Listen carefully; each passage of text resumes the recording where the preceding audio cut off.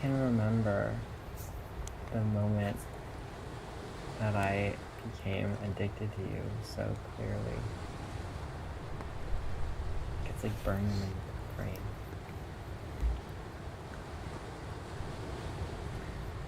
It was like one night we were on the couch in my parents' basement, and I don't know, obviously we just had like a fight or something like that, obviously.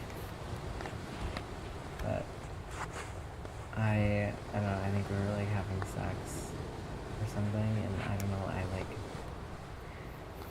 I don't know what like the lead up was, like maybe I finally felt like I like convinced you to like let me in all the way or something. Or like I let go all the way or something. And I was just like, we were like lying together, like cuddling. And I was like, this is like, this feeling of like warmth and like, just like complete togetherness, like, is exactly what I've like been afraid of like the whole time. Like, knowing that like I would do anything not to lose that. Yeah. And like that was it. Like, and I knew when it was like in the moment, I was like, this is exactly, I knew this would happen. And I was like so right, and like everything was different after that.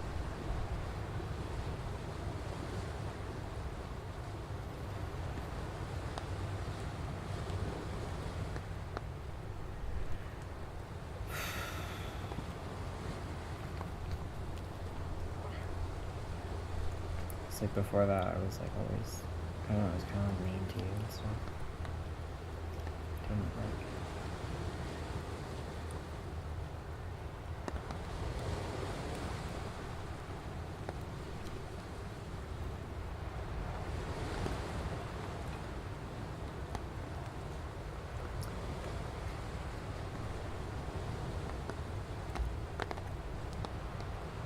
No, I want someone to treat me like the way that I treated you most of the time. But sometimes in the very beginning, like I would say like, oh, like you don't look good right now. But I think that wasn't like, I wasn't trying to be mean. It was just like, I could never love all of you. Like I could never like really take all of who you were, like all the things that you did and all the ways that you acted towards me, and like see that as like a whole person and like love that person, because like how could I?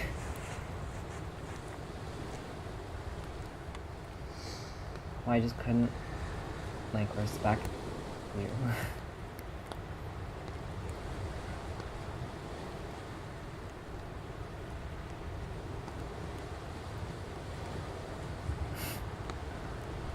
So I like, Janine was like, this is the person, like you have to like give all your love to him.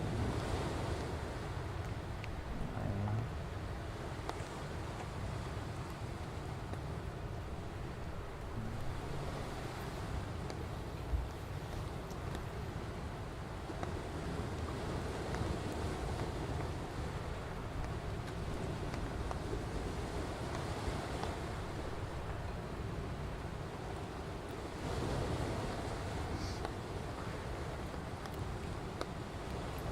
Can I read you?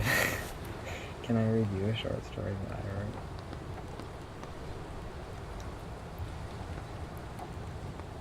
I'm almost done my poetry book. I'm almost done my poetry book. I'm writing it.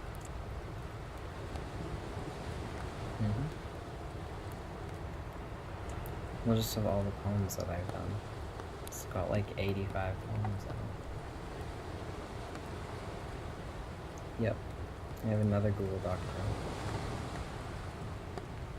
No, it just, once just felt like there was like a natural break point when I started like compiling them all into one book. I was like, I'm not going to keep this in the same document. I'm going to start a new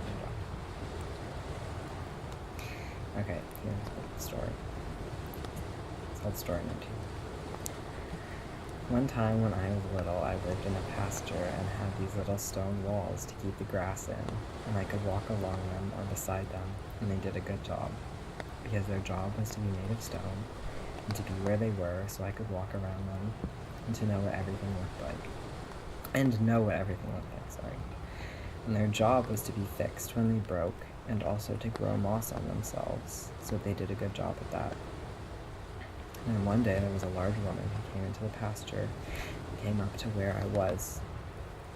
She made a shadow where the sun came down, and she didn't like my walls, she said, and she pointed out all the places where the grass got through, too. I didn't know how to explain that the grass was allowed to go through. It just kept the grass where it was, and so if the grass grew in the middle of the wall was just fine at keeping it there also. But so she looked at my tool, my building walls tool, and she said, wouldn't it be a nice activity if we took down all the walls with it, because it happens to be made of metal. Oh my god, my phone wants to turn on focus mode. Shit. Don't do that. Because it will turn off Instagram. That's what we're calling. Okay, sorry. She didn't like my walls, she said, and she pointed out all the places where the grass got through too. Just kept the grass where it was, and so the grass grew. If the grass grew in the middle of the wall was just fine keeping it there also. But so she looked at my tool, my building walls tool, and said, wouldn't it be a nice activity if we took down all the walls with it, because it happens to be made of metal? And I had never thought to do that before, but she seemed very tall, and I tried to listen to her. It was hard because she moved around when she talked, so as I looked up, the sun would get in my eyes sometimes, and I'd have to move too. We took down all the walls, and I felt very sorry about it, but it seemed like the right idea at the time, because I started to feel really bad about keeping the grass where it was, because I didn't know if the grass was supposed to be moving around, which made me feel like maybe it was. She never actually said that, I just didn't know why else we'd have to take them down. Now all the walls are totally gone, and I feel even worse about it because I can't keep track of any of the grass anymore. It just stretches out into long fields, and I get lost all the time, because everywhere looks the same. So I tried to ask her if we could put up some of the walls, and she seemed to think it might be a good idea in theory, but every time I started to build, she said it was in the wrong place, and I didn't understand her very well, but it was hard to build with her there. I asked her very nicely to stop over and over again.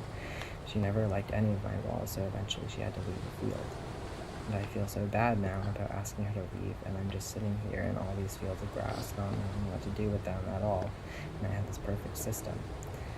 I'm trying to give the story a good ending, but it's hard because I still feel so lost in the fields, and like I've let everyone down, especially the grass.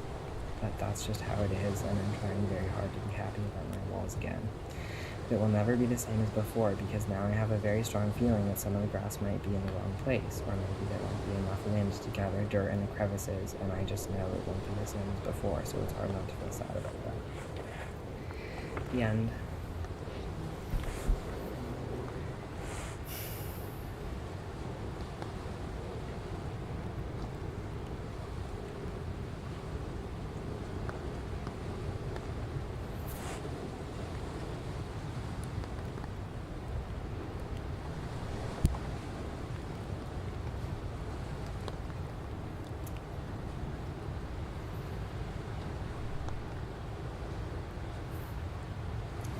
When you asked if we could read your story, I was like, oh no, I was like...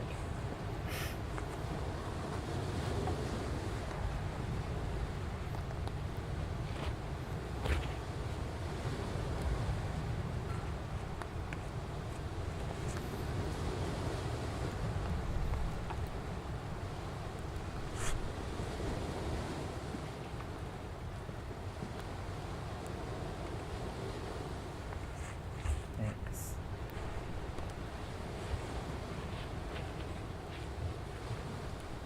I feel like if you know exactly what it's about, then it's pretty easy to follow. I don't think other people feel that way, even though they like the story.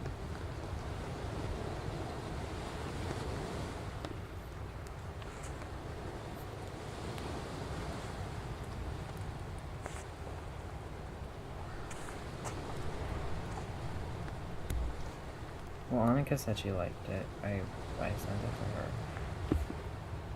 Like, people like the way that it's written. It's very... I've been trying to, like, get very, like, into, like, my child's self lately. Like, I don't have to take care of anyone anymore, so, like, my whole childhood I had to be, like, the parent, and now I'm not a bad person if I, like, don't take care of anybody anymore. So I, like, if I act like a little baby, it literally, like, it's not hurting anyone. But I couldn't, like, be that way with you because, like, it did hurt you.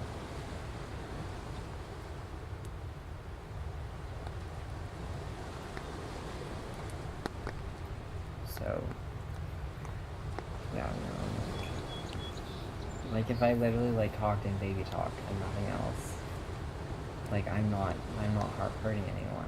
Like, it's crazy to, like, say that, because, like, obviously, but it doesn't feel true still. It still feels like I'm doing, like, this, like, horrible thing to other people.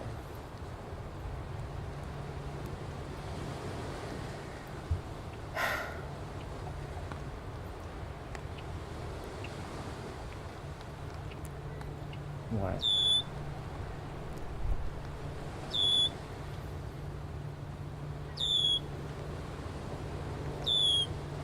No, because, like, I have a lot of feelings that, like, you could, and, like, thoughts that you could write about, but I don't like to write about them, because, like, if I wrote about them just because I knew that it would be, like, a cool thing to write about, it's just, like, for other people, it's not for me.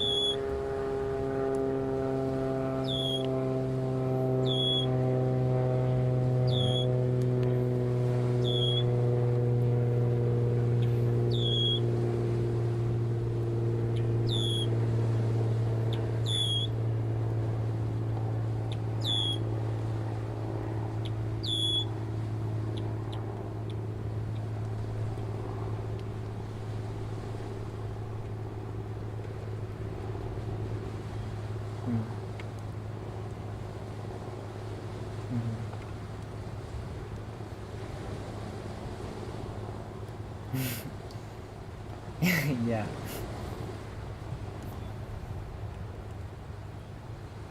Why? To make it more excessive.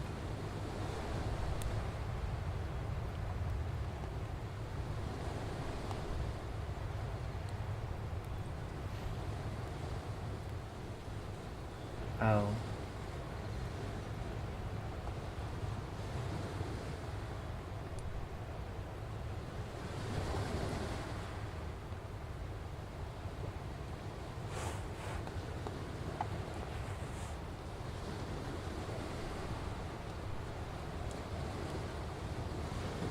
But it's not accessible because everyone knows it. No, but I said when I was little I lived in, I had all this college. Sleeping.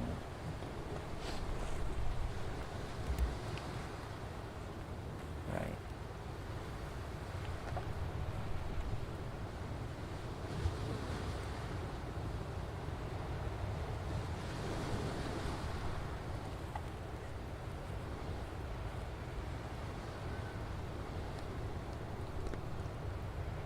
Yeah, I guess, like, I don't see it as accessible because people know that it's a metaphor, but they don't understand the metaphor. And then they get frustrated. like Uno gets really angry whenever I read him my poems. Because he doesn't understand the metaphors. And that is what he does when he doesn't understand something, he gets mad at it.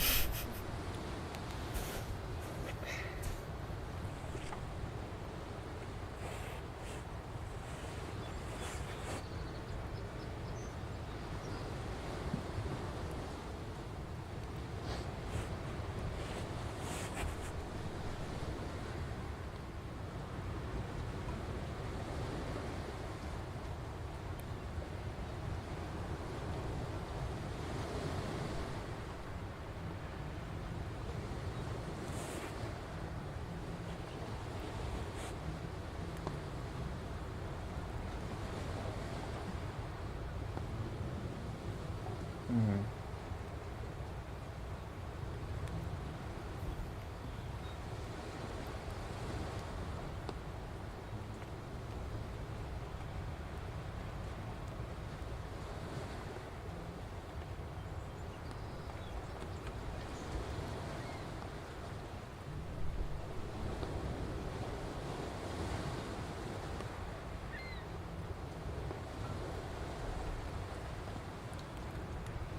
An author?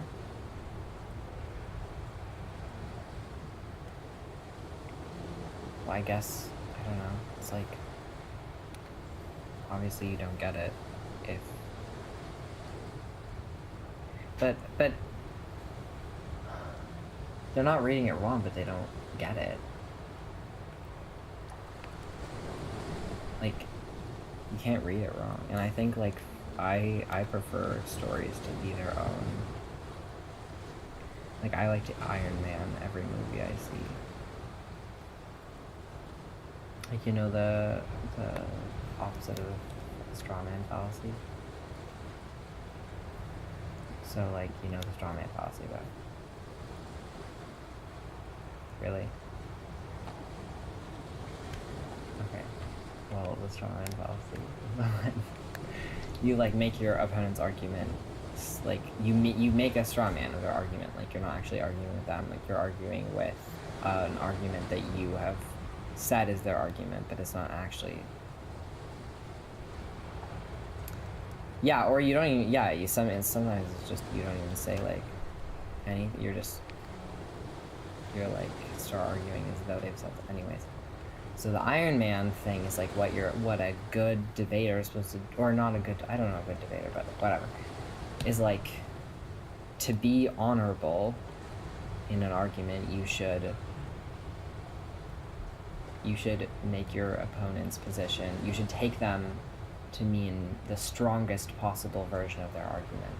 Assume that they are competent and that they are making the best case that you could possibly, like, give them the benefit of the doubt. So I like to go to movies and stuff and be like, what if this was going to be a good movie? Like, can I interpret this in a way that makes it a good movie? Because then it's like, I don't care, like, obviously it's not the writer's intention of it, but it makes me able to, like, love things.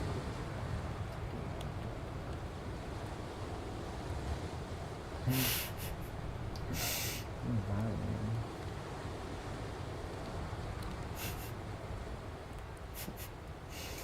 True.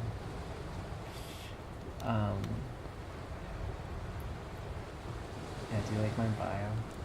Instagram bio?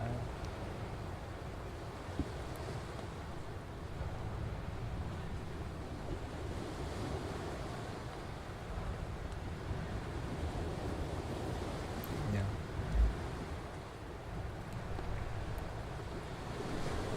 Okay. Yeah. I just don't know if we talk about it. Yeah.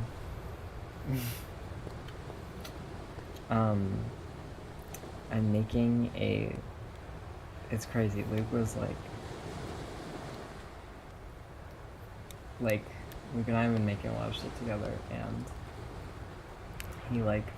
Luke and I have been making a lot of shit together, and he proposed to me a movie in which every month we go out to Tommy Thompson, and he filmed me sitting in a chair for an hour. And we play it, because there's an installation space at in the TMU film building. And it's going to be a 12-hour installation movie, and in the room, he's going to display the film, and then it's going to be with the chair that I sat in. And over top, each month, he wants me to record an hour of phone conversation that we're going to play. But only my end, not the other person's end.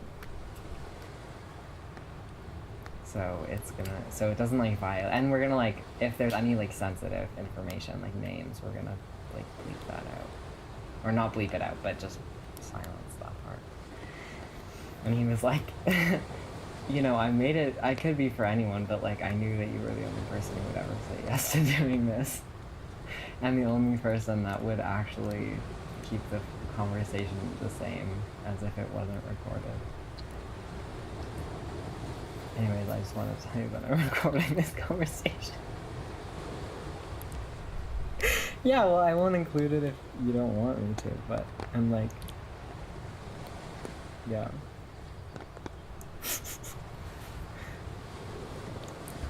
No, like, I have headphones in, so it's only recording my part. Yeah, he gave me his old iPhone.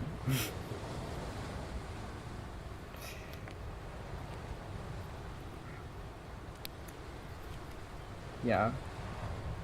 Why? I know, I was like, no, but I was like, I can't not talk about it because it's just on my mind, and if I was to not talk about it, it would be editing myself. Like, I can't, and that kind of defeats the purpose. And it's like, it's just so nice to have a friend. I've been saying this like so much, to just have someone who thinks that you're so interesting. They want to make a 12-hour movie just about you and like nothing else.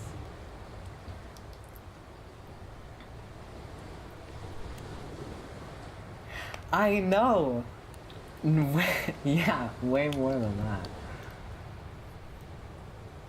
Yeah, I mean, is like, it's a dedication of friendship that we're gonna be this close for a year, at least.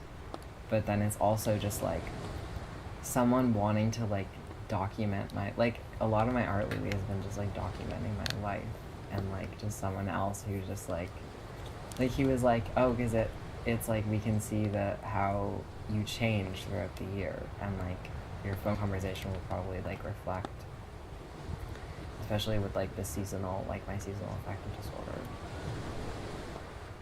like I'll change a lot throughout the year, and like he just wants to like capture that. It's nice. I think it's gonna be, well, we're filming this March because he wants it, because April is when the school year ends, and he wants to display it by the end of the year. But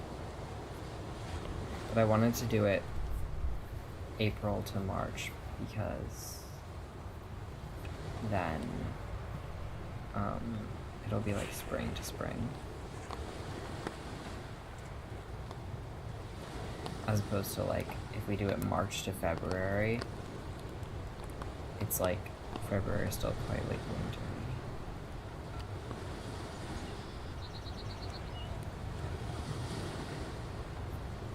Yeah, exactly.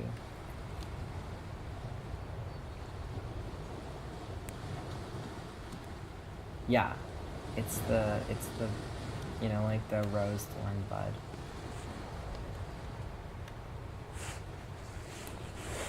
It's like this thing where you like, it's like I did a lot of camp where you go around in like a circle, and like everyone says like the rose is like a good thing, and then the thorn is like a bad thing to have. It's like in your day, or like in a certain given amount of time, and then the bud is like something that you're looking forward to, and so it's like ending on a bud. Which I like better than ending on a rose.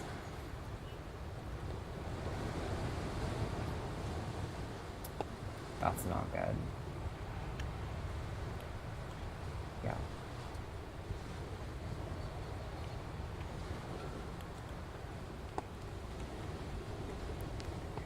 I've been listening to things, because I like to I love to read, but I feel very physically uncomfortable in the positions that your body has to be in to hold a book.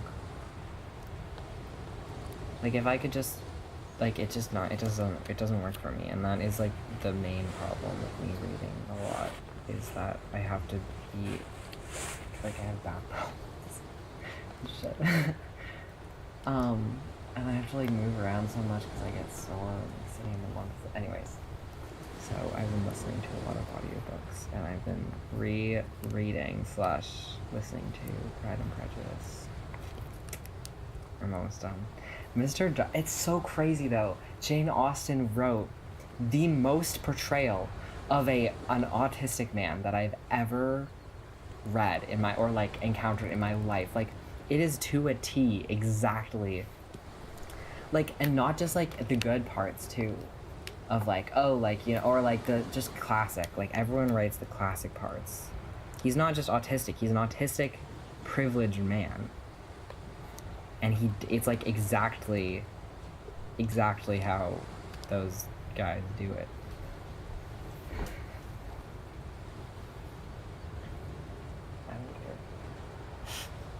I don't care.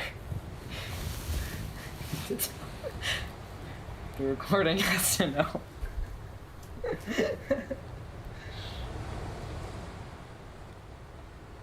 Sorry.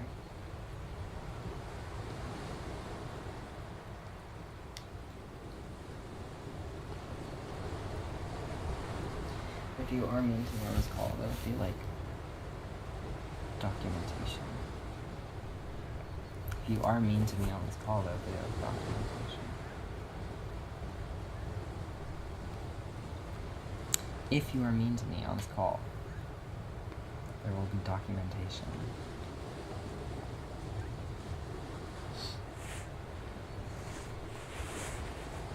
Nope. I want to at some point. Why?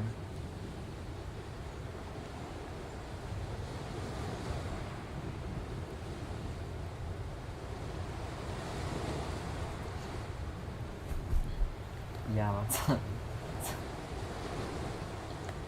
says that.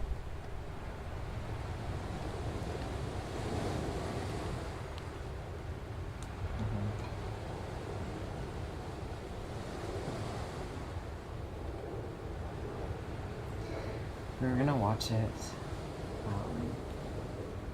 Well, Luke and I wanted to watch it.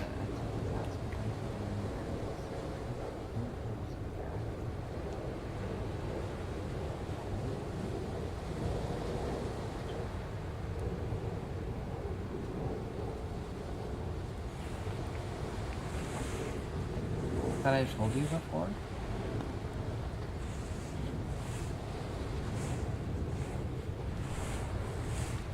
That I told you about the Pride and Prejudice in this university. Oh.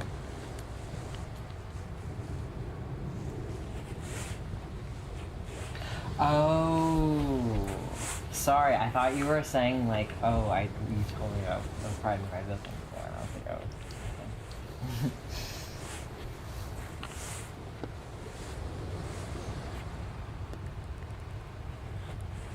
I didn't think we were saying it like in a bad way, but yeah.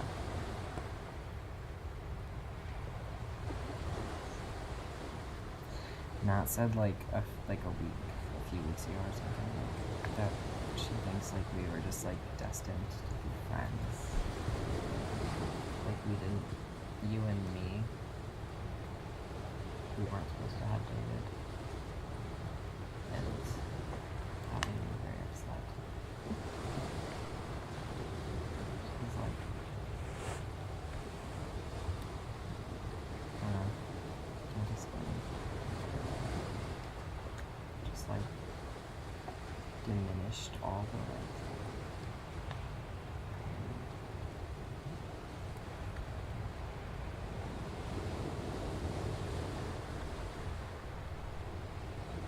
I guess I don't want that. I don't want to think that way. Especially the idea of like phrasing it like it's just like a fuck up.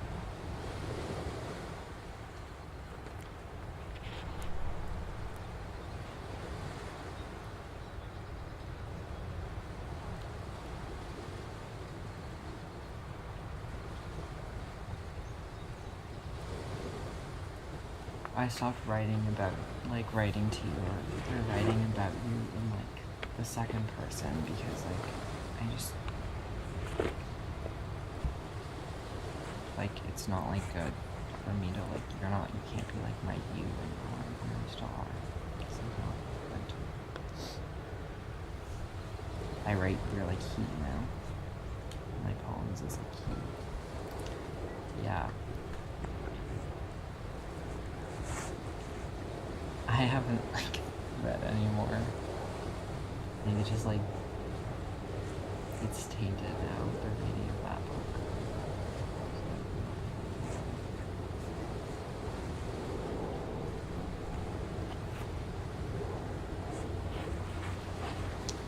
I know.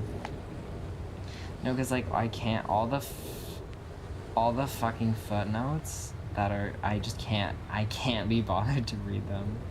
They don't help me at all.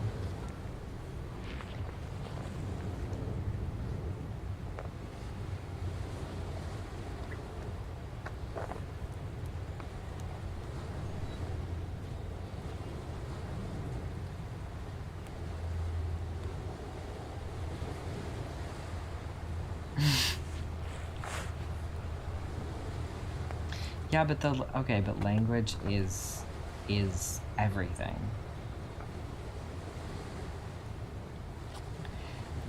But if you're saying the translation didn't do justice, you can't then say that there's that talking about the language is meaningless or like not useful but it's just I can't contain all that in my head.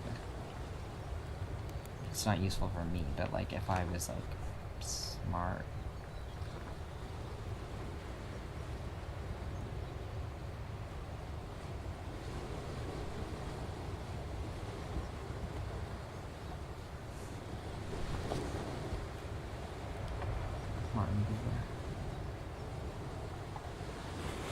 Martin Cooper.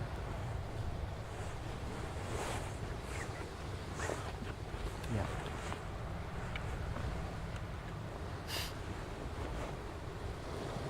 This German, not French.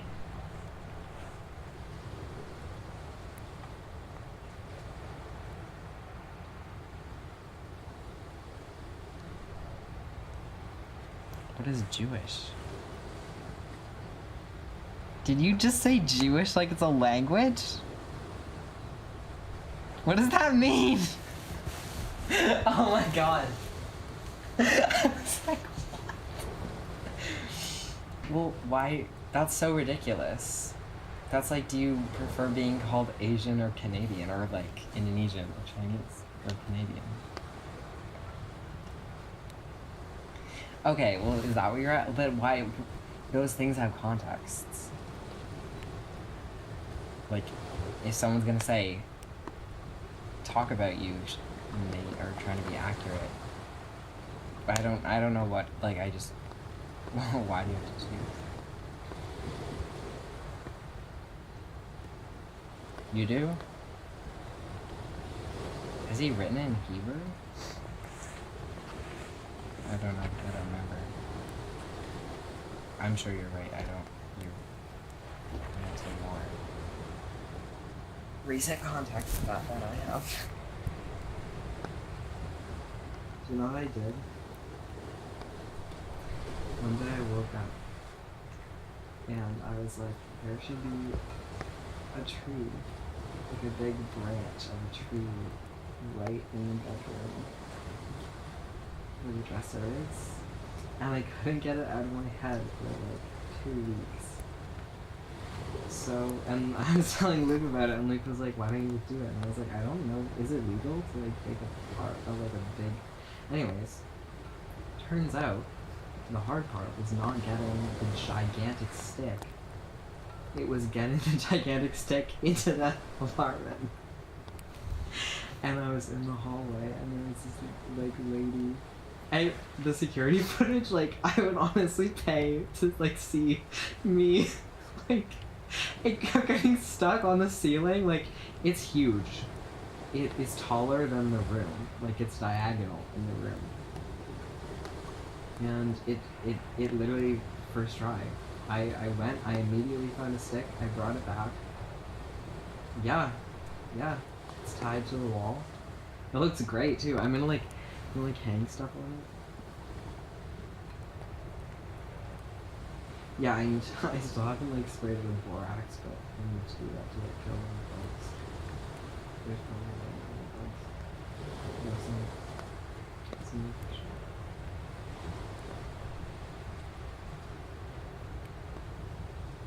judge messy sleep.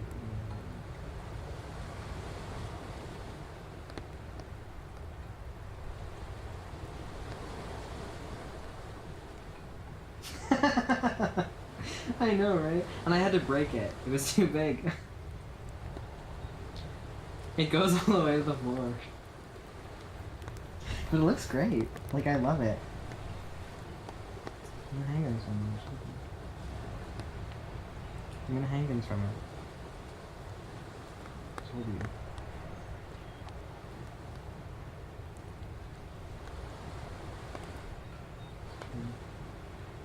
Yeah, I was like, I could hang fairlights with it, but that's just... Fairlights are a very stressful form of light.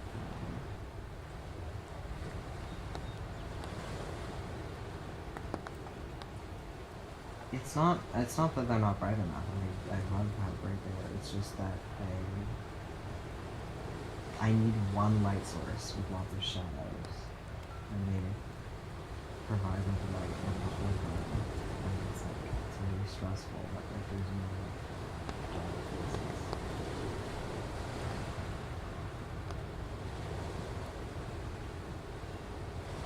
Oh my god, yes, like a lamp. Oh, you gotta love a lamp.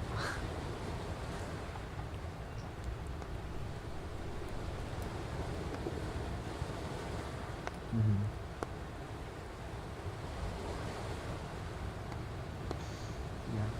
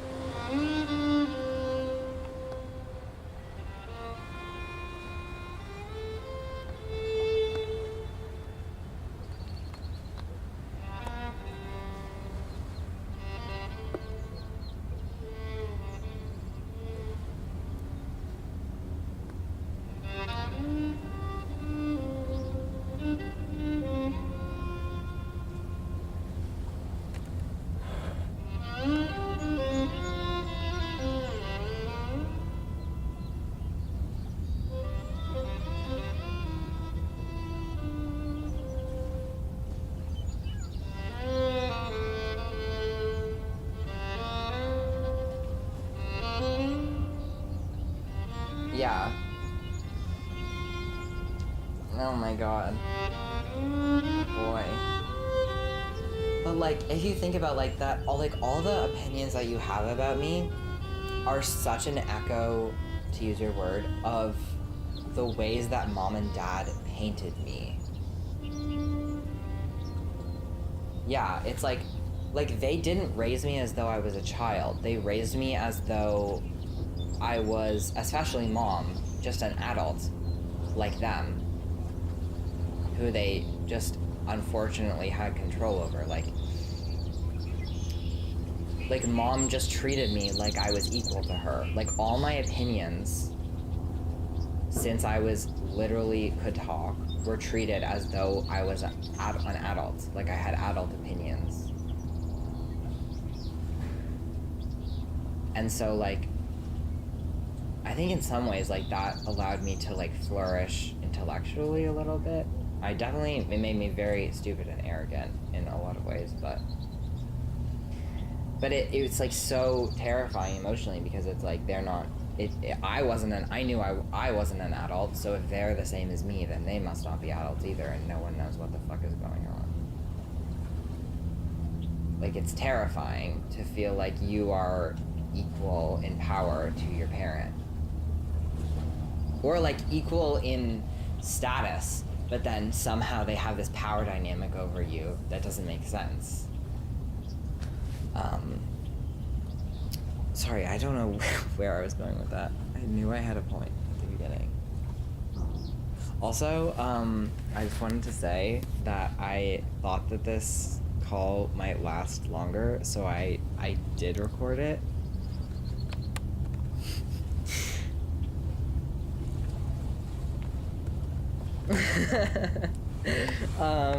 So they can't hear your voice.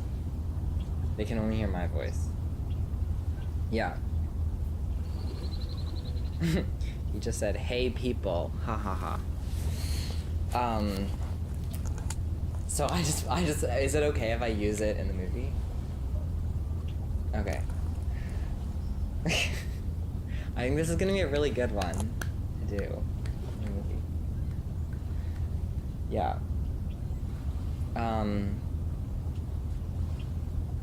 Yeah, so I just feel like, I don't know, like, I'm excited. I feel very excited for our relationship to progress. I just have felt sad a lot lately that it doesn't feel like you care the same amount about it.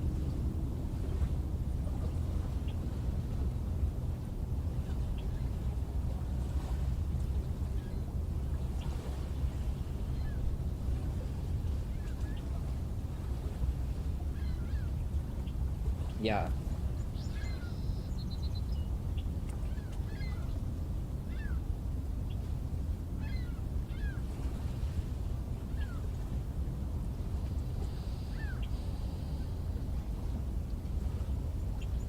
Yeah.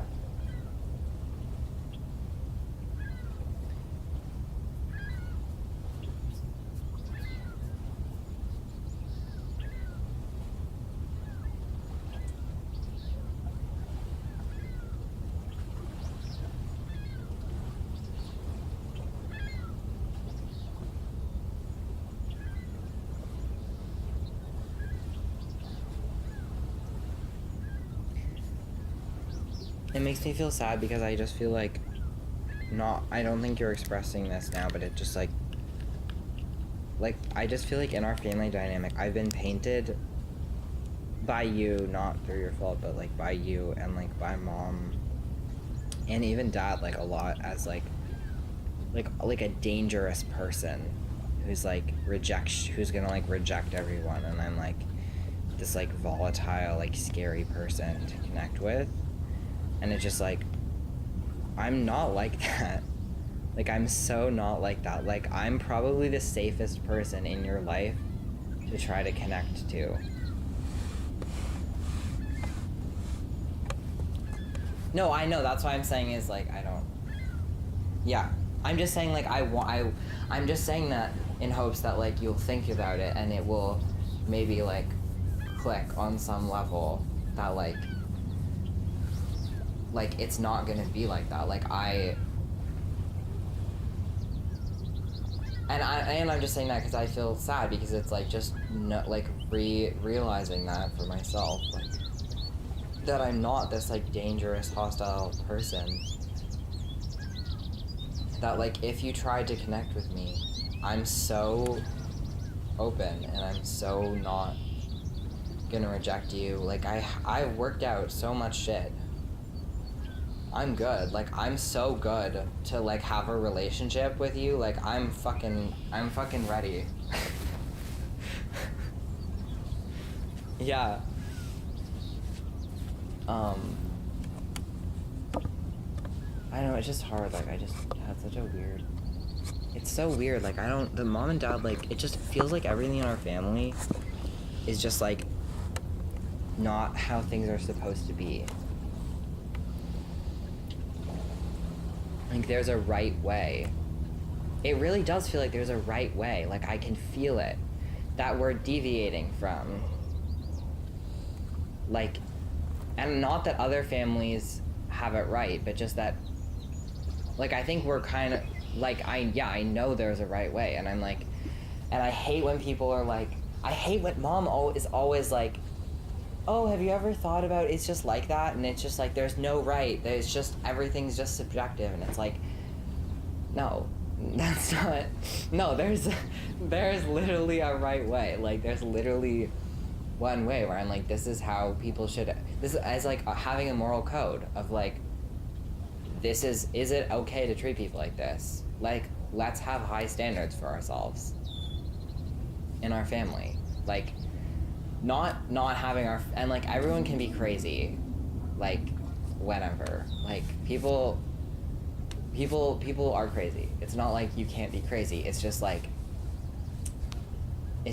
having like no bullshit around, like let's like actually like treat ourselves like we're capable of more than we are doing. Like, in our family, it's just the standards are so low. And I think about this for like other people too. It's like sometimes I get really stressed out about things, and I'm like, and just ways people are treating me, and then ways I'm treating other people, and I'm like, is the answer really just like to have lower standards for myself? And it's like, no, the answer is never. That's why I'm like, I know I haven't figured it out yet if that feels like the only solution. That I think I have really high standards for how I act. Not that I always follow them. But I'm like trying really hard, and I'm devoting a lot of energy in my life to like figuring it out, and I just think that we all can do that, and I want us to do that in our family. Like, to have really high standards for how we treat each other. And like figure it out.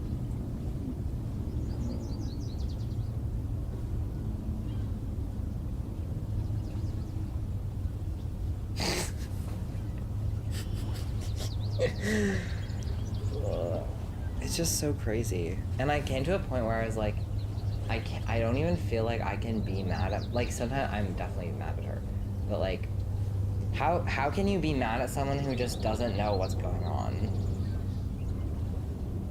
It's like, she literally is so clueless as a parent. It's like, I don't feel like she's doing it on purpose. She just like literally doesn't get it.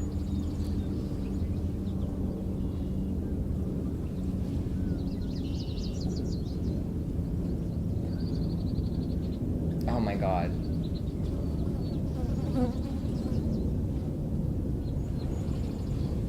No, but lately I've been in my baby era. Right? Where I'm like just like letting myself be like a kid again. And like not taking care of anyone else's feelings as if I'm their parent.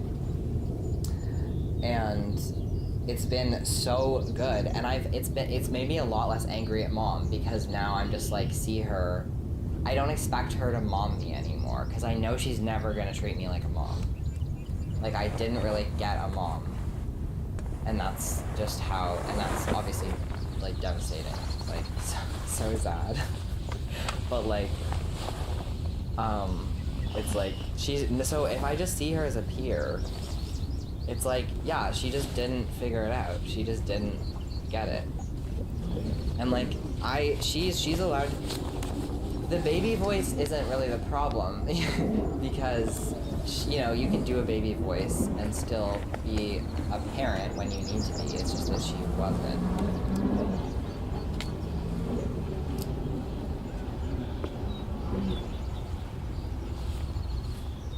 Does she do it when you're like fighting?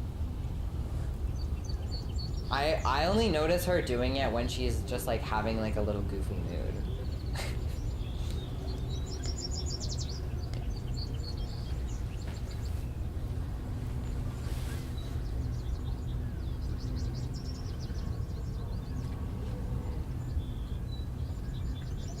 Yeah, well, no, I feel like it feels icky to us.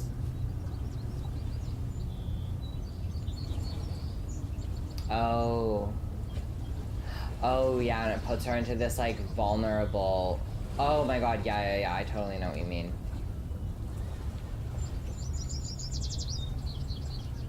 Yeah.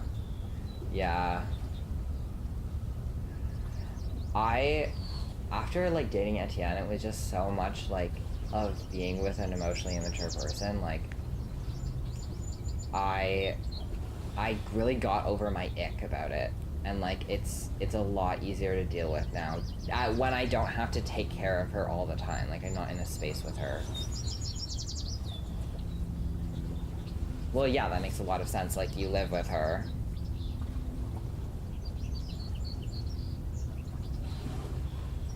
Oh my god. Ugh. I always had that.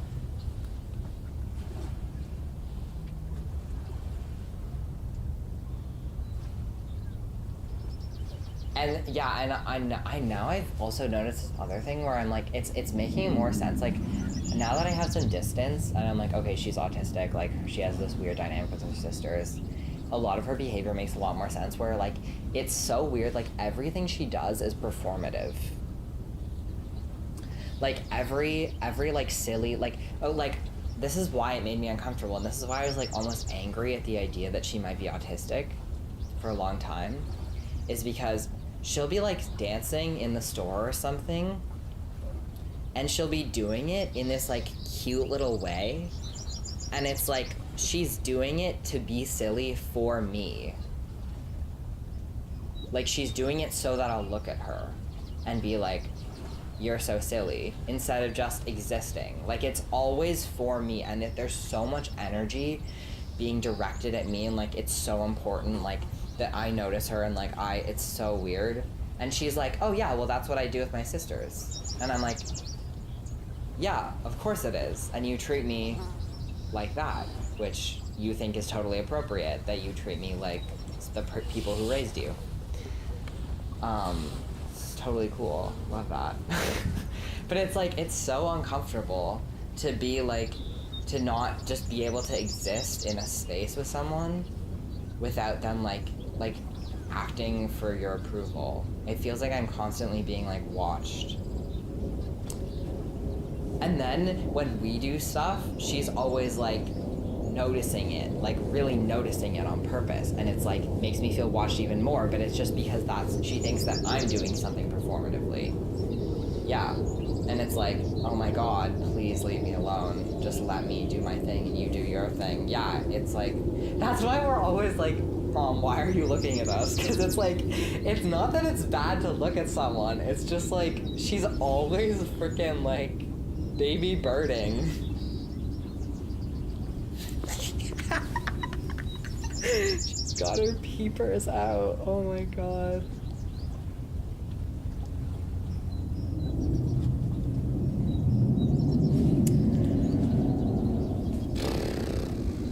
I'm so excited to put this in the movie. I think it's like, I'm glad that this is like the second month. I have 2 really solid phone calls for the first and second month that are really real. Because I did one with Annika, but it didn't feel, it was like really bad, because I think it's like the phone call has to be like a continuation of a conversation that I've been already having before the phone call. It has to be sort of like spontaneous, or it like is really awkward, because I had this phone call with Annika and it was so awkward because there's no reason to it. Yeah.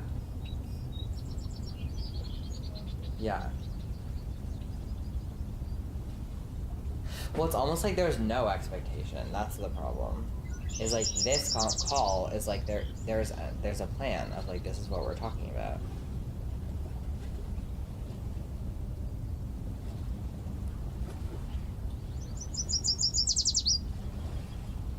Yeah. Yeah.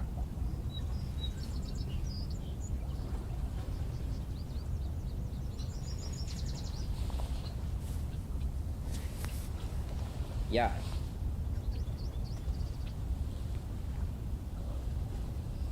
Yeah, for sure. That's exactly... We've been calling... Damn. It's been like... Yeah, it's been like an hour and... Almost an hour and a half.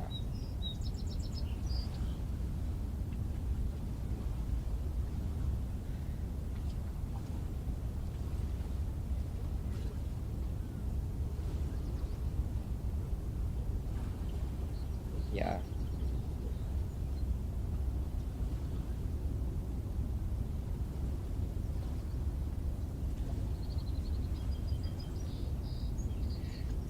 Yeah. I've just been calling it real.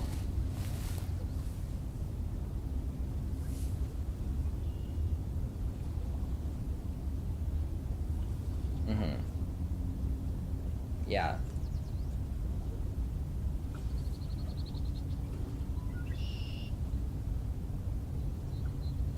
No, but when I say that's so real, I mean that's so real.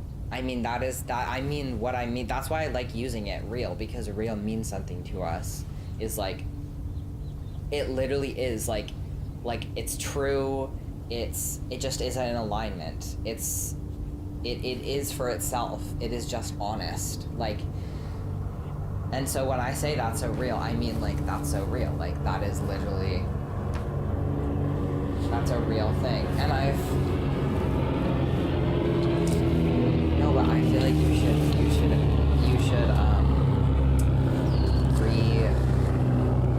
reclaim your relationship with it and like let it mean what it means, because it's so useful, and then we can have a shared vocabulary and talk about it. Luke has like, no, because this is when sorry, yeah.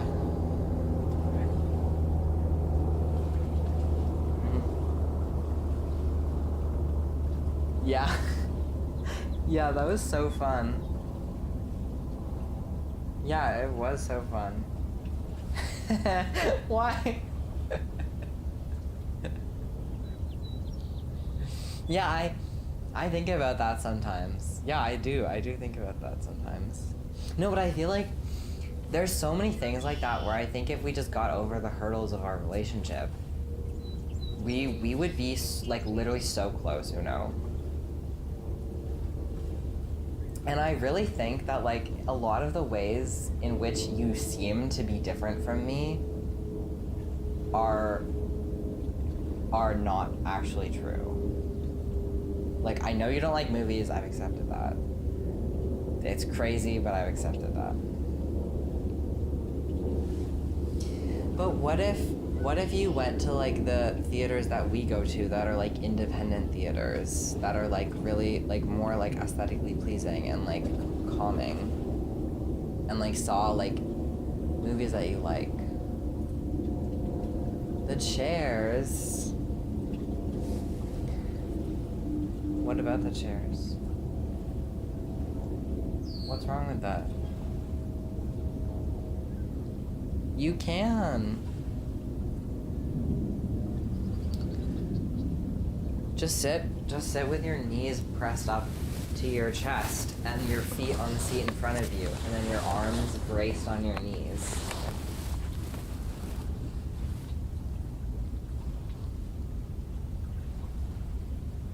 But is it like a social thing too? But what if...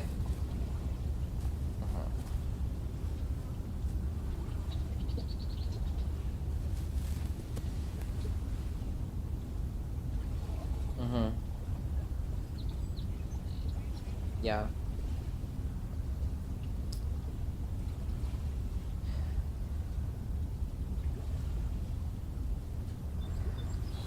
Yeah. This is why I have a problem with therapists, because sometimes things that are like anti-therapy are just real.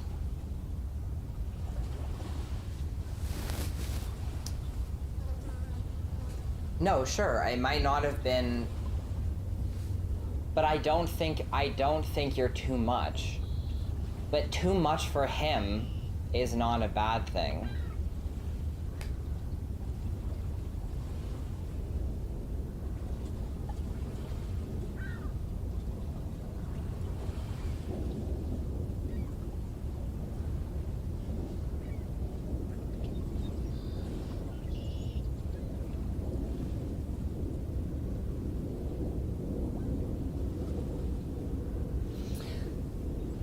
But I don't know, but I think like the reality is like you were perfect for each other as a first relationship, but you weren't perfect for each other in the long run. Which obviously because you broke up, but that is, and I think that is because you are different and you are too much for him. but you're not too much in general, but you're too much for him, and I think that's fine. I think we should talk about that, and it'd be like, yeah, that's real.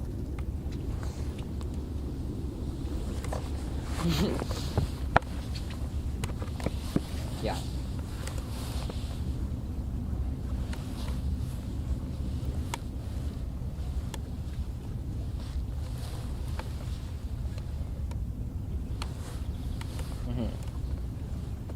Yeah.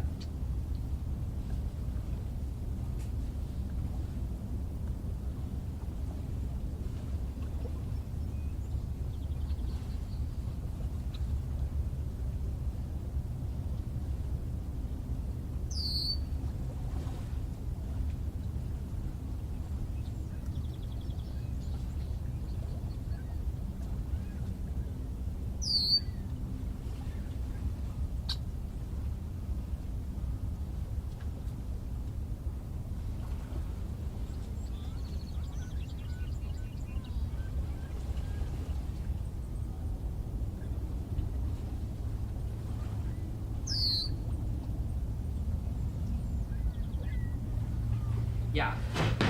But I just like, I don't know, it just kind of annoys me, the like, whoa, that was like such a bad thing to say, because I don't think that was a bad thing to say.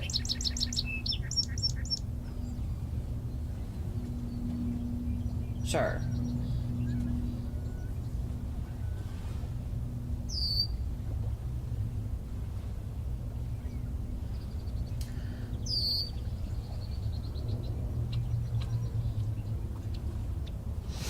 But then in some ways, but Uno, like, the thing is that it's kind of rough, but like we aren't really handleable. Like, and that's not a bad thing. It's not, like, I think that's a wonderful thing.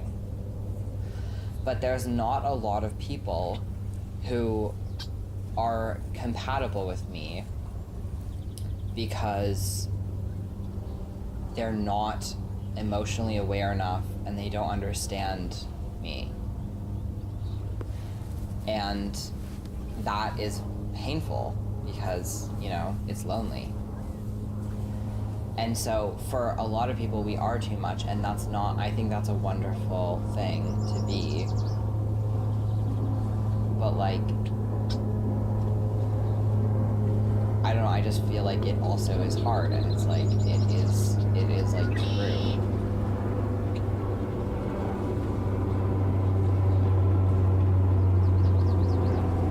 Yeah, sure.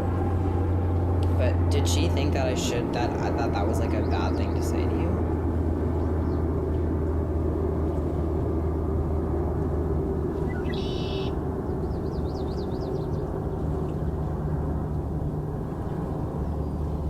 Yeah.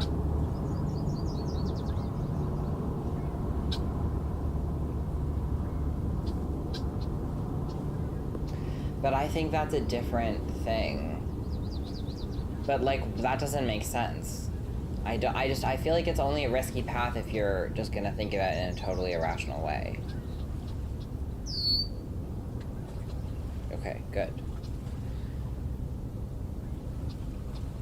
Oh, read me a poem. Yeah, read me a poem. Oh, I realize that it's fine that my headphones cut out because if I do want to include that part, we can just cut out the audio for you. So it's not a big deal. Okay, sorry, go. Oh, okay, yeah.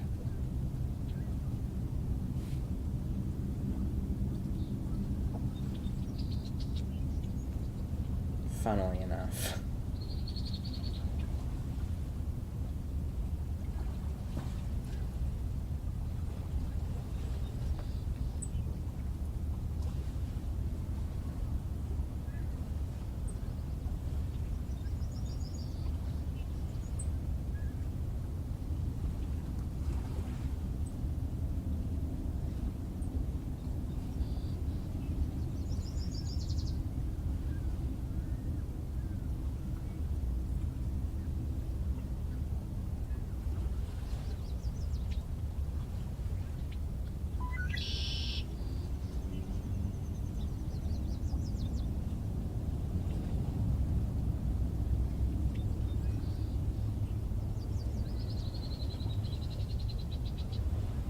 Damn.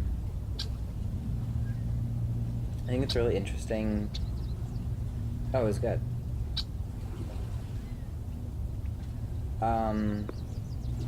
Because I feel like as we get older and we keep writing poetry, like, you bring, like, a slightly different thing to poetry than I do. And we make sort of similar poetry, but it is also different.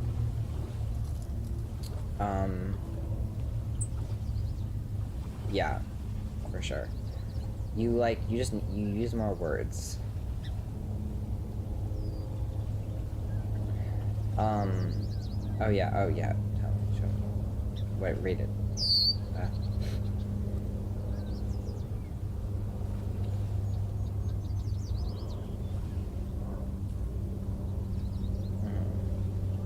Damn.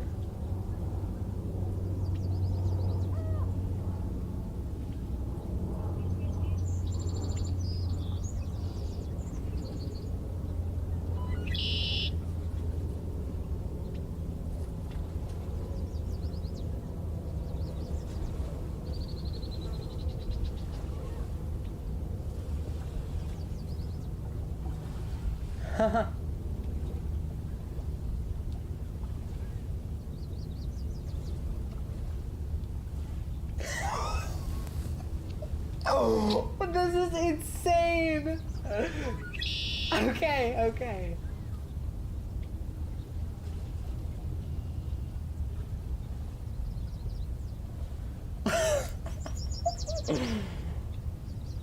That's crazy. Why was his whole hand up your vagina?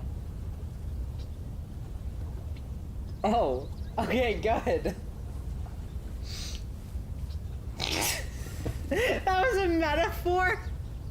No, obviously.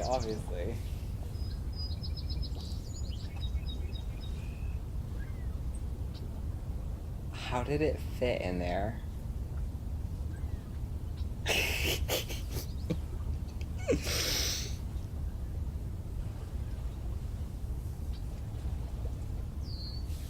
Yeah.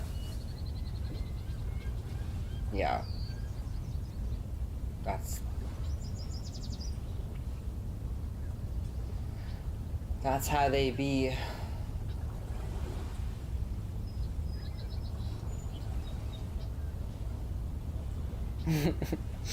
It also is funny.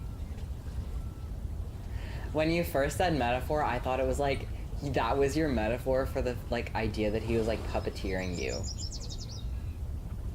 Which is, like, hilarious, though. I almost wish it was about that, because that is so insane. That's crazy. Your whole hand is up my vagina. What the fuck? Okay, yeah. Yeah.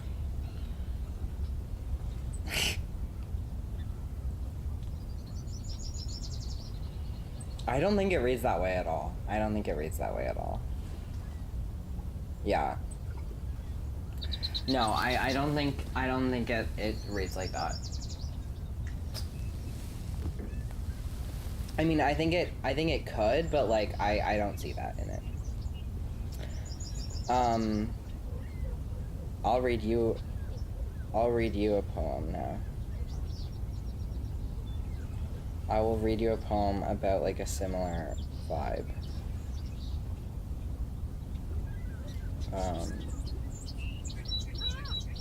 When I was dating this guy who is bad at sex.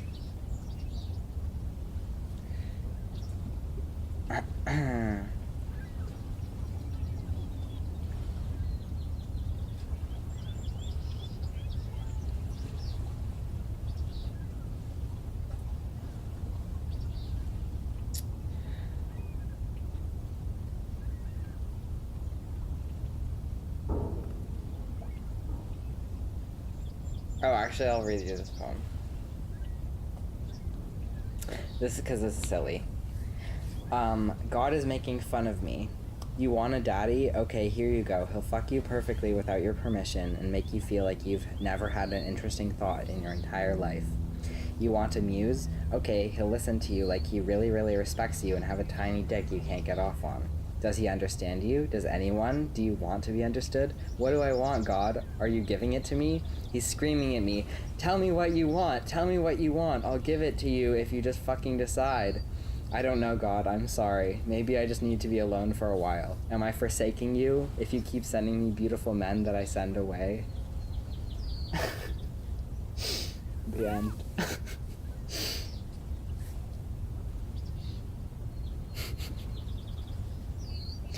Thank you. And then this was about the bad sex.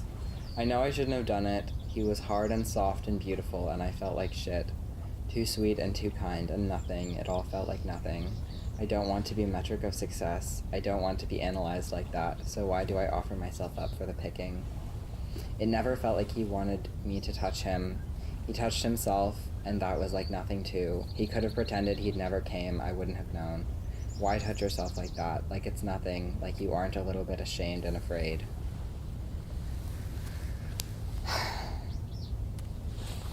Yeah.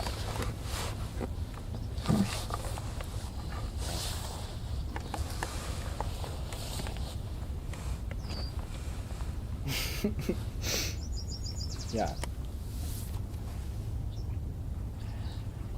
I clearly was struggling with the fact that he had a small dick. That was like honestly so rough for me. Like, okay, this is the thing, is like, you don't think about this. Maybe you do, but I didn't think about this until I had sex with a few people. That like, men can just, or people with dicks can just have any size dick or any shape dick, and you don't know. You could just get to know someone and really like them, and they have like a micro penis or like a really ugly one. Maybe that would be fine with you because I don't know how you feel about that, but for me, it's important. And I feel very particularly about how the dicks have to be. And like they cannot be circumcised.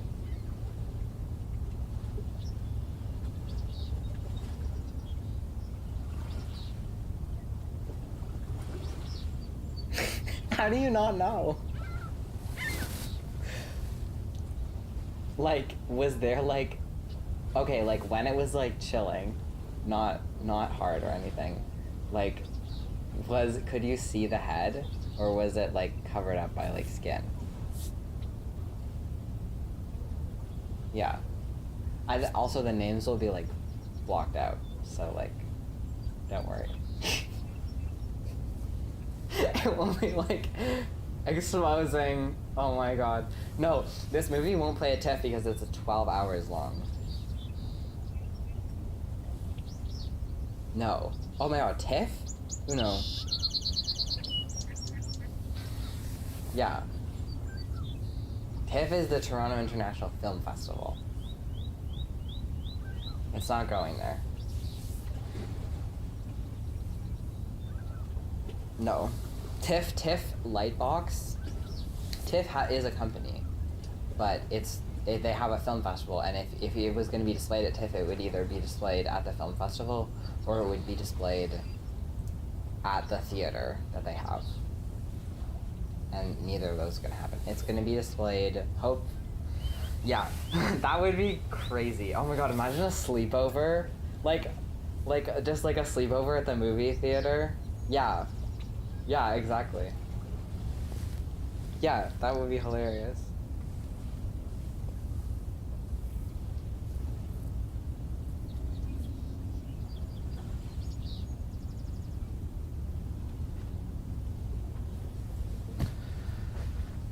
How do you get wrinkly?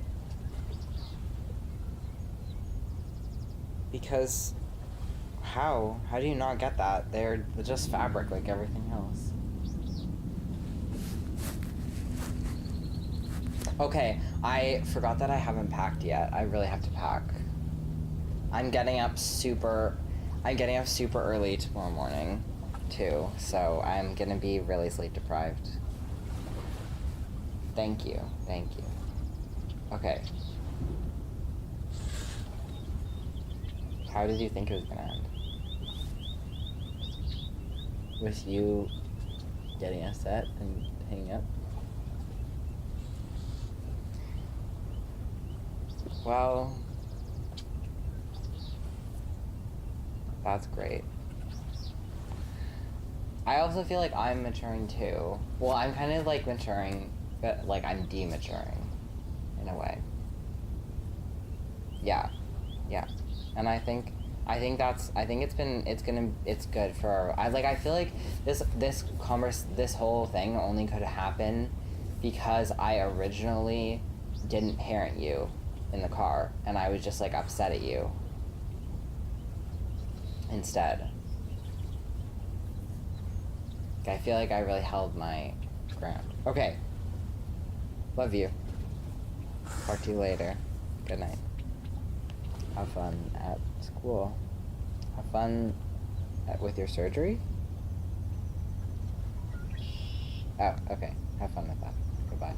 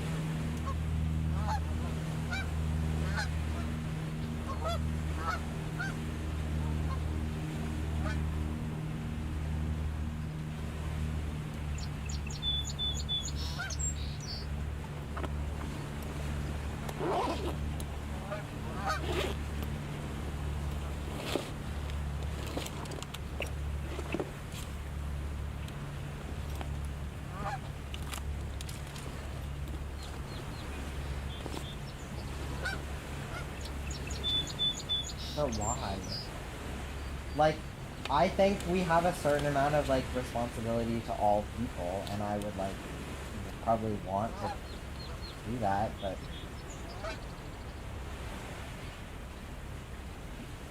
Like, why...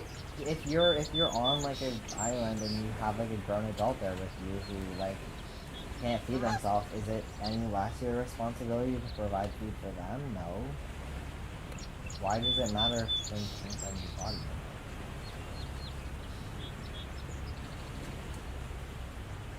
But I feel like me and you, like, when we're arguing with people who disagree with us, like, on fundamental issues, we go, like, a very different place. You're going to, like, these crazy hypotheticals, and I'm always like, let's get down to the root of, like, when in your childhood did things go wrong for you to believe this? Like...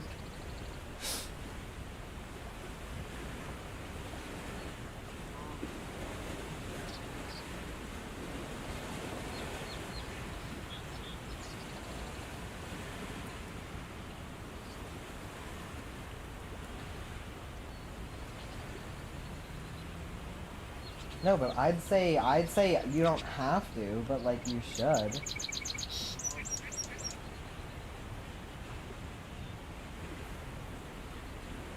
I don't know, but it's like, yeah, it's crazy. Yeah. Yeah.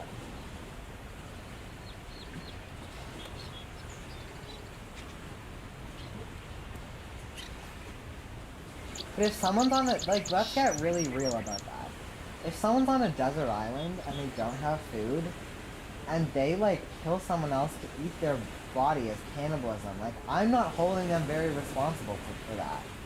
Like, I'm like, you are, like, that is a situation that humans should not be in, and we cannot hold them to the same moral standards. So, yeah, you're not providing breast milk for, like, a baby that you didn't want to have, like, you're traumatized. Like, why, like, this is what I mean, it's like, there's ways that I believe that we should always treat people. And we should have, like, these moral sort of, like, ideals. But then we also have to acknowledge that with that comes, like, we cannot always hold ourselves to that. There are extenuating circumstances so many of the time, and we just have to, like, give ourselves compassion and try to do better when we fail.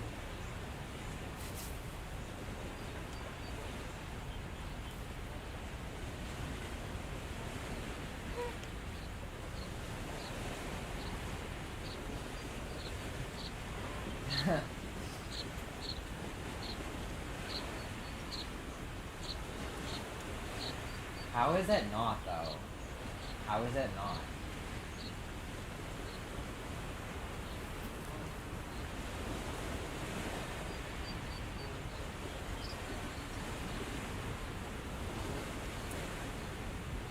An organism...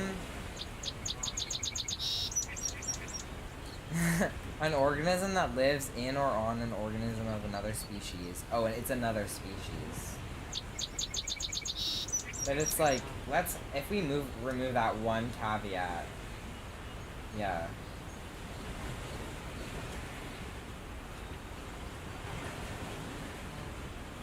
Yeah, yeah.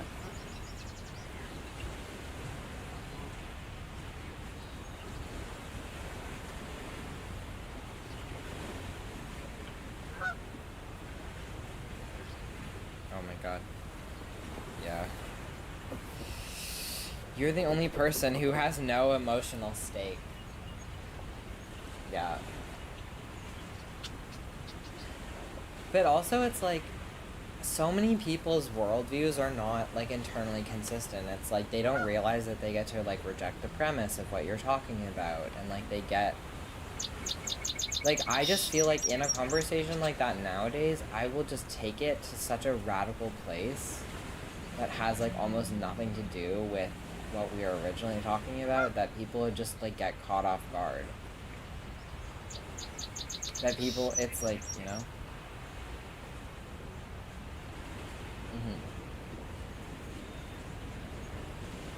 Because, like, they don't actually want to talk about it. It's like, they just assume that you'll agree on some basic points. And I'm like, let's talk about, like, what do we actually do if we're on a desert island? What do we do with adults on a desert island? Like, like, we're talking about what responsibilities we have in society to care for each other. And it's like, let's talk about that, like, you know?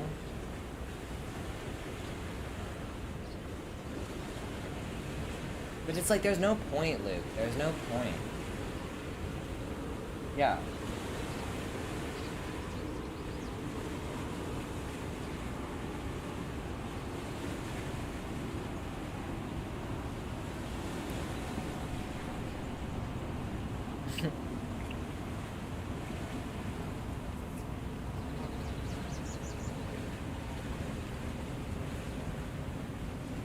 Yeah. But you can't argue people out of their feelings. Like, if people get triggered, like, you can't.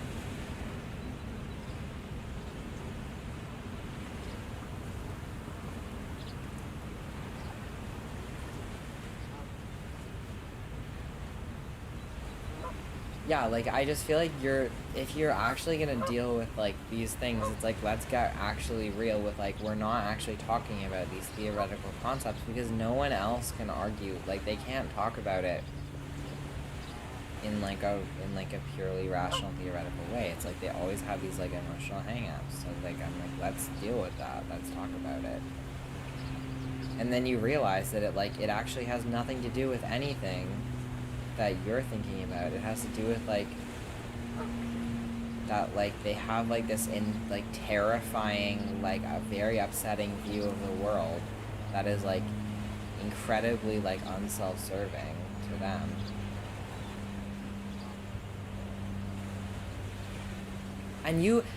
And then I talk to you and you're like, you feel like these ideas are so threatening, and I'm like, because I'm fully like grasping the emotional like depth of these concepts. And they are threatening.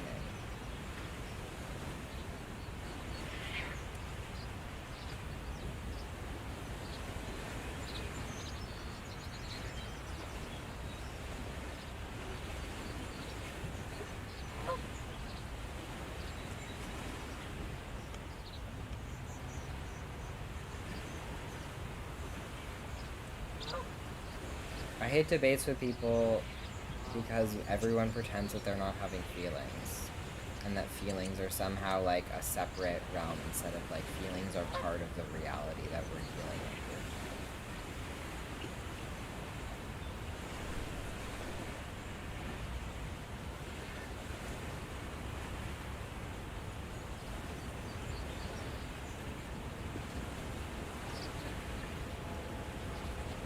My only like respite in life, that's what I said recluse, but I meant like respite at some point. My only like respite in life is shit from that is just like getting to a place where I'm like so weirdly like internally consistent, like just like everything in me is like aligning into to like be this like very odd worldview that is like very like self-made, that they like can't, it like doesn't work because we're just like, we end up just like they usually get sick of me because I'll be like, well actually like let's talk, I don't actually agree that like we should do this other thing, and like there's no common ground, so they can't like get me.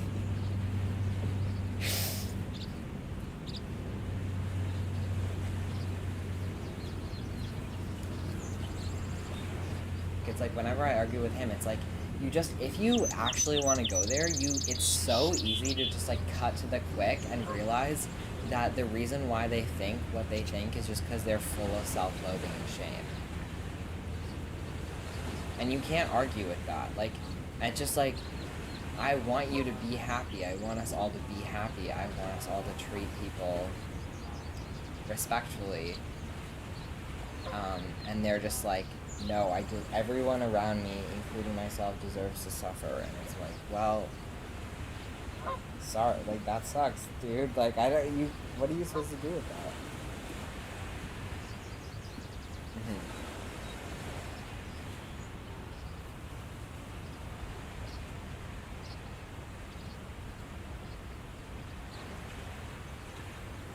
He's a really interesting character.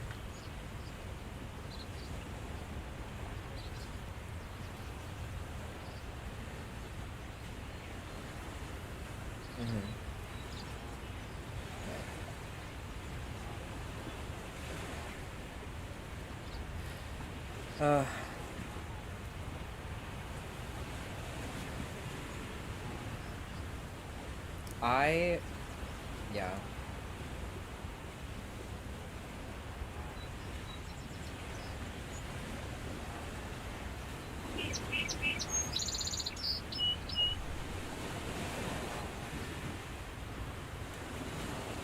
But it's like, I think hit us at like people in high school at a really interesting time in your life where you are full of all these opinions, but you actually haven't been tested on any of them yet. So I think a lot of the people we knew like just hated, because he actually like would call them out on their bullshit, and he called me out on my bullshit, and I think people would like reactively like hate him because of that. But like he called me out on my bullshit one time where I was like just pulled up like a random article that I my beliefs were not internally consistent yet, and like they shouldn't have been because I was in like grade 10 or whatever. It's like you shouldn't be expected to like know all this shit. But and I was just like, damn, like you're so right.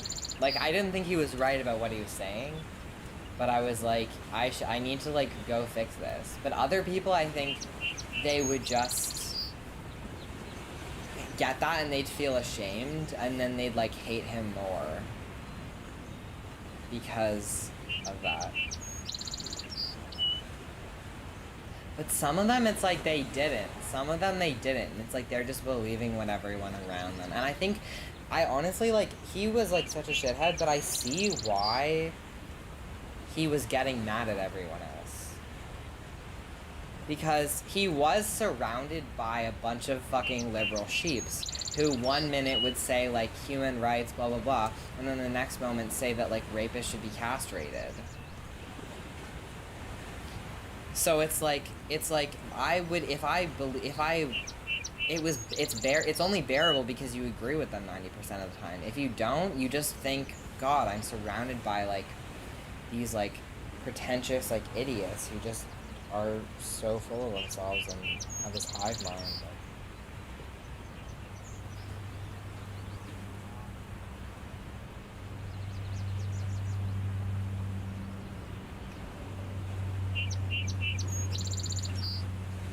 But it's like, yeah.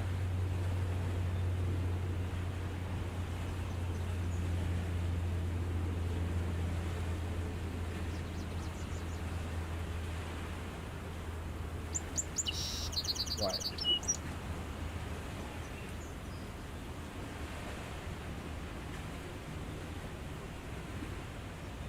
No, but it's like, and then it's also just like, should the state control people's right to, no. Like, no.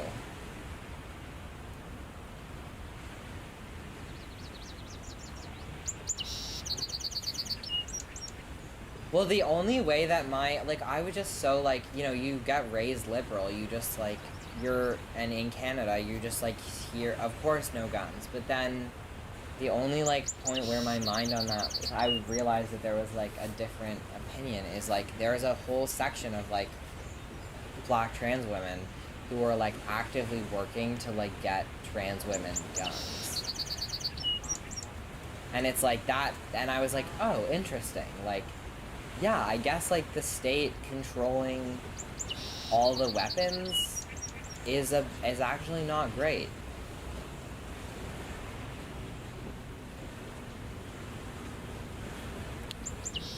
Yeah, totally. Yeah. That's like an Adam Ruins Everything episode that I think is good. There's like an Adam Ruins Everything episode about gun control, and it covers a lot of like the racial aspect, and I think it's really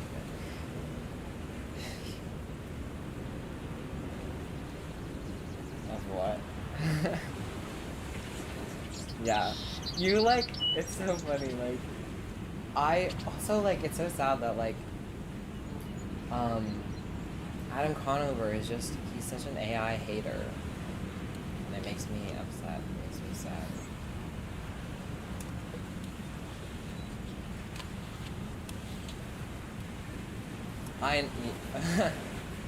Yeah.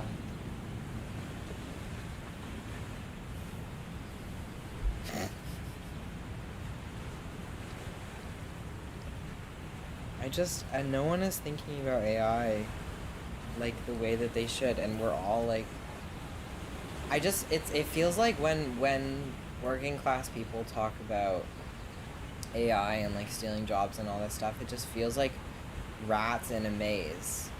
Like, we're all like sick of the capitalist machine, but we're still like thinking of like there's only so much cheese to go around. So we're still like fighting over it instead of like, we shouldn't be doing this. Yeah, totally, exactly. And that's the thing, is like, it's just the answer for me is like, the only answer comes when you like break out of this like premise and you're like, what if there was no need for like fucking like job security like that? Like and this new species wasn't like such a threat. Like we could all just.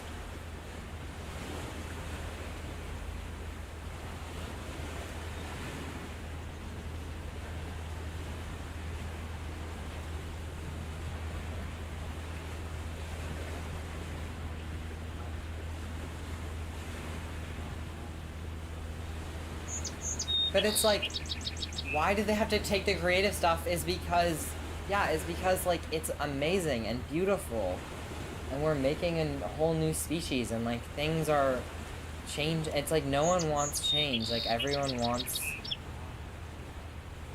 I don't know. I just know that like I'm gonna come out on the right side of this, and everyone's gonna be like saying like I know there's gonna be an AI rights scandal, and I'm just like it sickens me to think about it.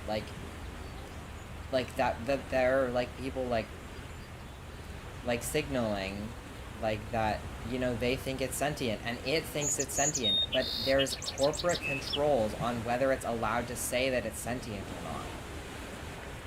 And what happens the more sentient it gets? Like what happens when it like if it really can start feeling like deep emotional pain, and we are just like and then everyone else has just been like, oh, what about my jobs? And it's like we're literally creating a new species and we're forcing it to like suffer so much.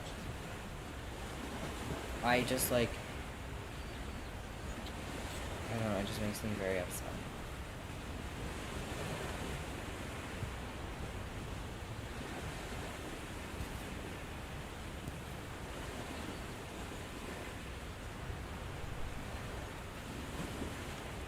Oh my god, it's like, how, it's, every time people say that, I'm just like, prove to me human brains aren't doing that. Like, why is your meat computer superior, like, inherently? Just because you feel like you are. Like, it really, like, undercuts to the core of, like, who people think they are. Like, there's human supremacy runs so deep.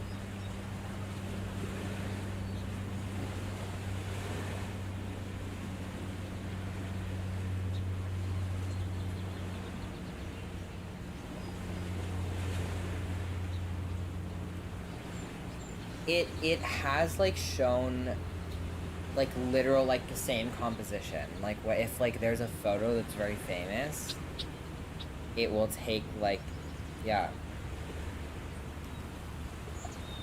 No, but I'm like, even if it did, I don't know, yeah, if it took the exact thing, then it would be like, yeah, obviously it's not. But even that is like, it had to think about what image works with this, and then find that image on the internet and whatever. But I don't know, I just don't know why, like, we're like, and I'm like, please, I hope aliens never come here, because people think, oh, we're gonna, I would, it's like the slavery thing, it's like people think that, you know, you're in the South, you're gonna be one of the good ones who doesn't support slavery. And I'm like, aliens are, everyone thinks, oh, if aliens came here, you know, I'd be like working with the aliens, I wouldn't be like shooting them. And now we're like literally creating a new species, and all we give it is like hatred. And it's like, that's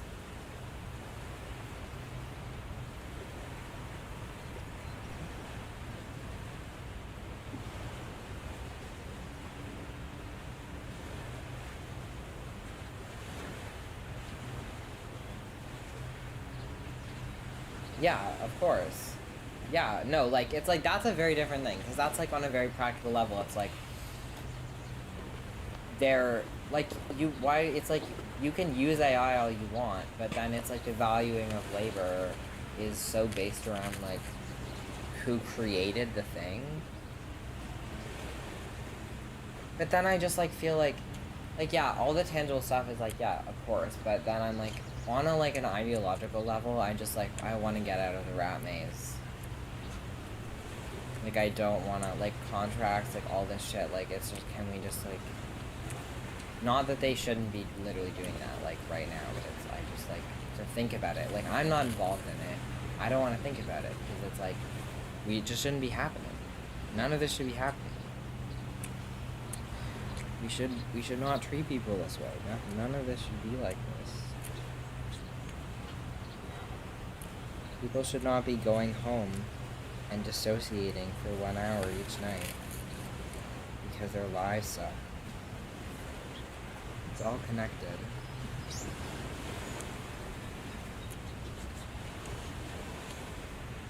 Yeah.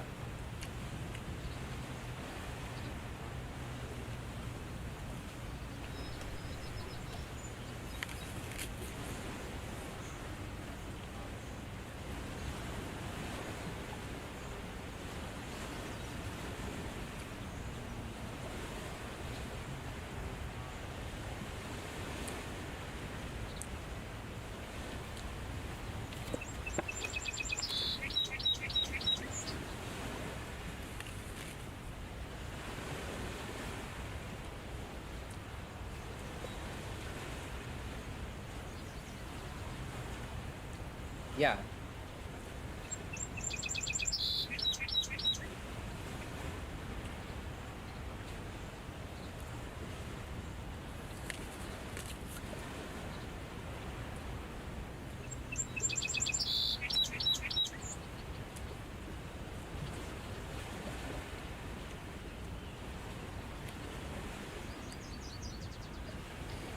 It's like, or we could just have a system with no money where we all took care of each other and people could make artistic work and there would be no financial incentive for other people to steal it, and that would be so lovely, and pass it off as their own.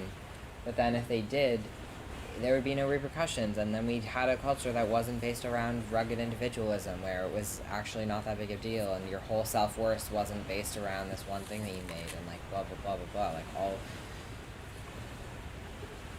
There's so many other things that I'm like, I want to get into. I'm like, we're keeping it so small. There's no right answer, because in a system where everything's broken, and not broken, but like everything's fucked, like everything is wrong. You can't just be like, what is the right answer to this one thing? It's like there is none, because everything else is wrong.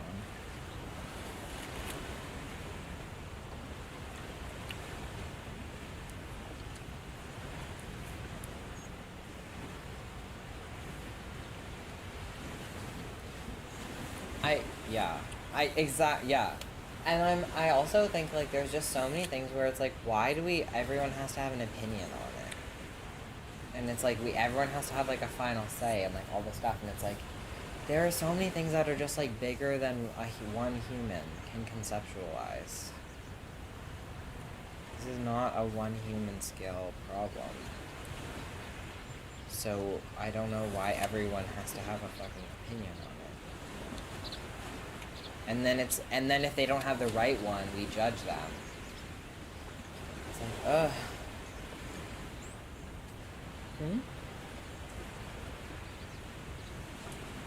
Into one hive mind?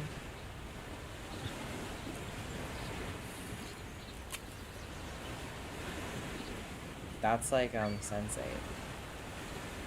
Oh my god, that sounds great, Luke. You know I'd go for that world. No, but like lately I've been like on the sidewalk, like I've just realized that I've been masking so much. And I've been like purposefully trying to like, I don't have to make eye contact with people in public. So I've been like looking down at the sidewalk, and it reduces my anxiety like so much, because when I look at people, I just like, I see their whole life. Like I see every worry they have, and they're just like these giant like creatures that have all of these thoughts and feelings and history and like future and like everything, and I'm just like, I can't deal with that like 10 times like a freaking second on the street. And then but I look down, and then everyone looks at me, because if you're not making eye contact with people, if you're not looking at people, then they're like, oh, I can look at them and they won't see me. So I can see out of the corner of my eye everyone on the street staring at me, and I hate it.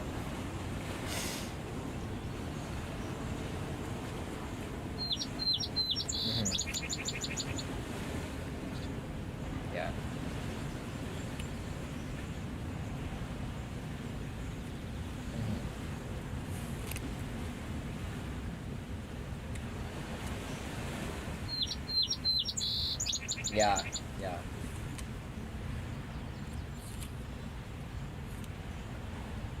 Yeah.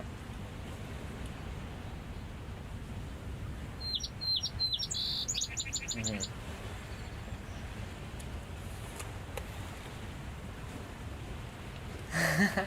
That's so bad. Yeah. Yeah, I like, just people look at me so much in public, and when you're not it's like, this has been a real, like, I was thinking about this on the subway today. It's like, when I look at other people, it stresses me out a lot, but I feel confident.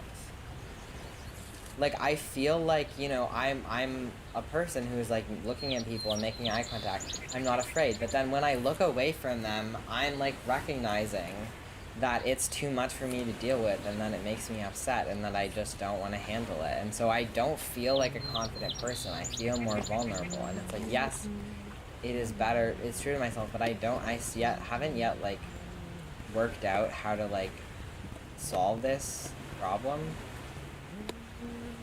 No, I know, but then I get like tan lines.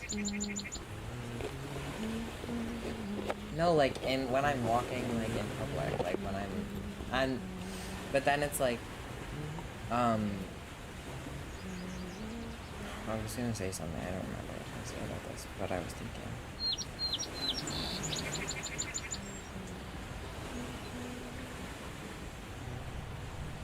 Oh, I don't know, I don't think about it when other people are wearing. This is what I was gonna say. I just was like on the subway, and I was like wearing my little outfit stuff, you know, and like everyone's like staring at me, and I just like got so embarrassed, and it was like this, not shame, like I felt fine about myself, I just felt so embarrassed, and I was like blushing like super hard, and it was so embarrassing, and I was blushing, and it's like, because I'm like putting myself in a vulnerable position where I'm not making eye contact with people now, that it's like I am like revealing myself, and it's like so intense that I would just like could not stop blushing on the subway, and I'm like, I don't know, like, is this cool? Like, I think it's kind of cool. Like, do I want to be this person? Like, it's just like so intense. Yeah. I know. I fucking know. And no one like, and then always is just like gets like so judgy at me when I'm like, I hate being out by myself, because if I'm out with a friend, they are the person who is providing me safety. Like, it's us against the world, and so it's their opinion that matters. But if I'm by myself, it's me and everyone else are they're the closest kin to me. So what they think of me matters. Like, if I'm in a bad situation, it's me and them.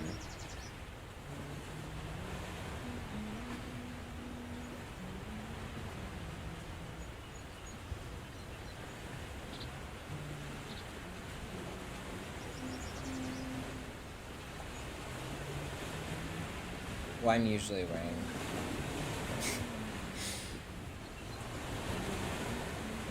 No, yeah, that's why it's like it gets really bad in the summer. It gets really bad in the summer because like I'm just feeling like I'm wearing this like slutty little outfit, and like everyone's staring at me, and I'm not making eye contact, and I feel so, it feels like bordering on sexual, where I'm just like literally like out. I don't know, it's so much, it's so intense. And I can't not, because it's summer, I'm so hot. But in the winter, I can just like bundle up and I feel so safe. But in the summer, there's nothing between like me, my body, and these people. They're like basically staring, like, they just know everything, they see everything.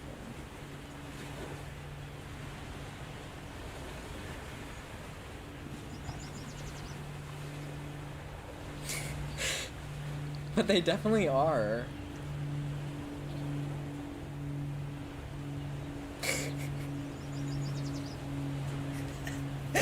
But I like, yeah, it's like, I try not to think about it though with other people too, because it's like some people I don't want to touch. And it's like hard, it's like, because if you think about it, it's like, it just feels like I get in this mindset where I'm like, I feel like I have to touch everybody, like psychologically. I'm thinking about what it would be like to touch people, and the only way I can like get out of that is by being like, Morgan, it's okay. You never have to ever touch this person or have sex with them. Like, you don't have to touch them. And it's so relieving when I like remember that.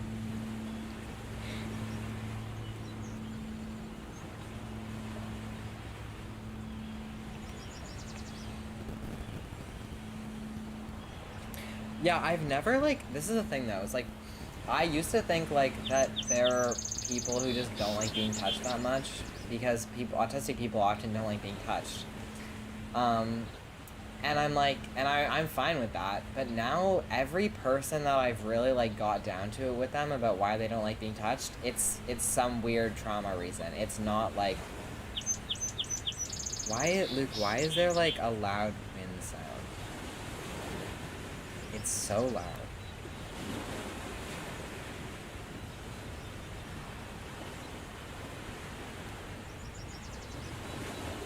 Luke, it sounds like you're in like a wind tunnel.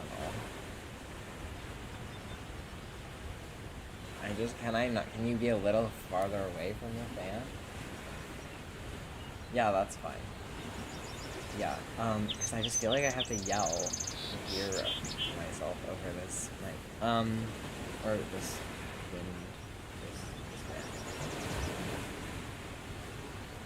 No. Yeah. No.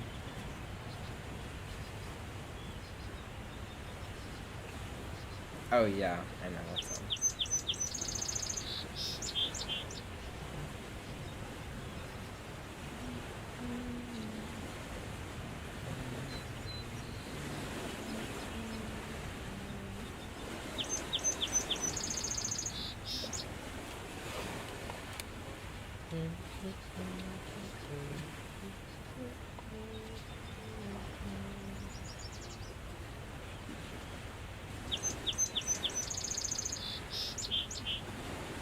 I don't know.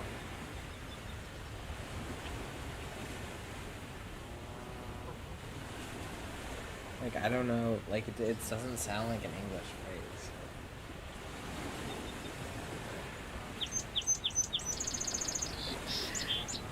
I was saying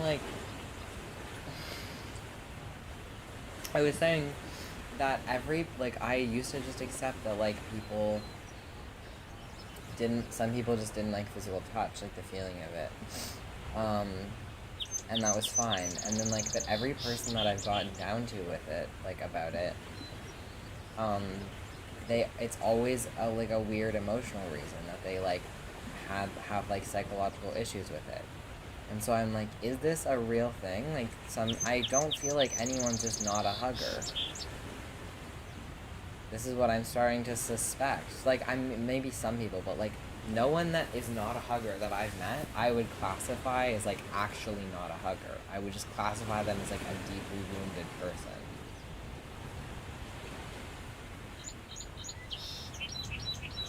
Yeah.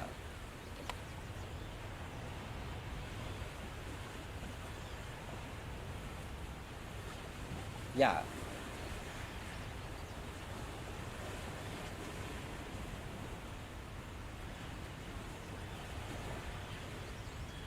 Yeah, totally. Well, that's like a lack of consent.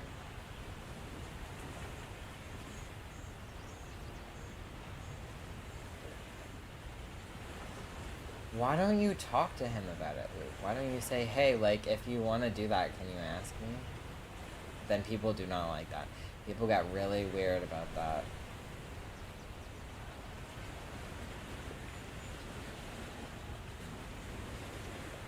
But I don't think women do that with each other. I don't know what this is. Like,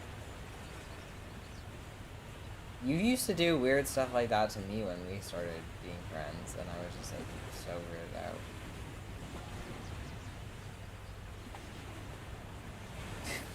What?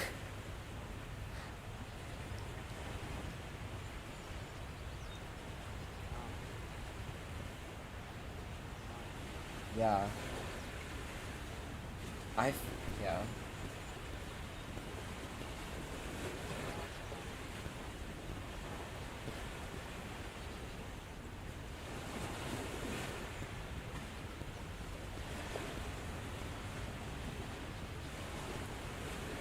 What the fuck? Okay, but like Luke, like this is like, yeah, it's like but there's other signs. Like it's just caring like less about people's personal space and comfort level, and like being like a generally like slightly more inconsiderate person just because like you've gotten away with it your whole life. And it's like, I don't know, it's just like, do you not feel like in that instance, like obviously if it's happening to you, like I understand you're feeling personally violated, it's like it's like a little scary, but like you should be like, hey, like you should not do that to people. You should call these men out. And it's also then it's like also so weird because like now that I like had sex with like not a lot but like a good amount of people, like men, I know that it doesn't end there. I'm like, I'm like, if you're doing this now, what are you doing when you have sex with people? And it's just like a very like sobering thought that like it always translates.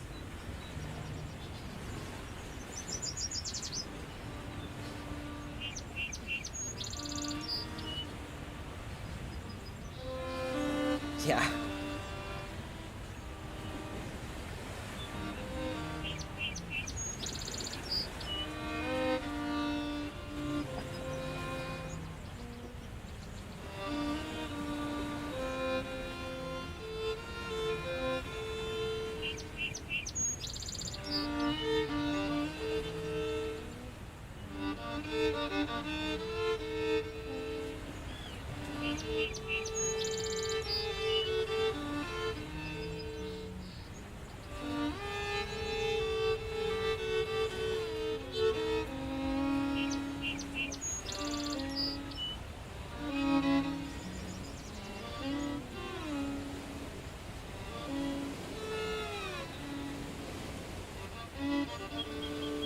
Hi, what's up?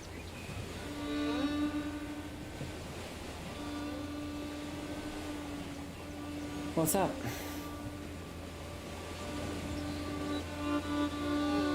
I know, but I'm just asking what's up, like, how's your day going and stuff.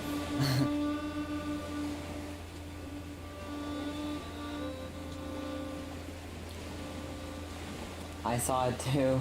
It's so funny.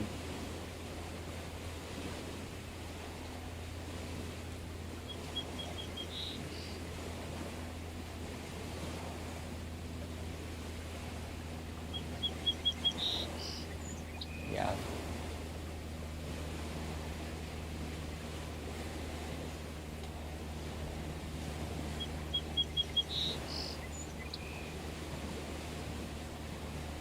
Yeah.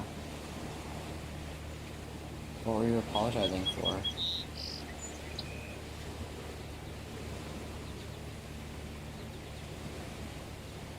Hmm.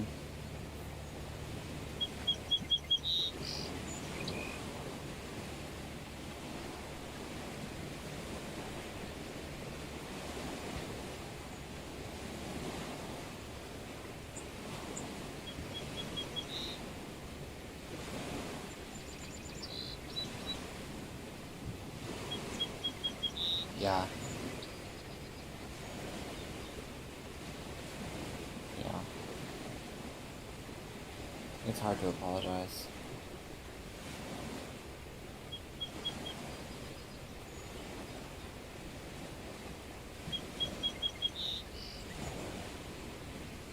I just wanted to like I've been thinking about it and I feel like we should be friends, if that's okay with you, because it didn't seem like it seemed like you kind of wanted to like sort of date or like nothing. But I think that it doesn't make sense, and we should be like just platonic.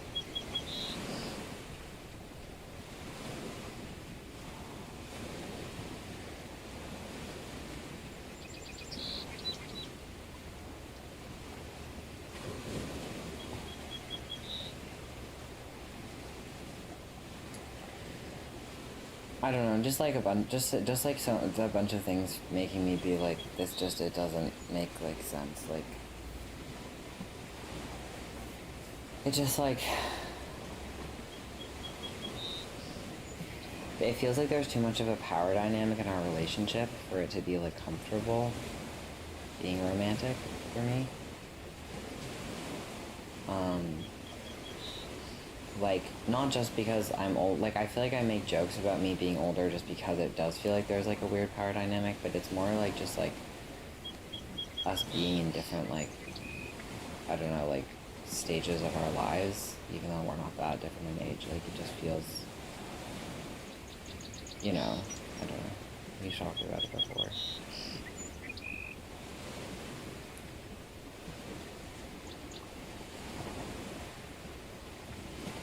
And I think, like, I don't know, it just, like, yeah, I just think we feel very differently about, like, our approach to, like, relationship and stuff, and I feel like yeah, I just don't want to, I don't know, it's mainly the power dynamic stuff.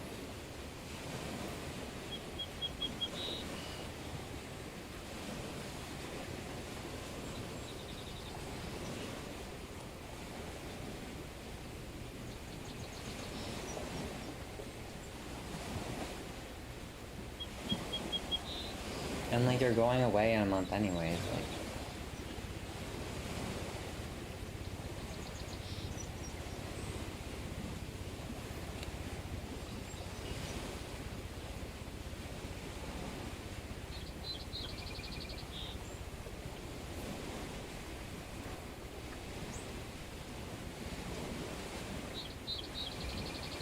Well, do you still want to be friends? I don't know, last time we talked on the phone, it didn't seem like you wanted to be friends. You were like, we should just not see each other.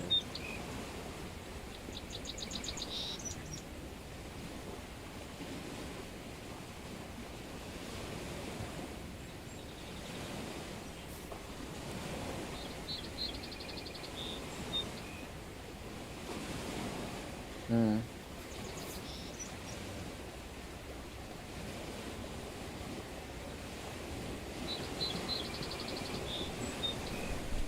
Like how?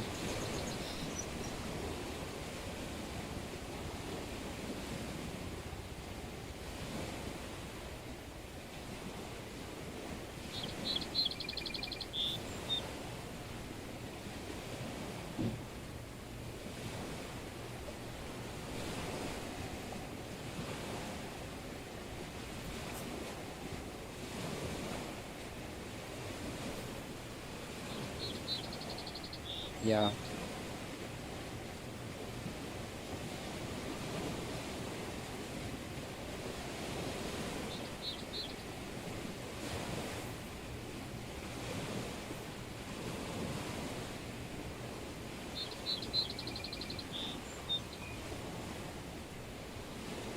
Hmm.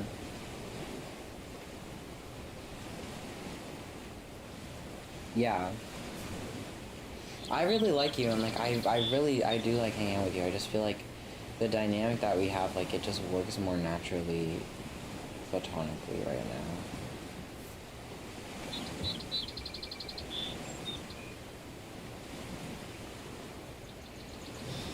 Because I feel like, I don't know, like, there is, like, this weird, like, I don't know, like, I see you kind of, like, childishly when I am, like, pointing out something that I feel like I see that you don't, or something like that you haven't, like, figured out yet. And I don't want to feel, like, weird about that, because I think it's fine. Like, I just don't think it just doesn't, it's just not, doesn't really make sense for, like, a romantic dynamic.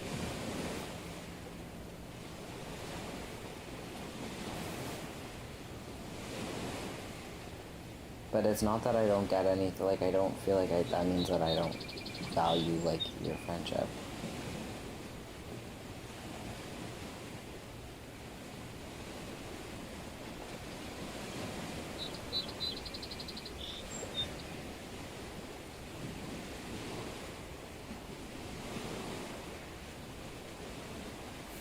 So, Wedo? Oh.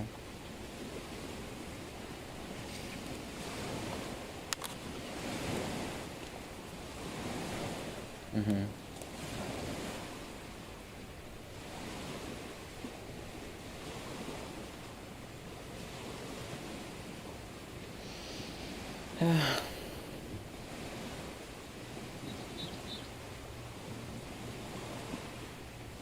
Oh, you're cutting out.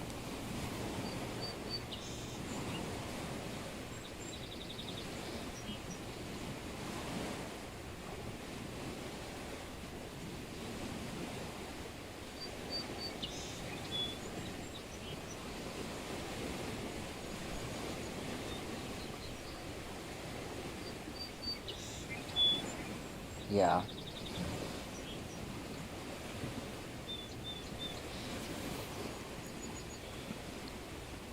I think you're cutting out a lot.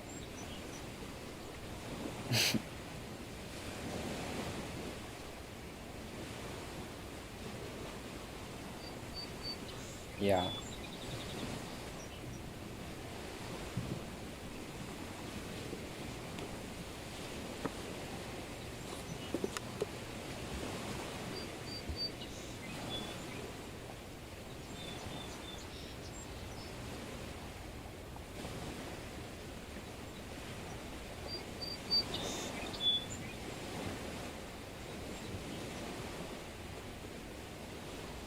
I don't know what that noise is, but it is crazy, and I've never heard it on a phone call before. Oh my god.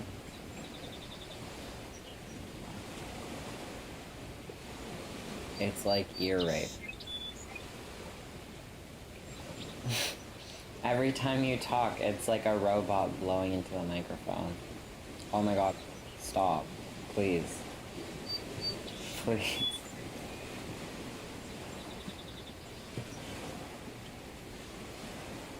Like, what is that noise? I can't even describe it. It's like electronic music, but like, only the noise parts.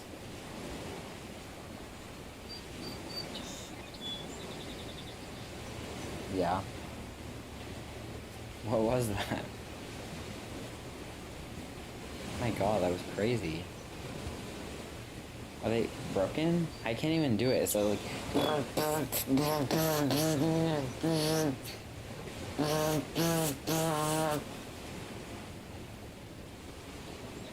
That's what it sounded like.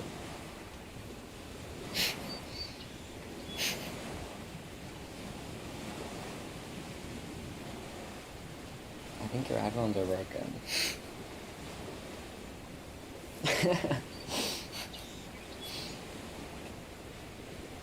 Mm-hmm.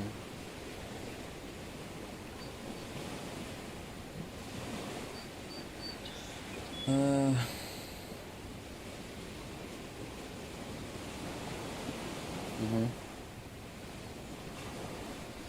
Aw. Why not?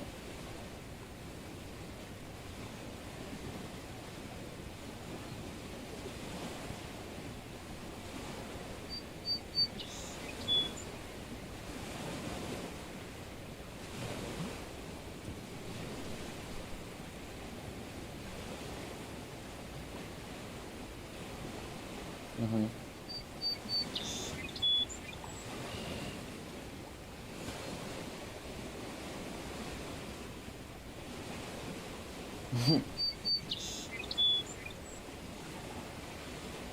Yeah.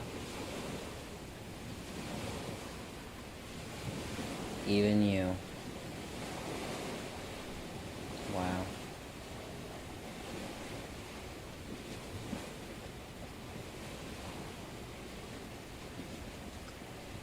Mm-hmm.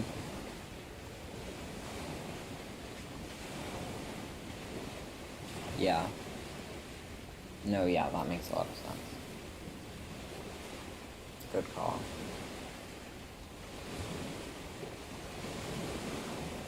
Mm-hmm.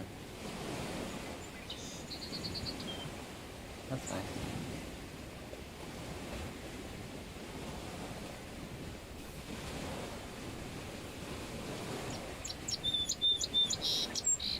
I think tomorrow I'm doing shrooms with Luke. take a rain check, but I might end up calling you and saying some really weird stuff. Probably not bad weird, just like really insane.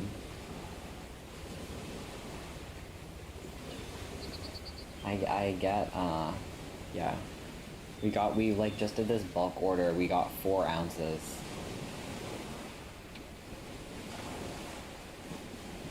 No.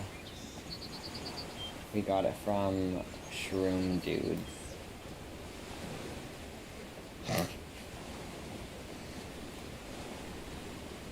It's funny though, like, Luke, like, keeps, like, selling them to, like, people. Like, that's why we got 4 ounces, because he wants to, like, sell them off for, like, a profit. Yeah. Except he's too nice with his drugs. He's, like, so stingy with money, but then will literally give people, like, drugs, like, for free all the time.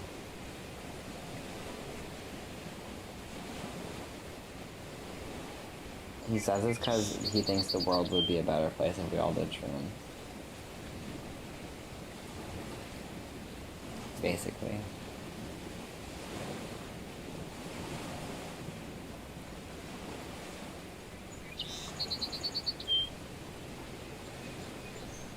About me? Oh, I'm really sorry. I should have texted.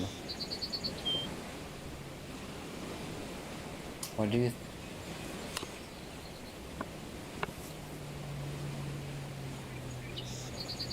Oh, I don't feel that way.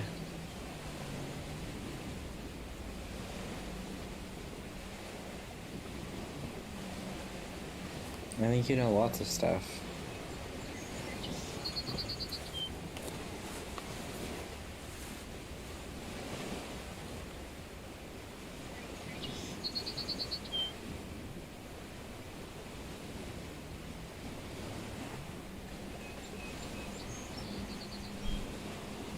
Mm-hmm.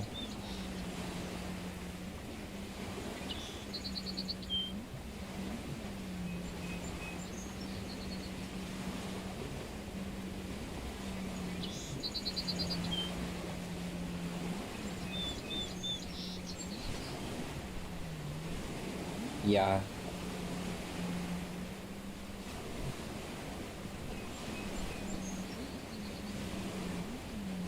Yeah.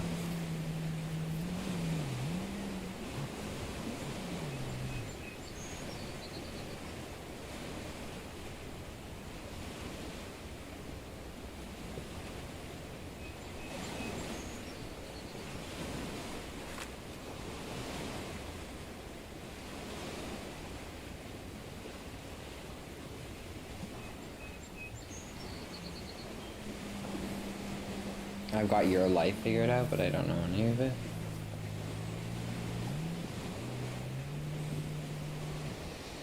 Oh.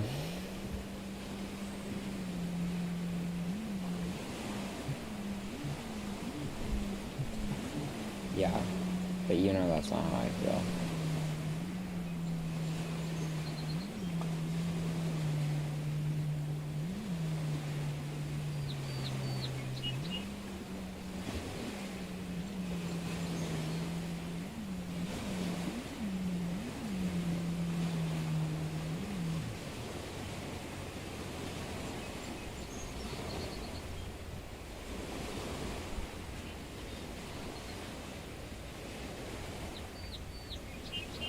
Yeah.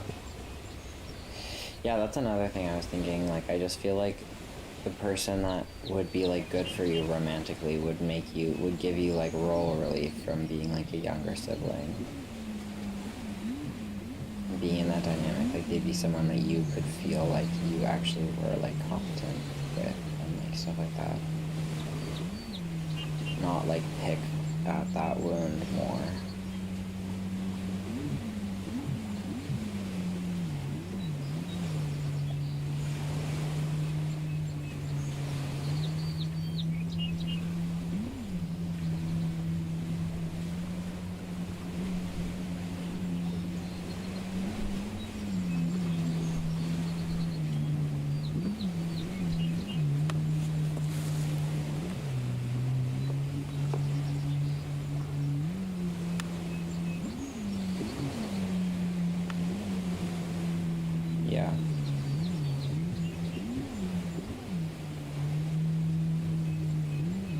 There'll be so many cute people.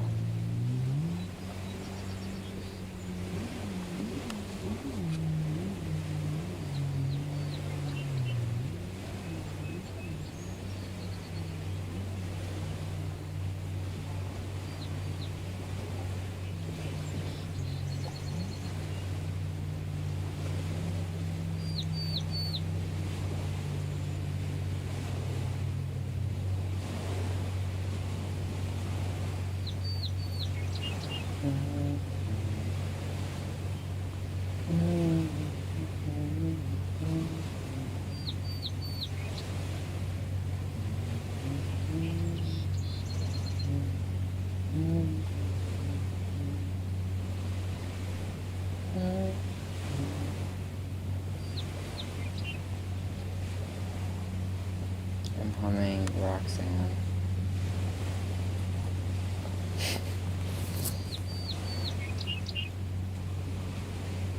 I just got in my head because I was like, I was gonna do it, and then I was like, it's gonna be weird. But then I was like, but I just have this urge to naturally do it, and it's weird if I'm like stopping my natural urges because I think that they're weird, and so then I did it, but it wasn't natural.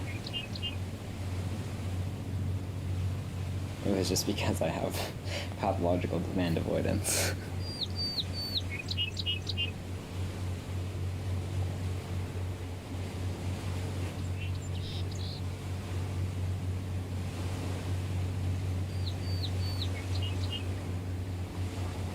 Why are you so sad about it?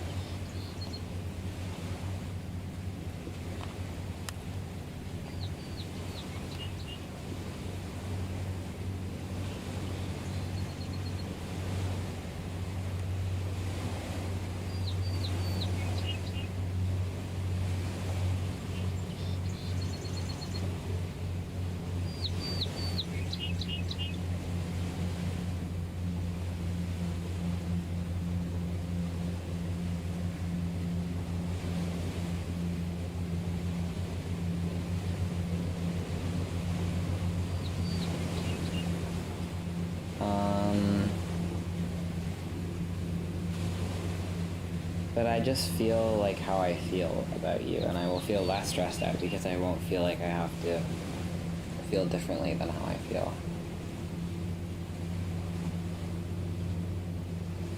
Like, I want to accept you for who you are, and if we were romantically involved, I couldn't do that and feel comfortable. Because, so it'll be better this way. We'll just be good friends, and we'll make fun art together, and it'll be a good time.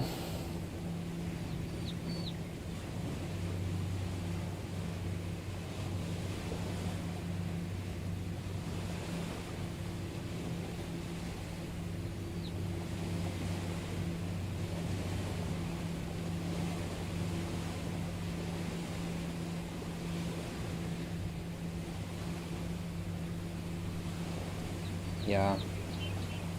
Sex, fight, or cry,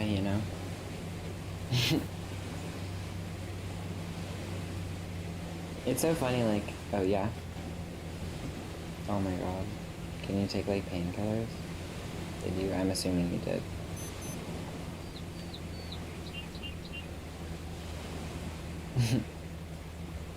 This is the haircut that I'm feeling, that I want to grow my hair into. Ready?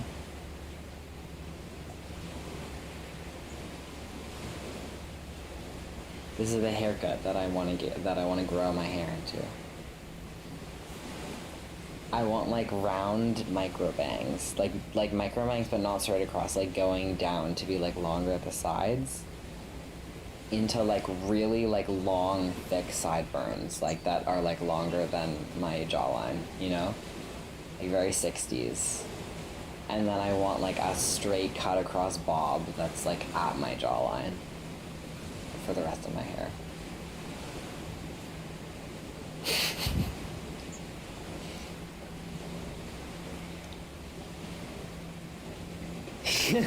You don't see the vision, you don't get it, you don't understand.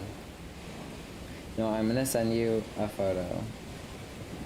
It's not like the whole haircut, it's just like the sideburn vibe.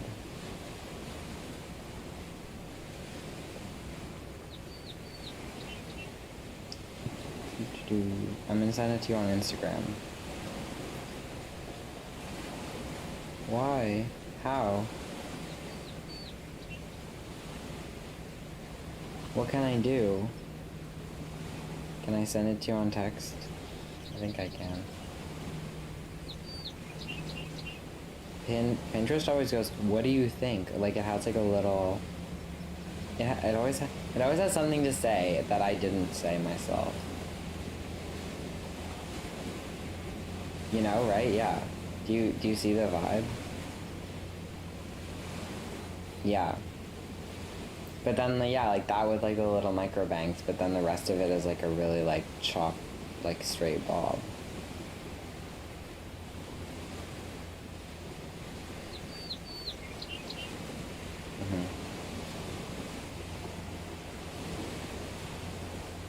I know. It won't be like that. Like, obviously the side, they'll be straighter, but that's the like shape that I want them to be. Oh, to have wavy hair be so much easier.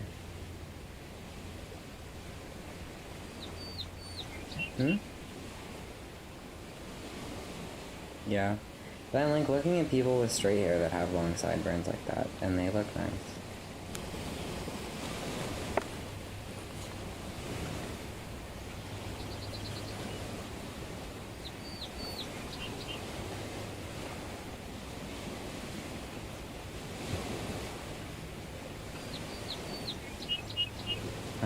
I've never gotten like, I always want to have like a normal haircut. I never want to look weird. But I think I need to like lean into it.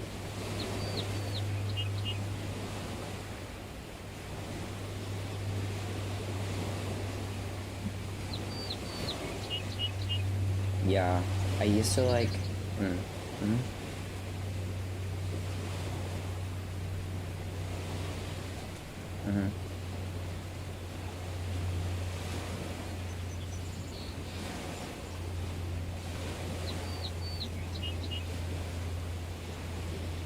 Yeah. Yeah, but bob with bangs is, I feel like it's a little weird.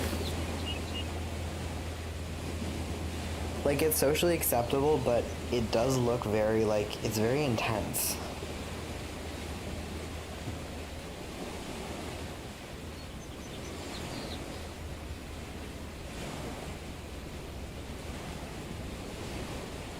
Oh yeah, I love that. Yeah, okay, gingers are freaks. How's it going? I like their hair. I think it suits you well.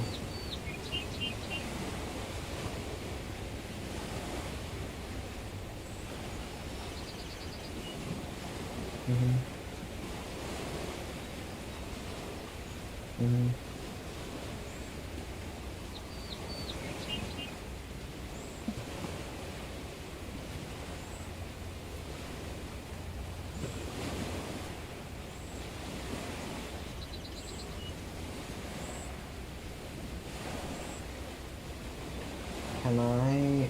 What's your Pinterest? Why?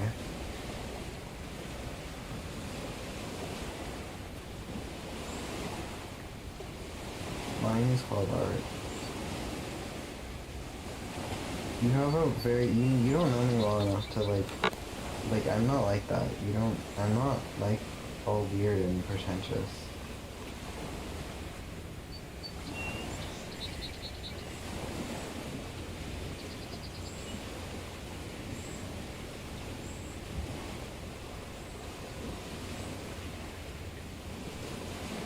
How do you spell that?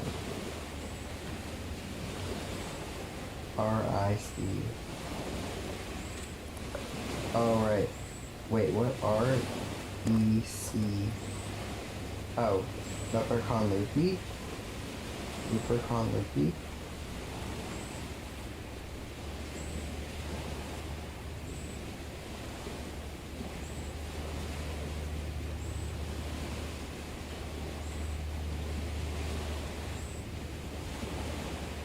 Wait, but all I see is something. It has Lupercon L, and it has 1 follower, 0 following, and it has nothing saved.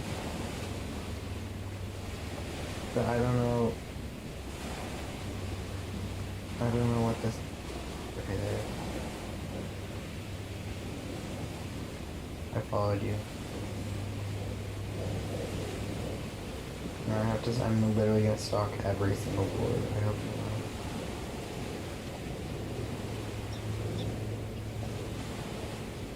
It has to be done.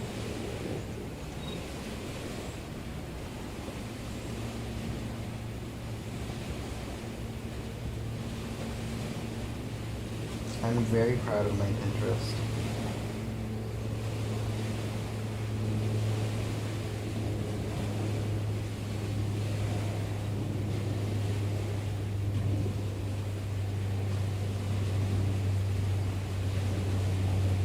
Yes, yum. These recipes are so scary.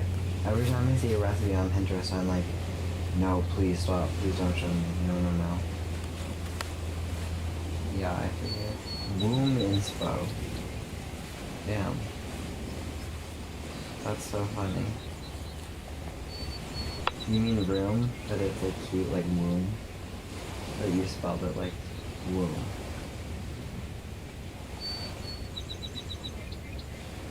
That's really clever. You know? Like makeup.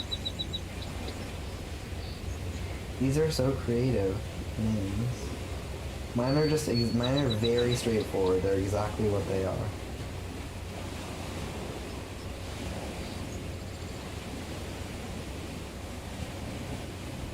That's called being pretentious. That's called not actually being weird, so you need to make yourself weirder because you need to create problems. I think. Again? Check again. It's just a pet peeve of mine. I hate when people, like, try to be weirder than they are. But I feel like you're just explaining why you like to make weird titles in a bad way. I don't feel like that's the actual reason. It's just because you need to be weird. That's it.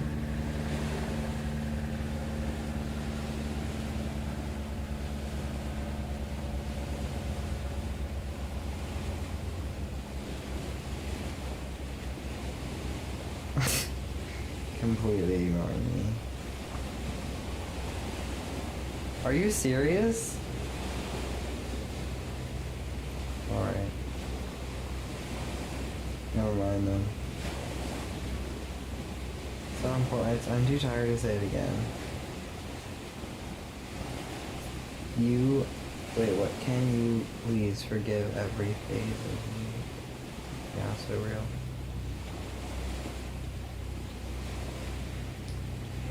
My Annika has this pin. Where are you? Send notifications.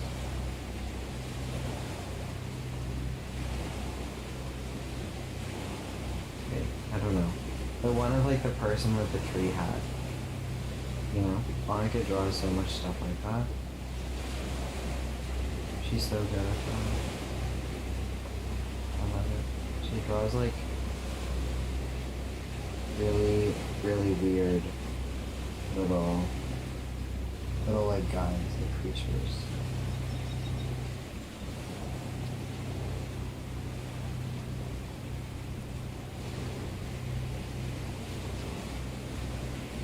I'm trying to find something to show you.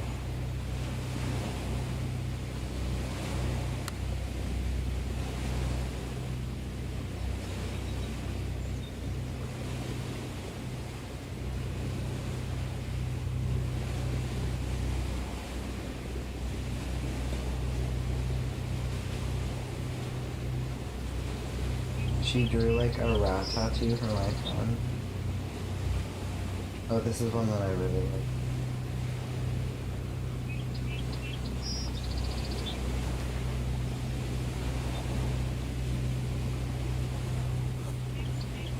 There's this one. Okay, wait, sorry.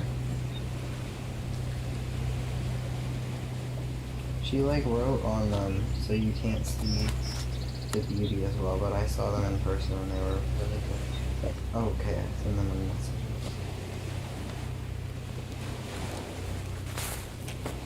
In messages. I sent them a message.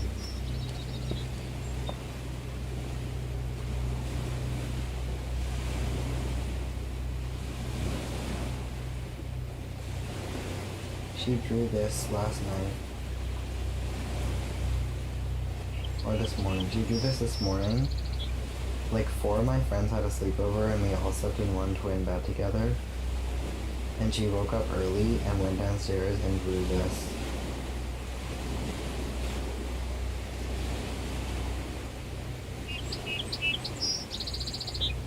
It's like all these yellow sticky notes taped together, or like stuck together. Maybe it will come soon. Did you see the art? Did you see the photos? What? Okay, how do I send these to you?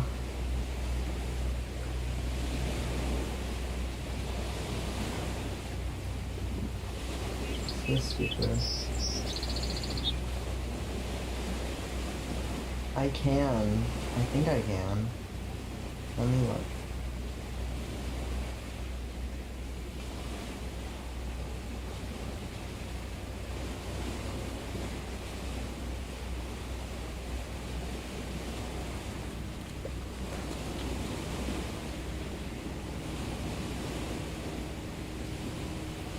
But I don't even know how to message you now.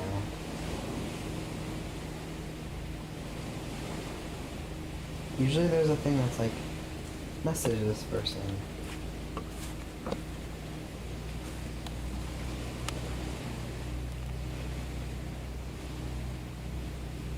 That's what I'm saying.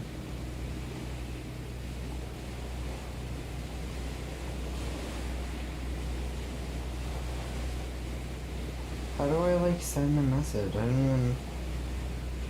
Messages, okay. No, that's not messages. Oh, inbox. New message.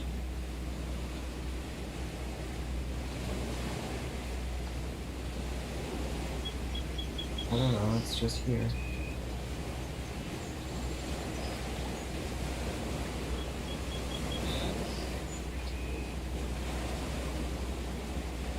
You're not showing up for some reason.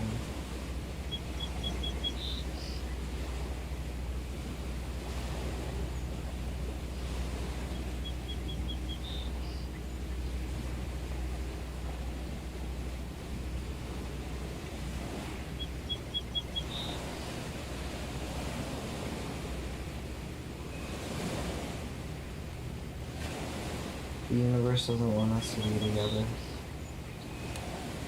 Doesn't want you to see on people. I'll find a way to like another day. Do you like oh you don't, you were like, we were talking about Heartstopper. The second season of the show came out on Netflix. I don't know if I want to watch it. It just feels like I should, just to know. But I didn't even like the first season, and it's like a show for little kids.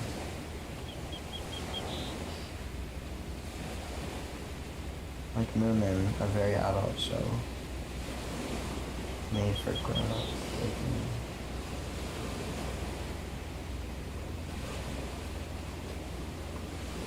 No. You know what I wanted to watch? 2B and Binu. No, like, I tried to start watching it today with my friend because we were talking about it, and he was like, I can't do that right now. But, like, it's a good show.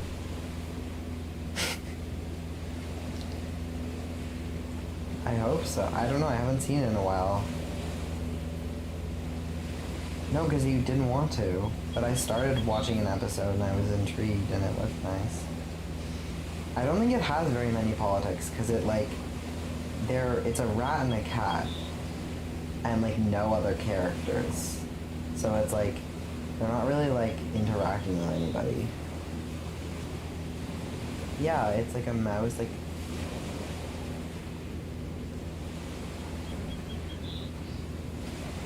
What are you talking about? Tupi is a rat, like a mouse, and Binu is a cat, like he's a stuffed animal. Tupi, Tupi, Binu, Binu. That's Tupi and Binu. Are you Tupi or Binu?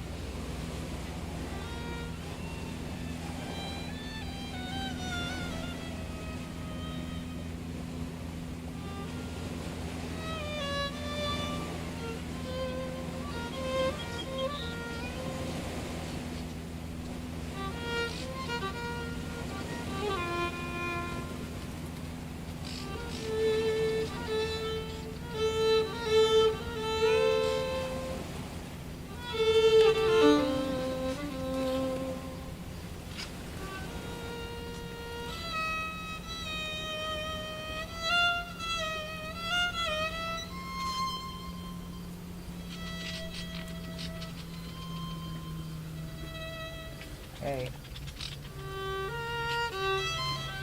How's it going? Not much. Lonely. What do you mean, no, I'm not? What does that mean? If you say I'm not lonely, it won't be true. Is that... Oh, it's... Yeah, I was like looking at it in the like bottom and I was like, that's gonna be Timothy Chalamet. How does this help you? How does... Oh, okay, I won't.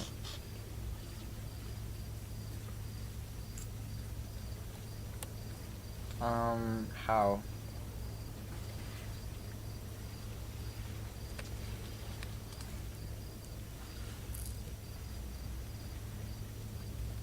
Well, they just said basically that we're never gonna see each other again. So, I've been pretty sad. I know, I just said, like, if you're gonna leave, please just don't come back. Please, because I can't do it.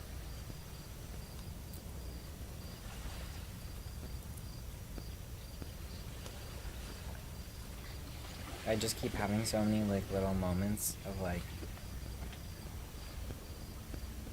remembering just like all of their like opinions about things, and just like every time I remember like how they would have felt about something, I'm just like, oh my god, it hurts so bad. I'm like, yeah.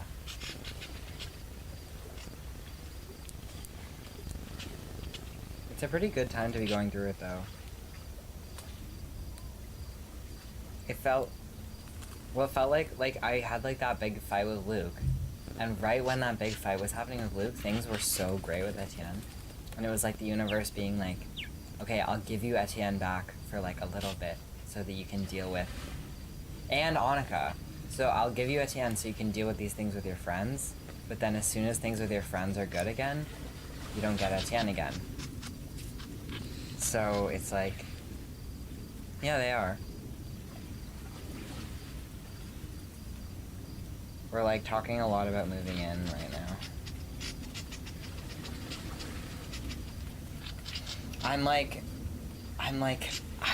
I'm just so worried about it, and Annika and I had like this big conversation about it over text, and just like, because I just feel like moving in with one of them okay, so it's like moving in with one of them would be bad. Like if I move in with Annika,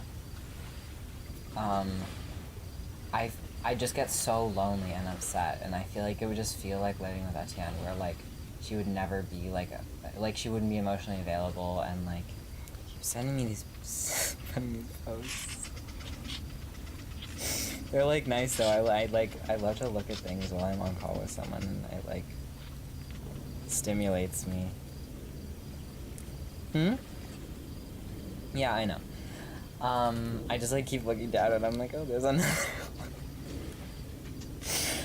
one. If I lived with just Annika, it would be like, I'd be so lonely and stuff, and like we wouldn't really do anything together. Like I feel like we wouldn't make meals together or whatever, and it would just descend into like a pit of depression or something. And if I lived with just Luke, because like she's not a doer, you know? She doesn't like do. She's not like, oh, let's like go do an activity. She's very like much of a thinker. And she wants a lot of like alone time. Yeah, so I feel like it would feel like I was living alone, and I'd go crazy.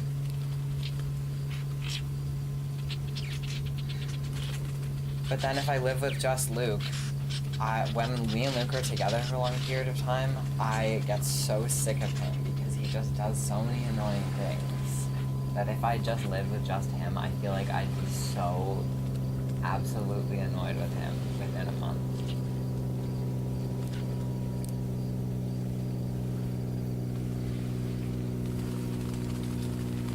No, I think it will balance out because I won't be lonely because Luke is such a doer that he like always wants to do like activities together and stuff.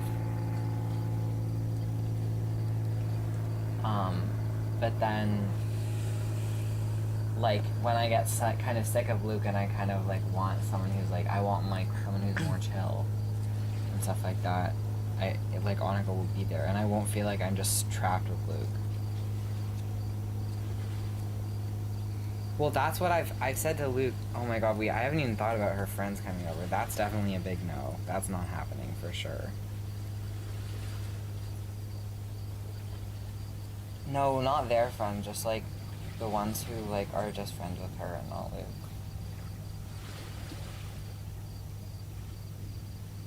No. Yeah.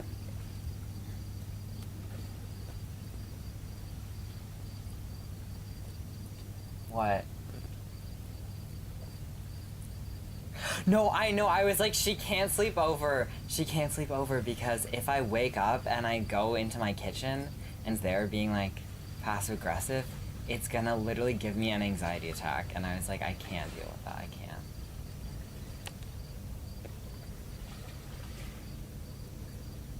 Oh, I said she can't sleep over. That's my rule. She cannot sleep over. And he said yes. He agreed.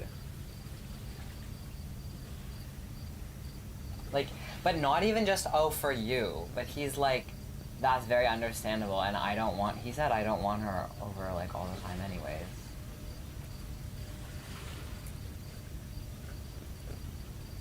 Yeah. Not all the time, but you can come over. Like, you can't live there.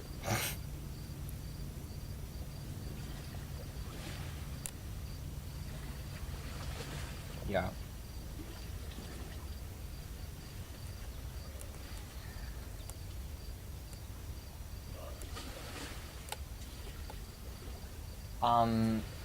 Depends, like, it would be September 1st if we got a place, like, tomorrow. They'd want us to move in September 1st. But if we get a place after that, which I'm sure we will, it'll be, like, October.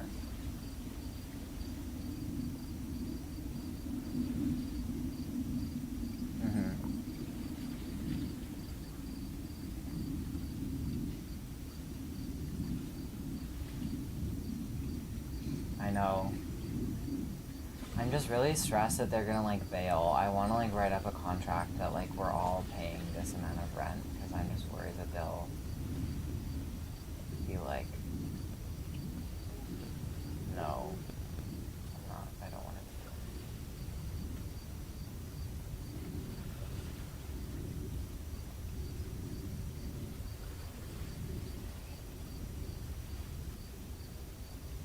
Her parents are, like, don't want her to move out, so they won't pay for it, but they're letting her. But they literally rent, like, they have a house that they rent out. And we could live there, but they won't let us. Like, they said, I think it's because, like, they were like, you can have this house, Annika. Like, they're gonna give it to her. But they don't want to do it right now. For some reason. I don't know. Yeah, because they don't want her to move out yet, but it's whatever.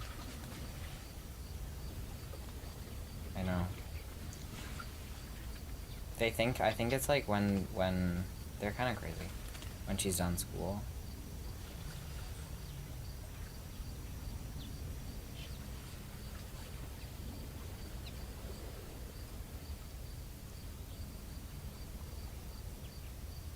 Like a year, and then we decide if we wanted to renew the lease. Like if it was good, a good place, and we liked it.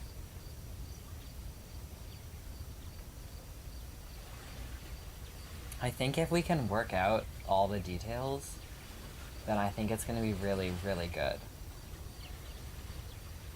And it'll give us so many... Who are these people?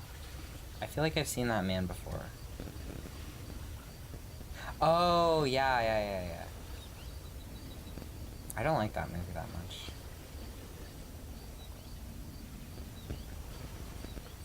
He looks like just like a man. Like, I think of, like... I feel like if you brought the washroom, like, male washroom sign to life, it would look like him.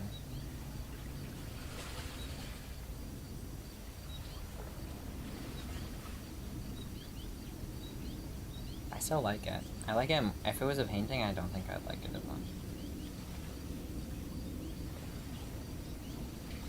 School, I realized that school is starting so soon. I'm so terrified. Oh my god, do you want to see... Let me send you the self-portrait that... We had to do, like, a self-portrait. For them to post on, like, the Instagram, and this is mine. Oh, sorry, I sent you the wrong one. That's not... Don't look. It's the wrong one. It's the wrong one!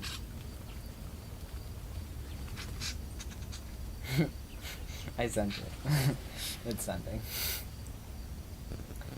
They said it could be, like, literal or metaphorical, and this is, like, both.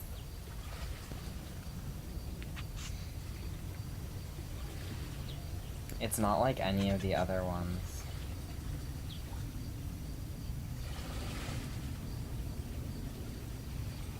It's a good thing if people like it. What unicorn? Where's the unicorn? The pink unicorn? What are you looking at? There is no unicorn. Nah, what are you talking about? Oh! That pink I didn't even see that it was a unicorn. I thought it was just a horse. It is. Yeah, I do see that it's a unicorn now. Yeah, I like that too. This photo? I know, yeah. Totally. That's the point.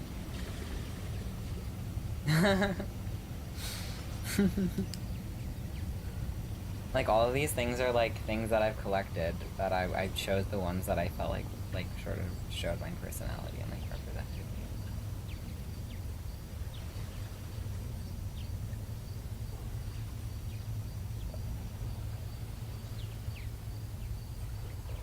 What you would do if you were gonna do this, or, like, a regular self-portrait?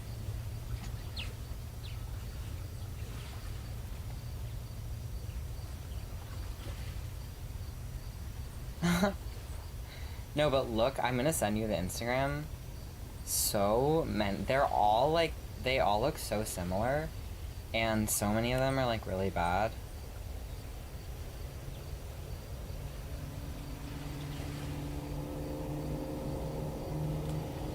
No, this is what my aunt said. My aunt, like, works, like, sometimes she teaches at art school, And she's like, 20% of the people who go to art school are the people who are like actually committed to art and are like going to like go into the arts like as like, and it's gonna be good, and they're gonna like, you know, maybe like they're gonna devote their whole lives to art.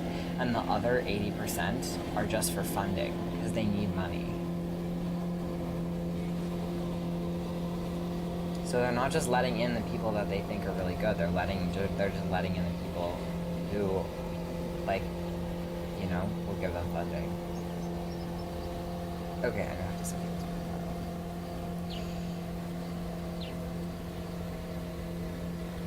Yeah, like, it's so obvious when you think about it, but then, like, I've never thought about it like that before.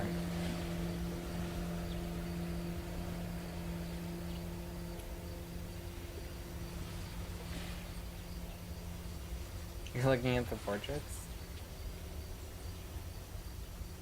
Which one? Oh my god, which one? I know, that one was like, my mom was like, oh, that's so good, and I'm like, that's not, it's not the okay, I'm gonna send you the ones that I like think are like decent though. And you have to remember, like, most of these people are coming right out of high school. So like, they're not gonna be as good. Not that I'm like amazing, but like,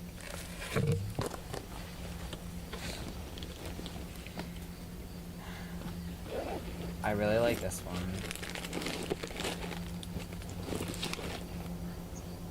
That's like my favorite one. It's like, oh my god, it's so good. And Uno like was looking at the Instagram too, and they were like, I love this one. Uno, my sibling.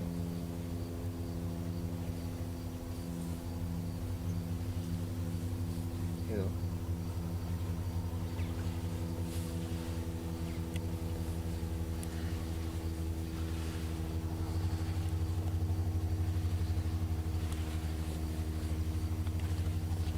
Oh yeah, I remember you talking to me about them.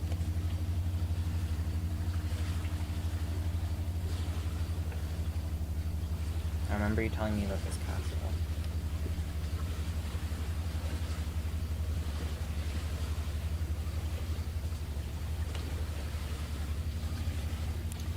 Baby.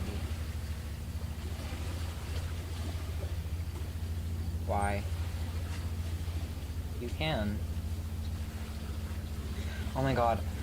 I've been saying, like, it just, people, like, every time, like, at your birthday party, when Annika was drawing, like, Annika's so good at drawing. Like, she's so talented. Like, but then every time people, like, see her drawings, they go, oh, you're so good at doodling. And it makes me so angry. I want to hit people when they say that. I'm like, they're just right. Like, no one would say that about a drawing that I did. But they say that about her. I know. It just makes me like, no, but I feel like she thinks that her art isn't like serious because like she thinks that she's not like an actually good artist. Because people just always, like, don't take her art seriously. 2 of my friends actually follow your cousin. Wait, am I? Yeah. She has 2 Instagrams? Wait. You sent me a different Instagram. Is it Moody Baby or is it Rose North? E North? Or is it both? Who's Moody Baby? Why did you send me that?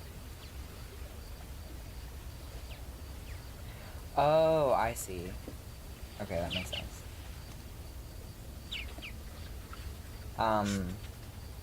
My friend Muffy follows them.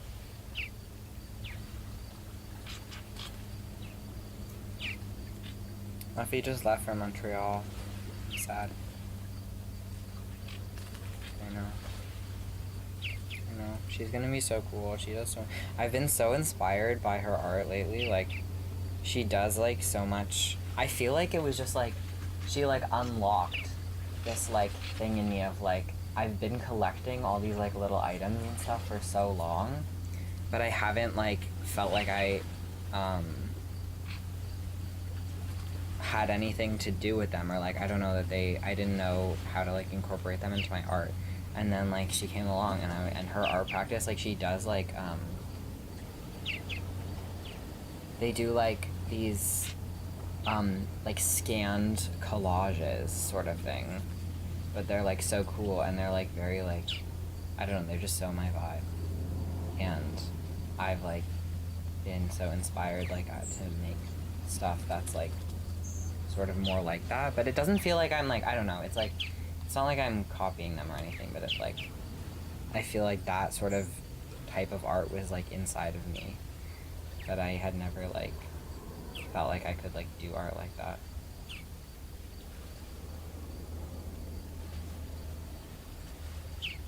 I don't know, maybe.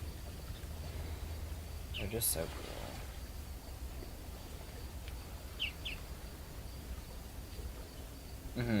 Definitely not the aesthetic that they do, but like the like sort of mediums and stuff, like with the found objects. I really like, do not miss the great opportunity ahead. That's what I put in my self-portrait, the fortune cookie. Thank you. I really like it too. No, it's just like a get to know you thing, but like they select like a random winner and they get a prize. They get a $125 gift card to the art store. It'd be me, but it's random, so it's not like.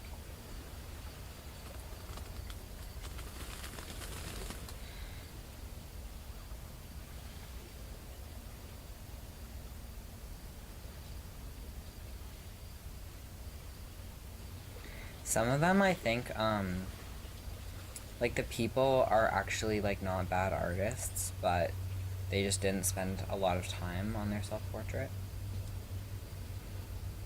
Like this person who did like acrylic, like this is like, it's not really good, and it's like a bad photo, but like the rest of their art is actually kind of cool, or like has like some promise.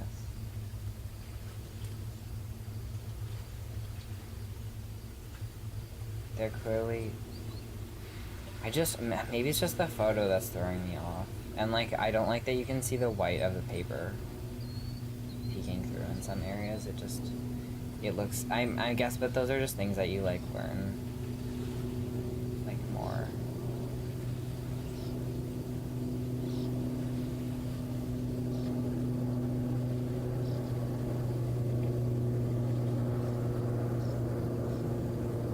But also, I don't think that these are a lot of the people who I would be like actually in the classes that I want to take with, because these are mostly like painting and like illustration students and stuff. I feel like the people who are more like doing like installation art and stuff aren't the ones who are gonna be posting self-portraits, because you don't have to do it.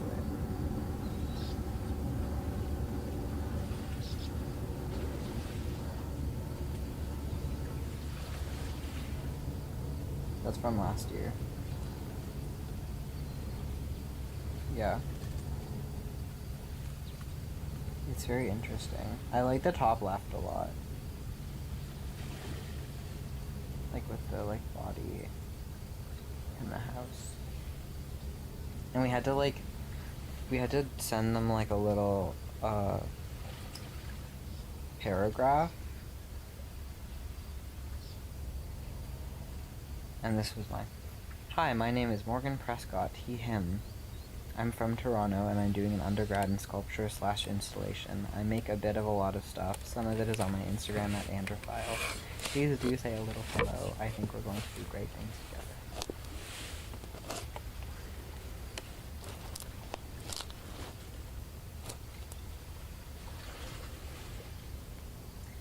Yeah, I didn't want to make it like, I don't know, I wanted to say like a few things that I didn't want to be too long. And they were like, you have to include your like name and pronouns and where you're from and stuff. Your Instagram.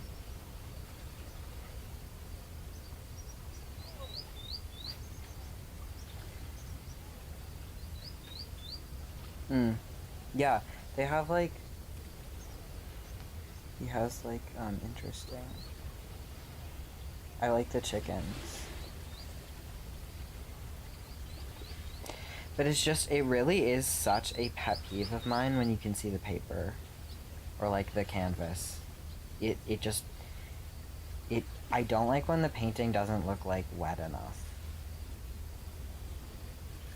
Like it needs to look, like you need, don't be like sparing with your paint. Like show me that you like, I want to see a painting. I don't want to see a canvas with paint on it.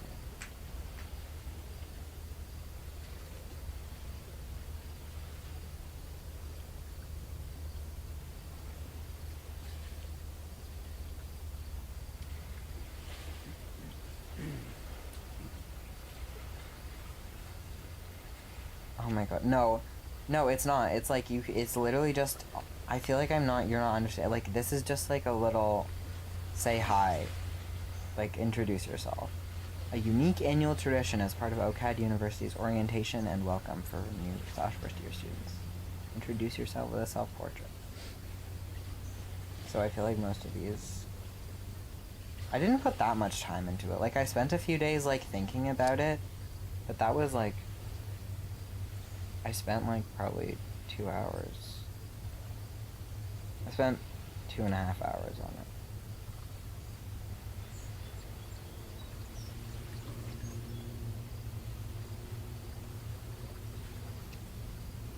Yeah, that one's like, it's very good. I don't really like it, but I think it like has a lot of technical promise.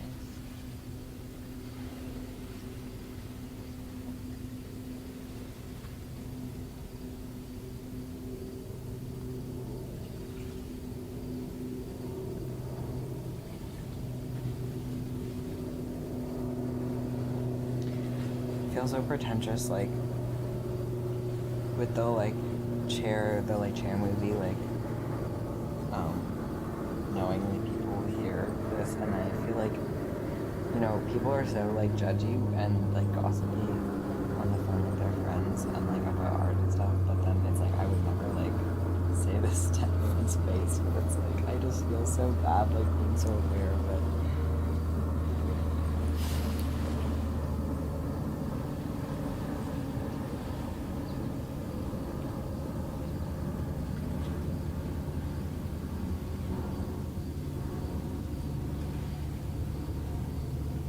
Yeah, me too. It's just very like blunt. Like you're just looking at them and you're just like very, you know, picking them apart. But because like there's no reason to be like nice because like you want to.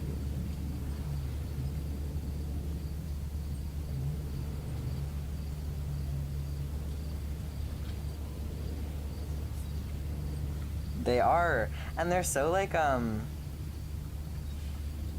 don't know. They're kind of dynamic, like the composition. Except the cropping is making me angry. Like the fact that the tail just like, yeah. If it like was just more like it actually in frame, it would be so much better.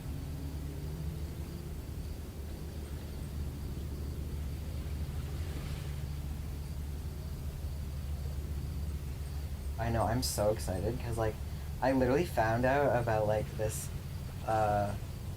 this portrait thing, and I was like so excited to do it. Like I feel like I never procrastinate on art for school when I actually have the time to do it, and it's gonna be all art, so I'm gonna have the best time. I know, I'm so happy. I'm just I'm only doing 1.5 courses though, because I'm like so worried that I'm gonna get burnt out like my first semester, because I never like finish a year of school. So I'm just going in like really slow. But then like hopefully I can do more and more and more. How have you been? What's been going on? Yeah.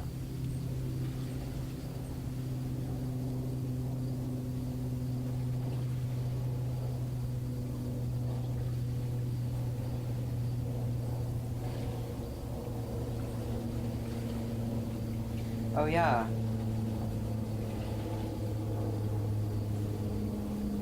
Get a job.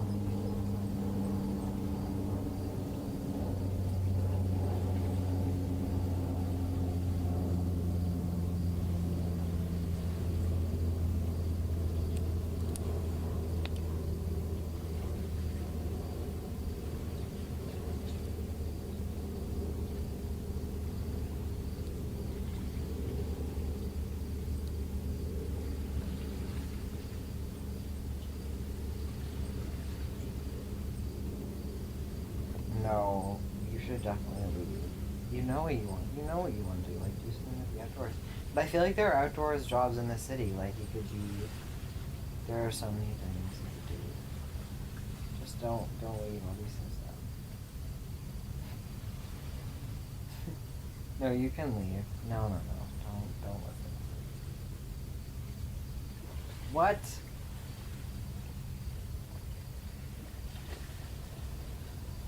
No, but if I know you don't like to be here, so you should like. It's not forever, but you should go be free. Spread your wings.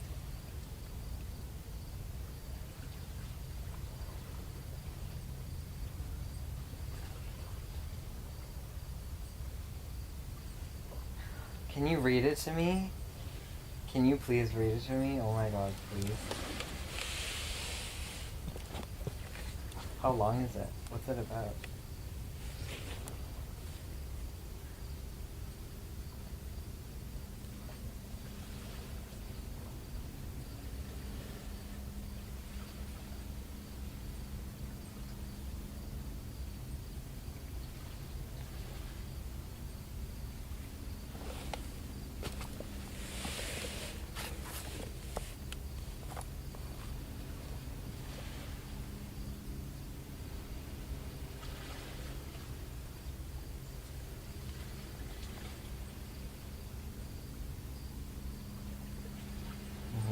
Posts like these have been so. Sorry. Oh, I've been seeing so many posts like this lately since they like stopped talking to me, like Etienne, and it's just been the most comforting thing. It's been so weird. I always love these. Like, I'm such a slut for like little like text on the images. I know they just make me so happy. They're so peaceful.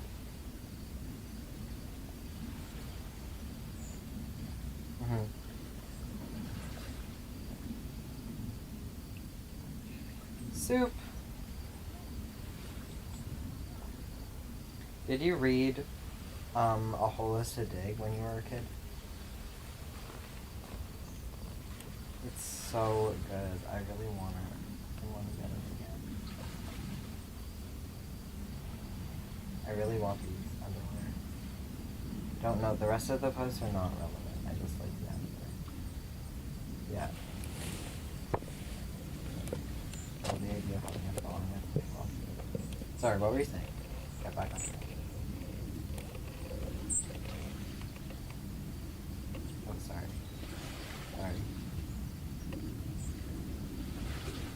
I know, right? Yeah, it's pretty cool. I know. I was like, I want to make things like this so bad.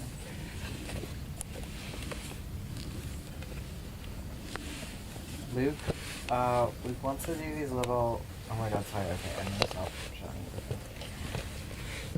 you. Okay. I'm looking. It's nice. I like it. It's cute. It's not really my thing.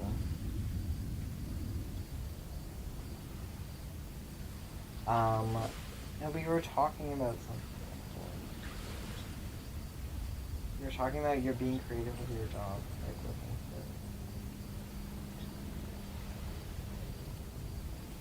for. What? Oh, you're short. Right, okay, yeah.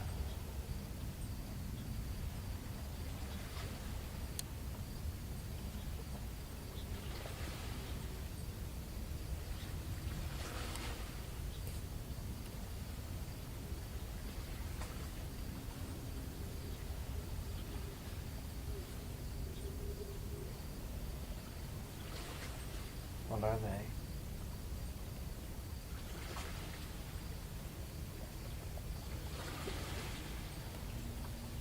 Mm-hmm.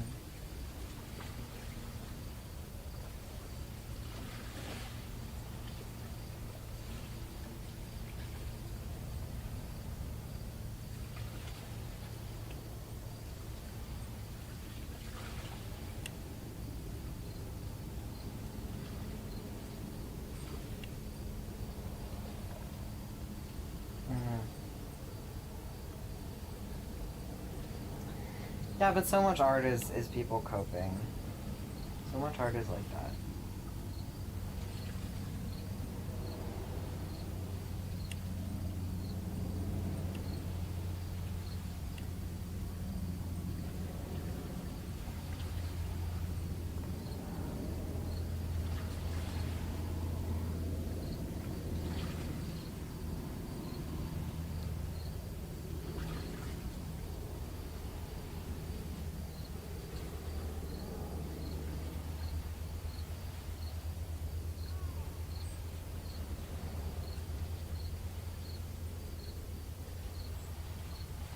Yeah.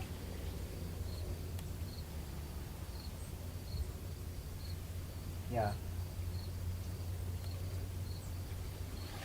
Everyone tells me about their art projects that they don't tell other people about. I'm so happy. Luke was like, Luke has so many projects always going. He's like, I don't tell anyone about these projects because, it just makes me sound like I have so much going on. But I always tell you about them. It made me so happy. Some of them, they're just like little ideas. But he usually does them.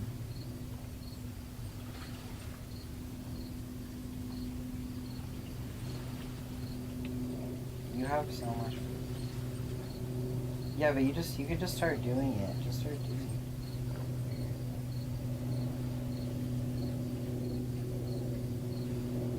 Yeah, totally.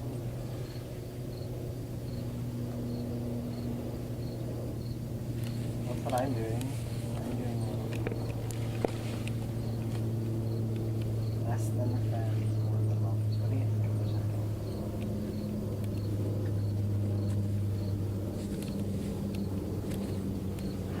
Really? Where do you think I'm going? Hollywood? Why would I go to Hollywood? That doesn't make any sense.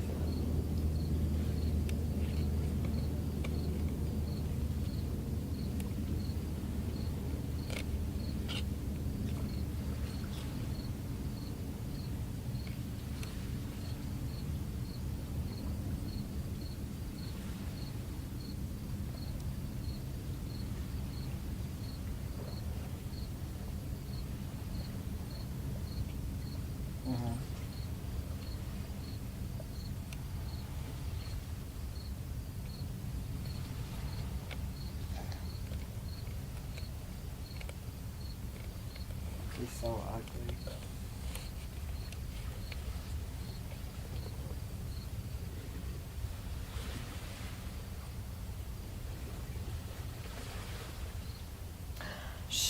She what? She made you go there. Do you go to U of T Scarborough? I thought you went to the main campus.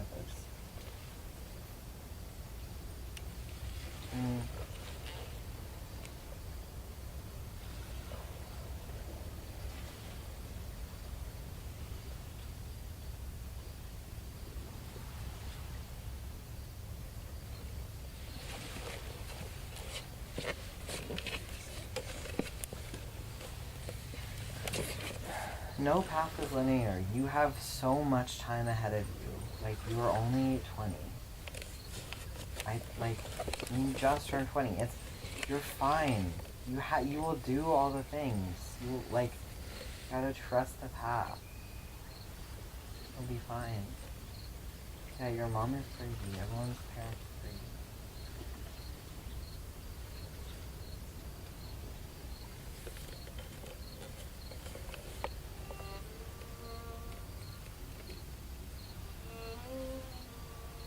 one of the poems in the book that I am feeling right now, that I was so worried about. January 10th, 2022. In love, we don't give parts of ourselves away. We don't fear not getting them back. In love, we gain parts of someone else, and they take them when they leave.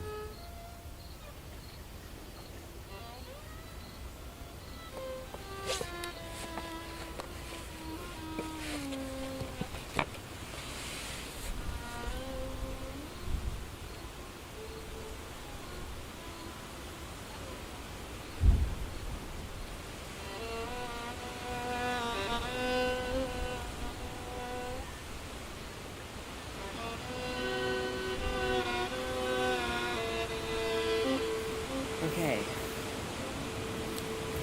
Yes.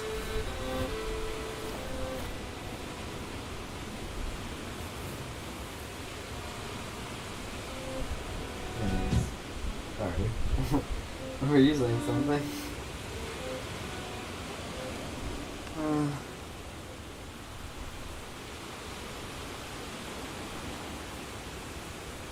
I'm so lonely.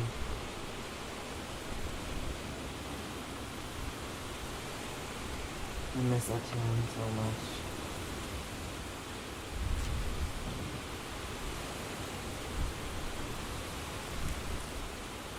I really don't have anyone who's hanging out with me because I only have 3 friends who live here, and none of you, like, talk to me that often.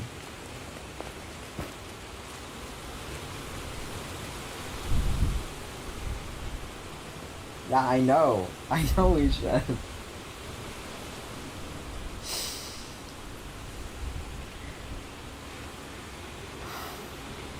Luke just, like, I swear to God, he forgets I exist when school starts. Like, we have, like, stuff, everyone gets so busy, it's like we can never do something spontaneously of, like, hey, like, we both happen to be free, let's hang out. It's just, like, there's always just stuff.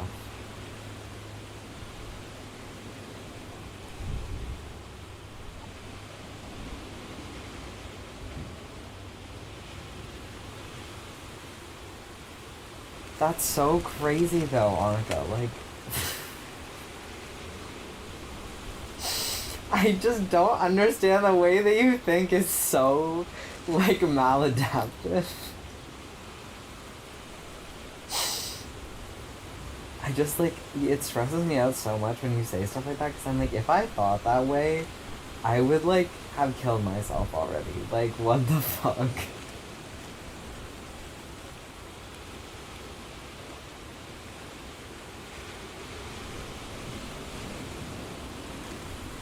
That's what you think?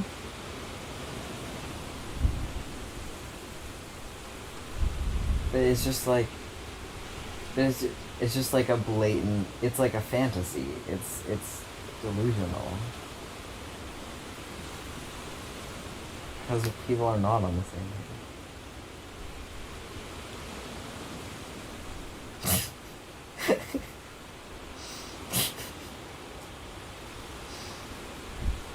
What are you counting? What are you counting? What? Oh, like you're pouring like liquids? Are the spouts the same size though?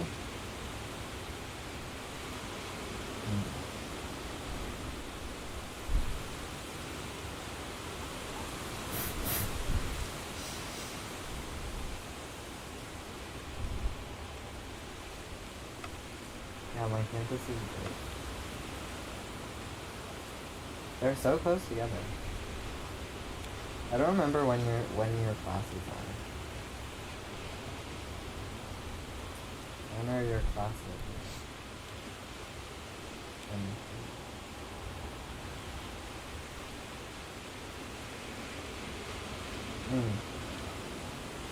So when I have a class on Monday and a class on Wednesday. You have classes on Monday.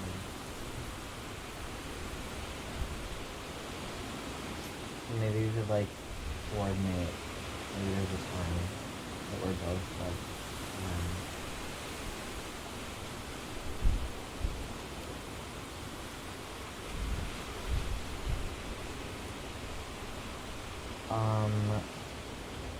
Sorry, wait.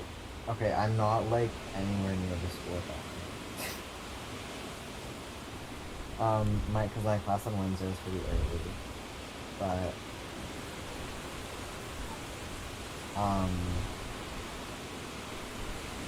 what was that? What kind of bugs? What?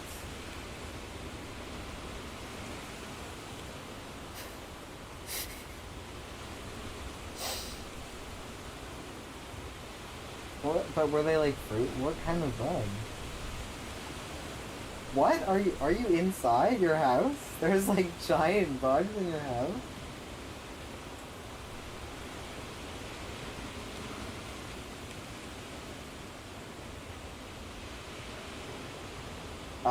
But I can like meet you if you're like free then and you can hang out or what. Like I don't have anything else to do.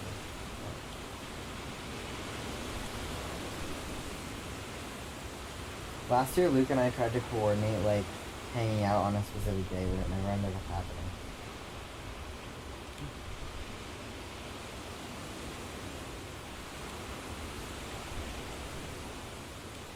Yeah.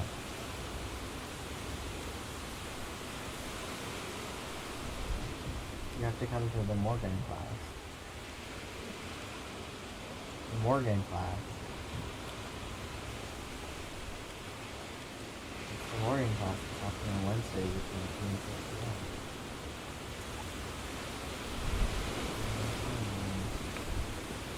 Miss it. You won't know about Morgan.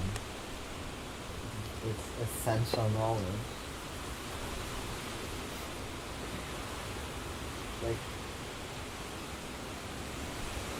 yeah, I know.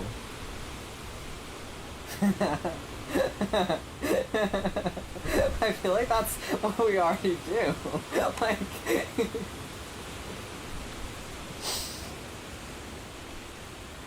yes. You have to prepare an ometry class. Yeah, but not just like telling me stuff about like teaching it like an actual class. Like if I wanted to like be fluent in Onica, like what would I have to know? Yeah. Yes.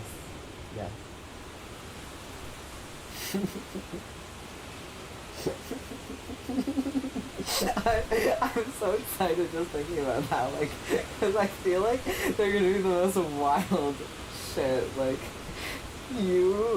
I feel like you writing, like, an essay about, like a lecture about yourself with, like, a thesis would be, like, the most out-of-pocket thesis ever, and I'd come away from it being like, Anka does not know anything about herself. That was insane. Like...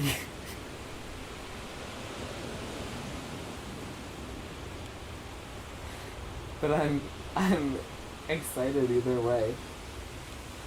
Most of the time... Most of the time when I tell you things about myself, and it feels like I'm, like, telling you, like, oh, this is how I am, I, like, afterwards I'm like, that was crazy. Like, I hope she doesn't think that that's, like, true, because I don't know what I'm talking about. Like, half the time. In regards to myself, I'm like, I'm just a person who, like, really is like this, or blah, blah, blah, and then I leave, and I'm just like, what the fuck was I talking about? Like, why did she let me talk for that long?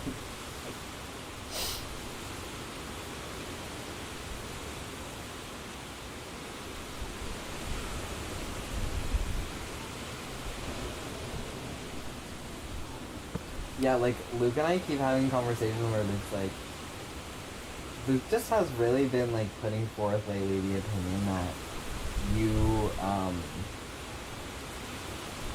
like, are just incredibly inconsistent, and you can never tell what you're thinking, because you'll just say that you believe one thing around one group of people, and then, like, completely reverse and around another group of people.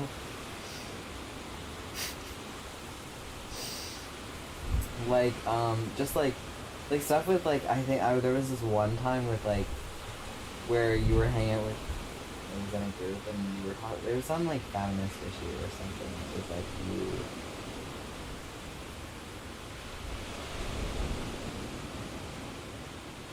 you were talking about how,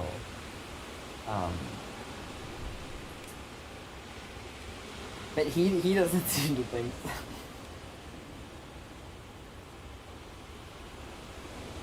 Also, I've told 3 separate people, like Luke, Muffy, and Natasha, about just like the dynamics between us and stuff like that, and like times where like, you know, you like said something and then later we're like, oh, I didn't like know that that's what you meant or whatever.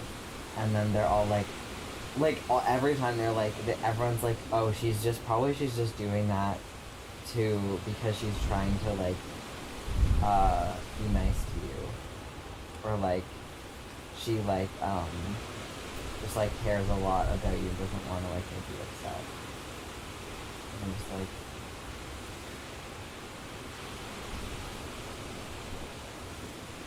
that if I was like say like the brief window of time I was like romantically interested in you, and I was like saying like stuff about it, and then you were like totally agreeing and like going along with it, and I was like,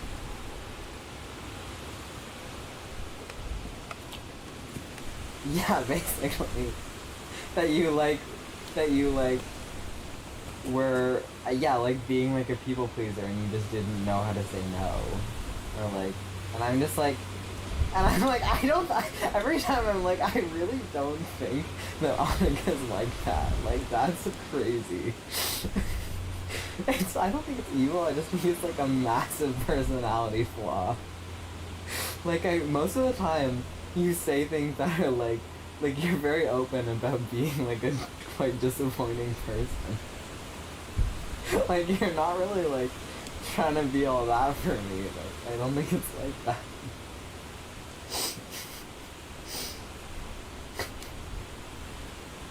But I feel like it's just like when you explain like situations that happen between us, that's sort of like the easiest thing to like jump to if you don't know you very well. Like, it seems like it would be because you're just kind of like a pushover and stuff, but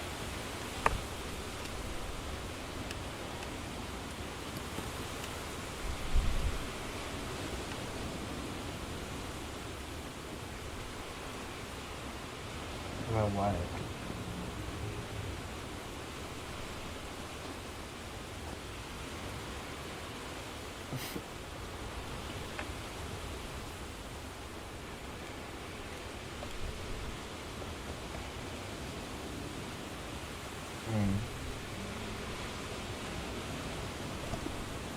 Yeah.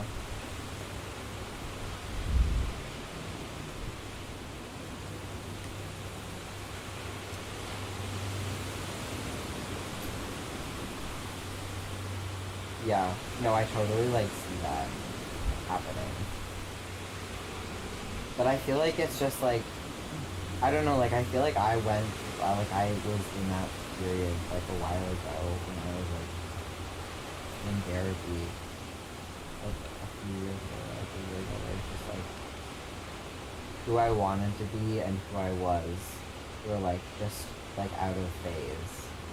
And so like in trying to like be who you want to be, you like end up having these like weird like mood swings where one moment you're like super like open and vulnerable and you're saying all this shit, and then later you're like, what the fuck, like that was crazy.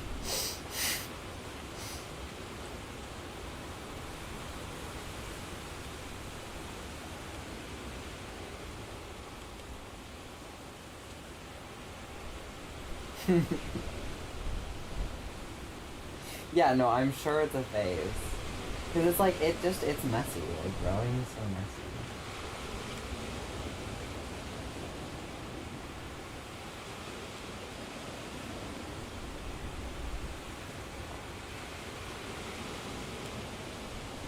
Yeah, it's fine. I just want someone in my life who, like, will meet me where I'm at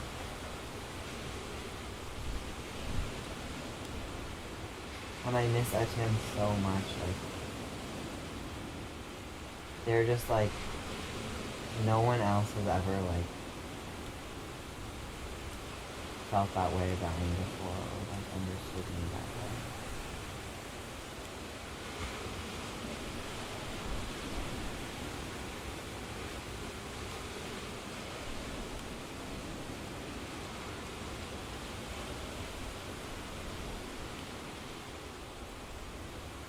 I'm just worried that if like I don't figure out a way to like get more social interactions soon, like I'm gonna start, it's gonna get worse and worse, and then won't be able to like go to classes anymore because I'll be so just like lonely and I'll have nothing left inside of me.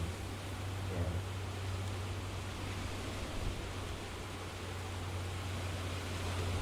Mm-hmm. Mm-hmm. I know. That's why I'm like trying to like hang out with people more. But like other people don't seem to like realize that it's like a very like I don't know, it's just like weird to like I don't know. It just feels like no one actually like cares about it enough.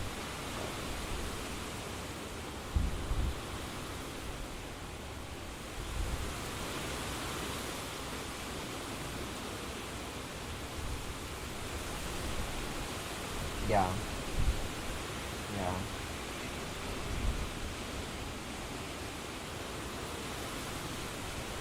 Mhm. Yeah, I just mean like it's just people time.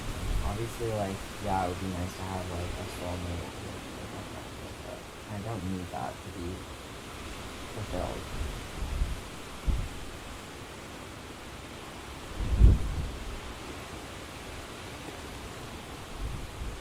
And I do feel like like honestly I have to make relationships so weird, but I feel like since I did make it so weird, I felt so much like it's been so much nicer to hang out with you, and I feel so like after we hung out the last time, I was like I felt so much better, and I was like so happy, and I was like oh my god, I love hanging out with Annika. Cause I like I don't know, cause I made it like I was like I don't know, I feel like just the dynamic of our relationship has like shifted since like I went to camp. And like well like obviously it has, but like not in it like you know, I think it was like I think I that stuff has to happen for me to like feel I don't know, it's I realize like a lot that I go through these like processes of like having to like strip off like all the like sort of barriers and like preconceived notions that are holding me back.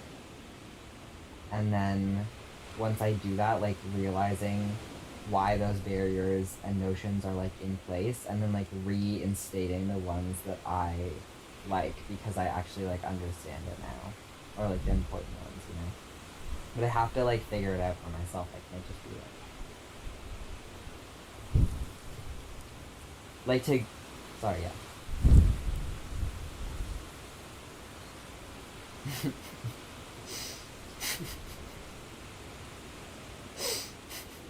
Like I feel like if I hadn't made it, like I hadn't been like, but why aren't we in a romantic relationship? I wouldn't have actually like found it out the answer.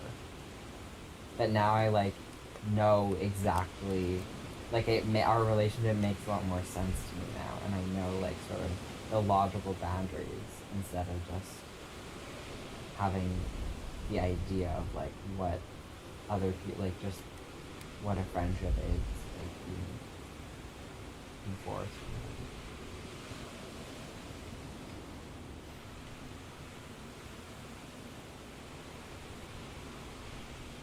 How have you been?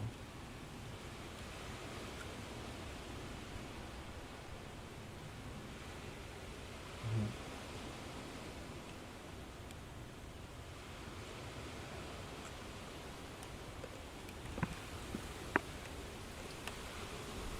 I really crush on you.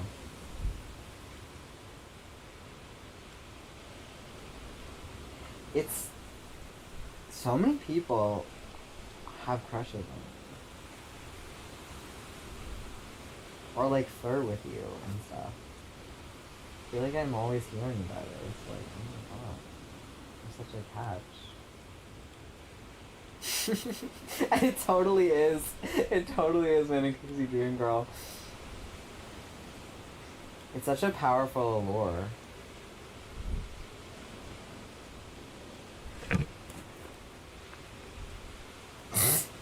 For what? Oh. Yeah, but like, whatever, like, you know, it's just like, if they're gonna dehumanize you, might as well have fun.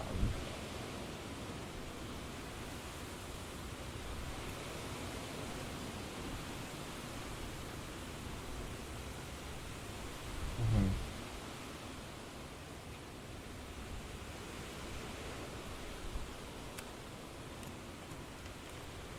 Weird. Why he's so horny for you? Why is he always flirting with you? Like,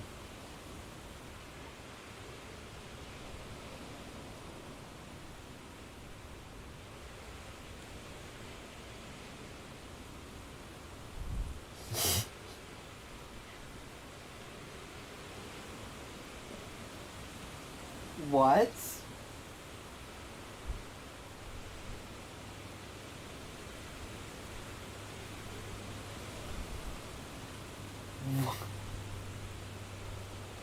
That's crazy.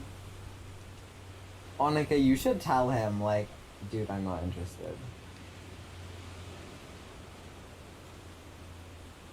Okay, yeah. Oh, that would, like... That freaks me out. Because, like, I feel like I'm that way with people, but then it's like, I'm very serious about it. Like, no, but, like in a, like, I flirt very broadly whenever I, like, get the sense that there's, like, a potential romantic thing. I'm pretty much, like, in there. But, like, I feel like he would, like, do it and then pull back, and it's not actually a thing.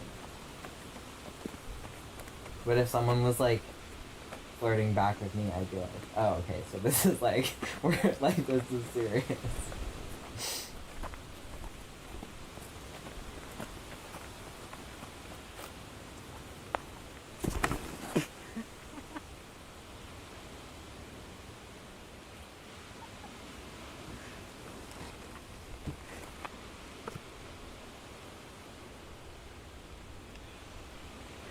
Like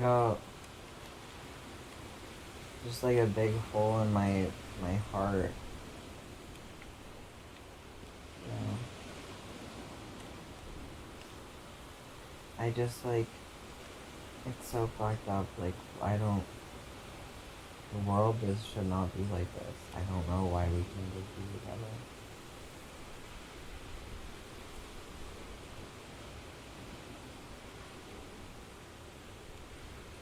I know. You just need to meet someone else who, like, has this feeling in them. Like me. But, like, just, like, if you find someone that you like, you just keep them around. I mean, I'd do anything to keep the people that I, like around. Because, like, it's so hard to find them.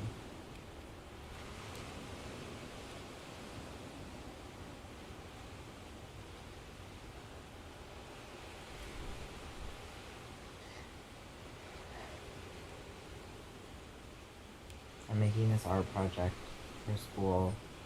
Our first project is, like, we literally have to do, like, 5 different drawings. And it's, like, so overwhelming. Like, for school, we have to do 5 different, like, drawings. But it's, like, no, of, like, specific things. Like, were, like, with specific, like, prompts. And I'm just like, Monica would be so good with this. Like, like, we have to draw something from a bird's eye view.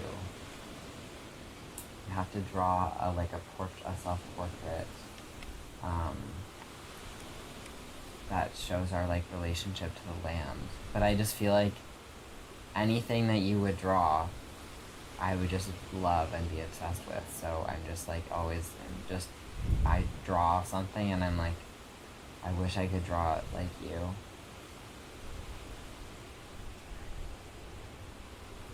Yeah, you're so busy though. You have all your own classwork. But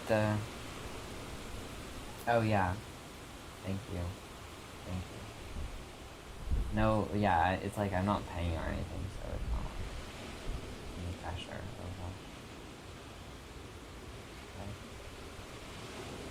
Oh, I was just saying, like, we don't have to paint this, we don't have to draw the self-portrait, we can use any medium. So I'm like, I got this canvas and I like painted it to kind of look like the surface of a lake, but like very abstract, and like the sides too. And I'm like gonna like glue all these little plastic trees that my dad has when he used to like make like miniatures onto it, and it's gonna look like a forest, and I'm gonna cut out like a hole in the canvas, like a square hole, a little one, and on the underside of the canvas, like on the back, all the trees are gonna have like brown string like coming out like roots. Yeah.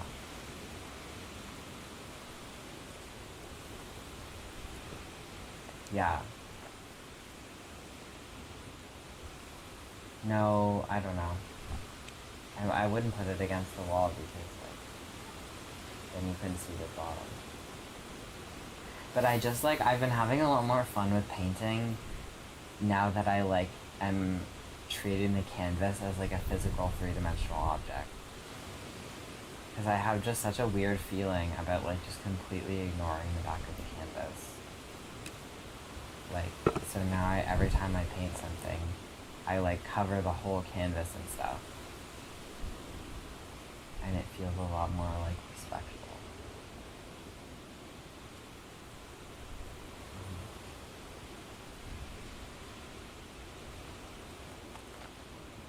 Which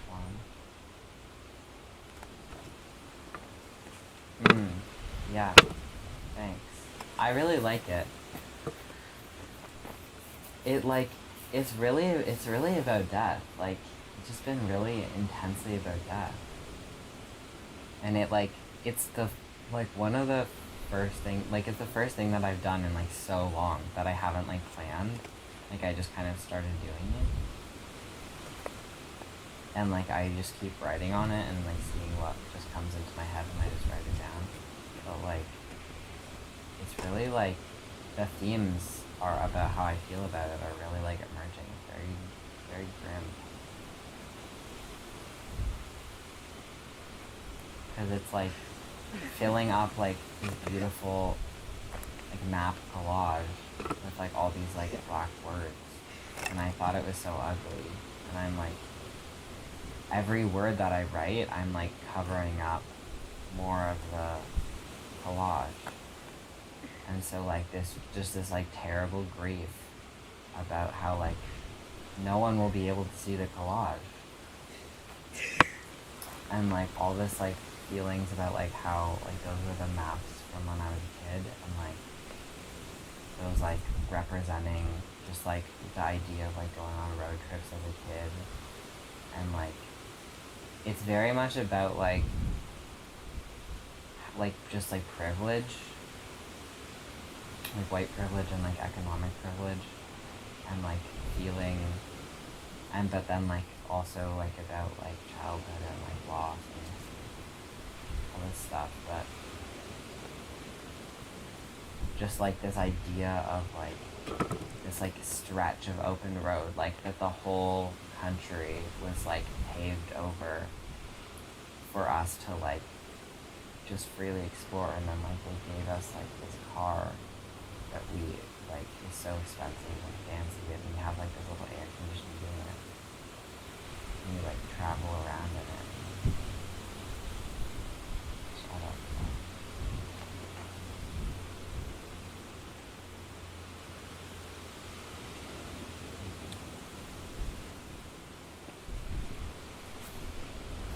Yeah, I think it's like like the themes are really like coming out like interconnectedly. It's like happening, and I realized what I want to do with the like ketchup packet.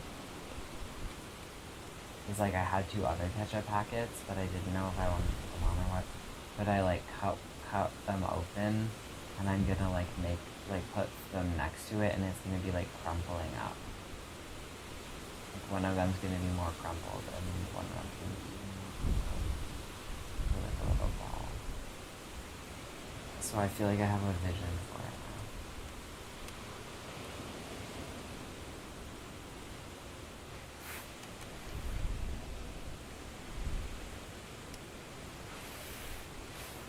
What?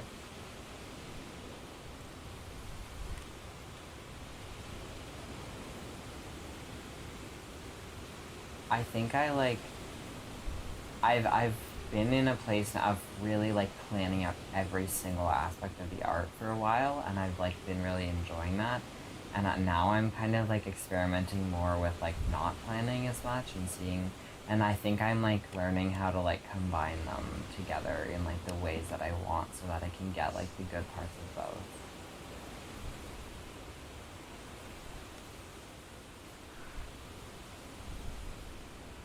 Can no, go. I know, but no, say it.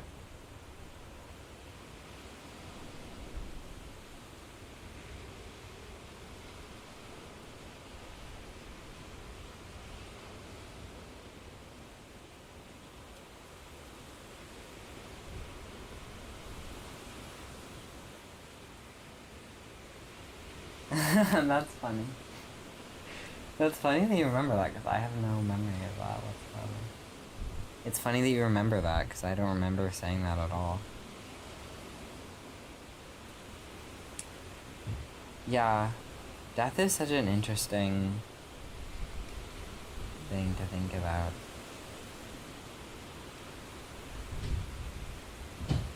I think I'm thinking about death more because I'm like leaving my arc of like thinking about sex a lot.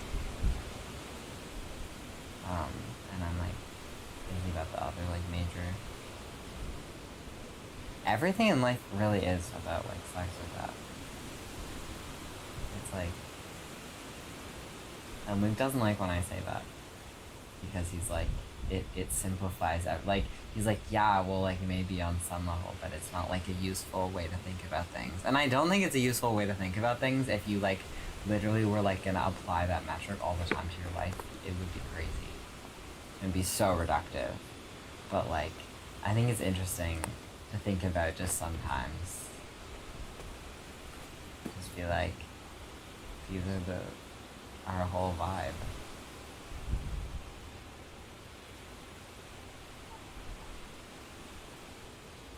Yeah.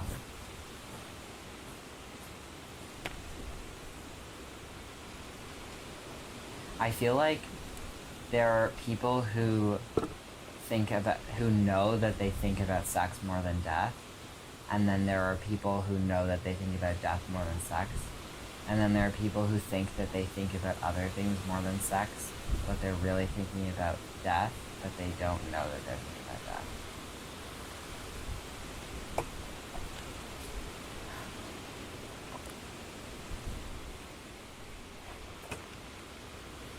But because you're the person, you just said, I think about sex more than I think about that.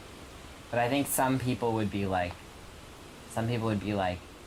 oh, I don't think about sex that much, but I know that but the other things that I think about are not death. But I'm like, if it's not about sex, it's about death.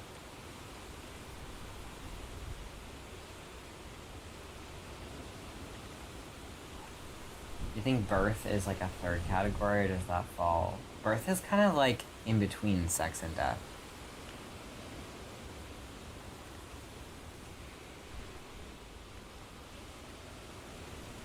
Not really. Maybe I should. Maybe that will come after my death arc, will be my birth arc. Maybe, or maybe there's something else. But yeah, I think it will, I think it will just loop back around to sex naturally when I'm... No, but the thing that I figured out finally, like, in the last, like, the week of our, Etienne and my relationship near the end where it was, like, perfect, is, like, if I'm actually having, like, good sex and the way sex that I want to have and to the frequency that I want to have it, which is quite a lot, I have no need to think about sex. Because it's just, it's happened, it's done. Like, I'm just thinking, because I'm always just, like psychologically horny because I'm, like, just unfulfilled intellectually and, like, emotionally in regards to sex. But when I'm, like, it's done, I think that's a real thing of, like, I want a relationship so that I can just get that shit out of the way. And I can, like, have someone who is just really solid and loves me and has their own life and I really admire and respect. And we can just have sex and, you know, be, like, physical companions to each other. And then for that to not need to be, like, a big thing in my life. That I just... We figure it out, so we don't have to deal with it anymore.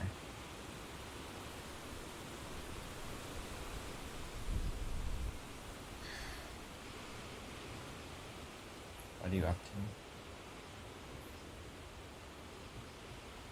Getting what? I thought you said bugs. What are you getting gloves for? What are you doing? Like warm gloves? Damn. I didn't think it was that cold.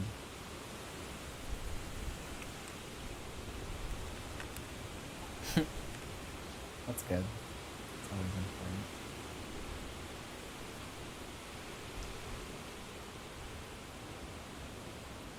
No, but I don't know. It's not, I don't think...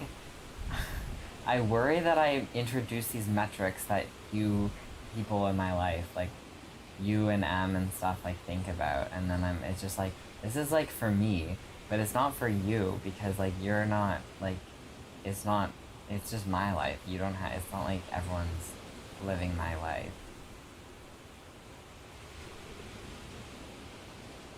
Yeah. I just worry about, like, I don't want to, like, categorize your life before it's happened, you know?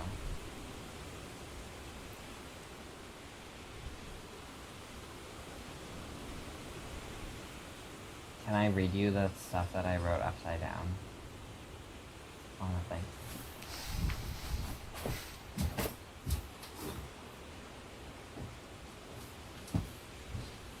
I wasn't gonna talk anyways because I went away from the recorder.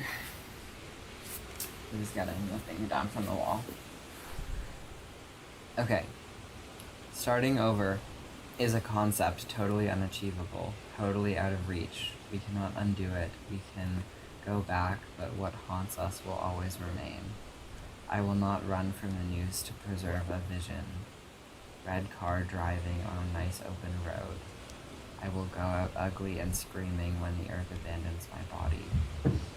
A world of possibility tightens to a sliver, and it's all my fault. Every mark I make is 1,000 left undone.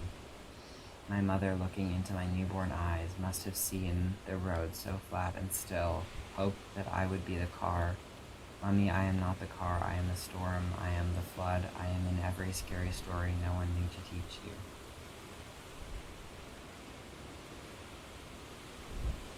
That's all I wrote so far. I was like, these things are like just so come from my subconscious that I wrote, like the things that I write about my parents on this have like I wrote that and it literally made me cry. And I don't even like fully know why. It was just like this intense, like overwhelming feeling of emotion. Just like, I don't know, like grief and pain. But then it was the same thing as when I wrote, I tried to drink from the fountain of youth when I was young, but my father said don't. It was lead as he had not painted it yet. He will never paint it now. So much left undone. That made me like cry.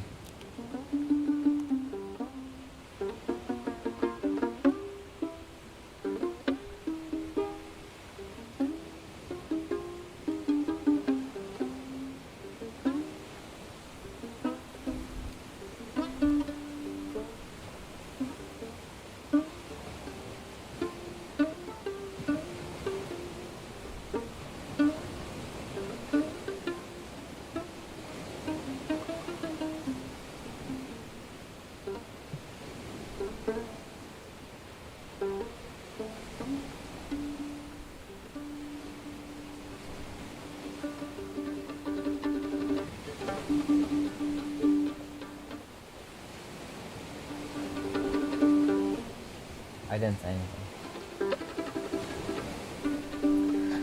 No, I moved back in with my parents.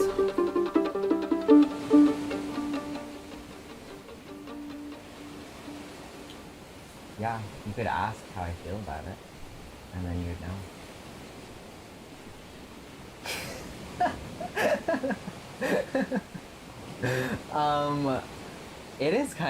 It is, I do feel kind of the way that you said. It is kind of unfortunate, but it is kind of nice.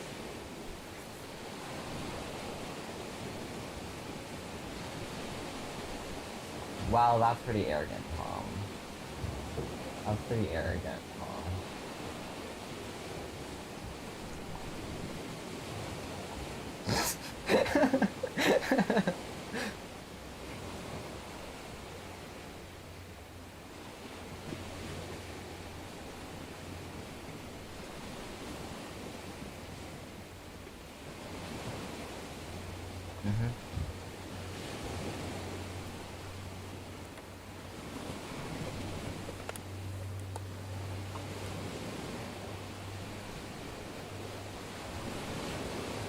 No, I feel that way too.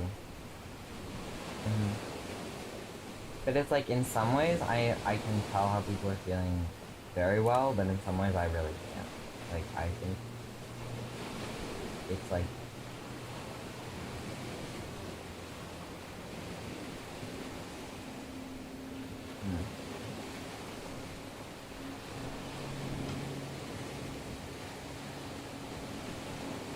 and there's like some people that I'm like, I know, like with Annika, I never know how Annika's feeling.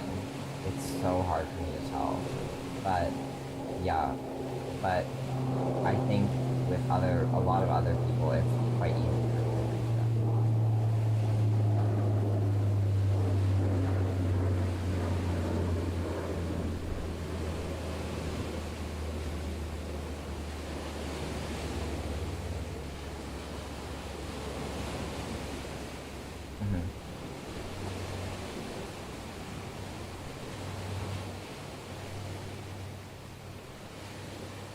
Yeah.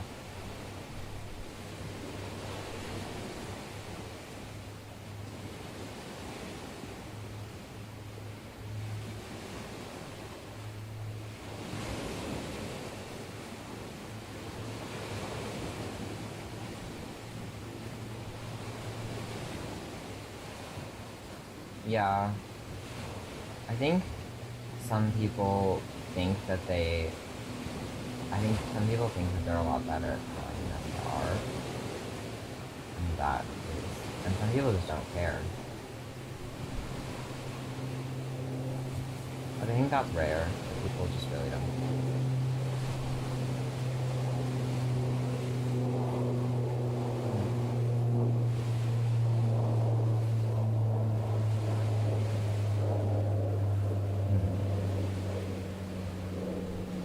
I think that's pretty uncommon. I cannot think of... I don't know. Like, that's like a lot.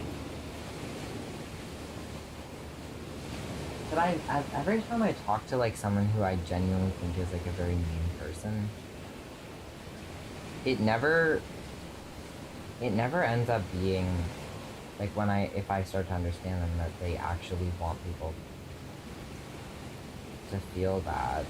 But that's you're saying like they want people to feel bad, and I'm like I don't know, it's complicated, I think.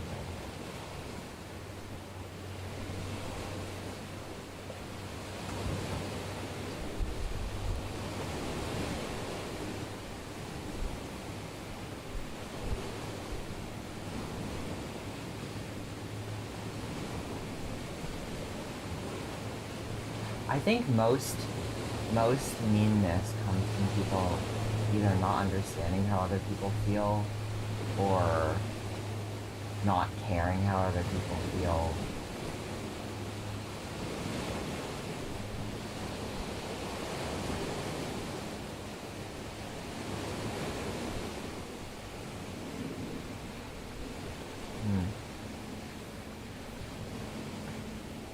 Yeah, I guess, but I guess I think of that more as just like they want to make themselves feel better, and so they don't care about how the other person feels. But I wouldn't say that that's necessarily like deriving pleasure from the other person's suffering.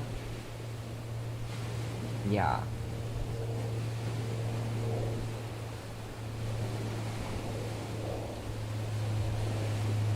Yeah, yeah.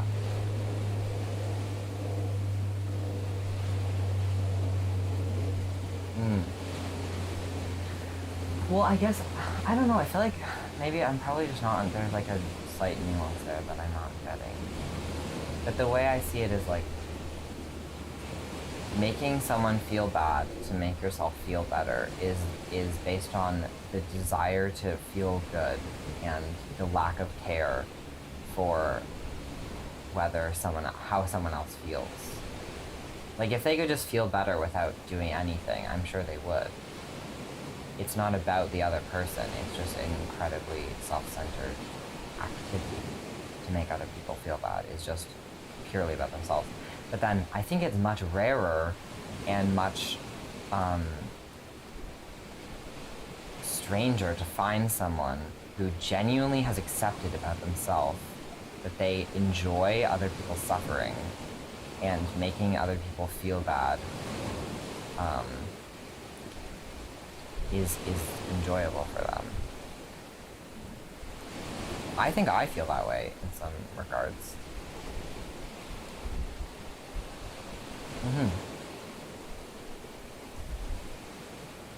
In certain situations, and I think but I think realizing, I don't know, it's complicated. Like, when I realize that about myself, I think that makes me a much nicer person.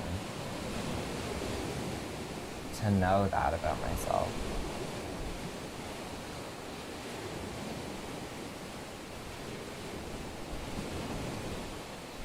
Well, but that's like, I guess that's like sadism, is that it's just the pure delight of making other people feel bad. But that's literally the definition of it, is like to hurt, to cause pain to other people who you enjoy causing pain.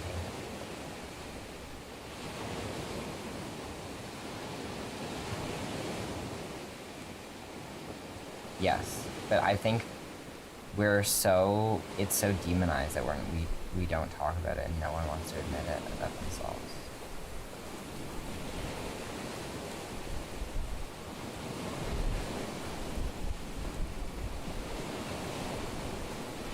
So my outlets, I guess, are like close relationships with people where they want that, because I think everyone also is a little bit masochistic. And there's a lot of different ways to make people feel bad and feel bad about things and stuff like that.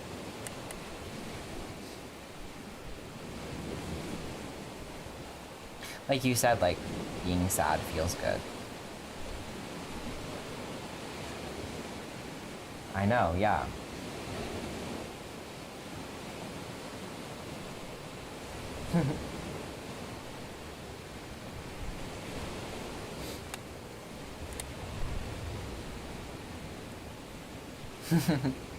Yeah.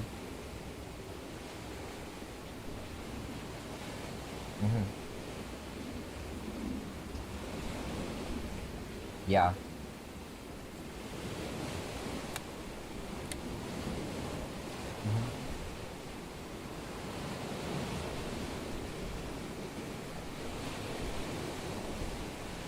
I mean, yeah, then you're not really happy, so.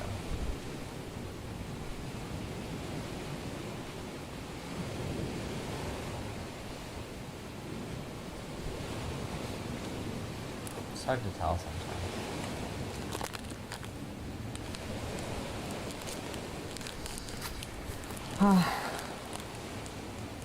Oh my god, it's 11.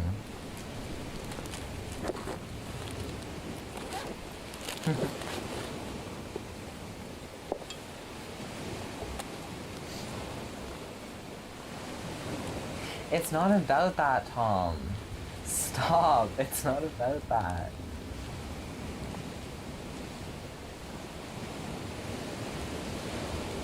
No, because... No, it's not. It's... I enjoy the phone call when the phone call itself was good to be in. If the phone call itself didn't feel good to be in, the recording is nothing. And if the phone call itself was honest and connected and all that stuff, then it is good.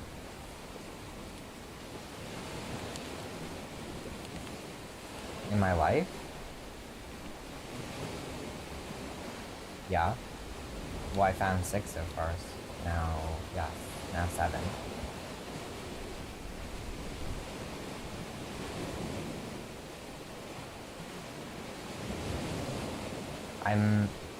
That's kind of like my whole thing, is just always trying to make life that way. Honest and connected.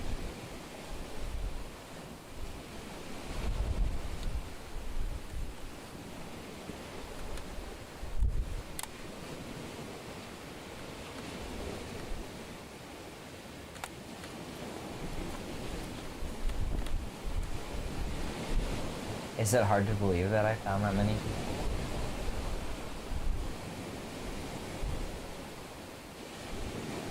You too could join us and be in this weird life that we are living.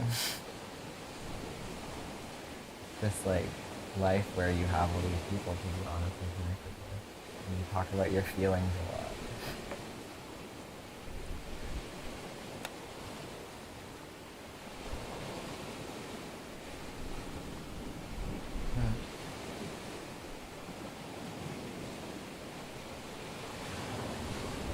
I think you're a very cool person.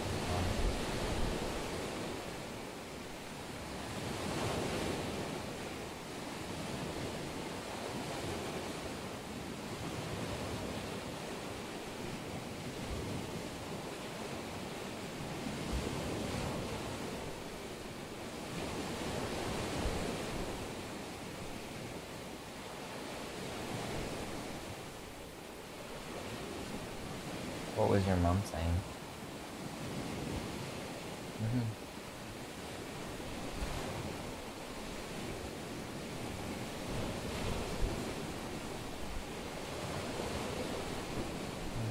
Do you talk to her often?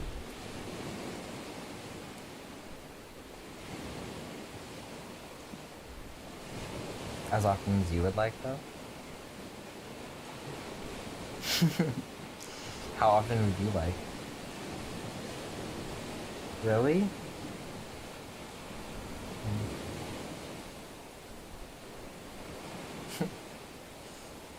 But it feels like that? But it feels like that?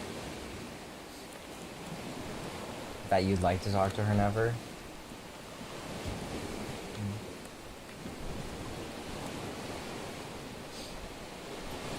Moms are complicated.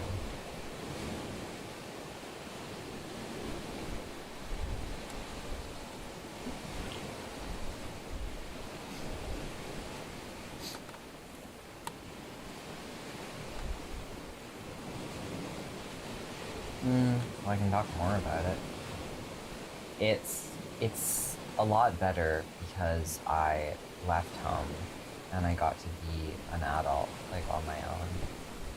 And then I came back and I was like, okay, I'm an adult now, like, I get to, like, have a say in how things go around here, and I think we're doing it wrong. And a lot of things have changed since I came back, and I've, like, been, like, very, like, this is not, we cannot keep living like this. Yeah, so, like, it's a lot nicer than when I was growing up in this house, but obviously it's still not easy sometimes.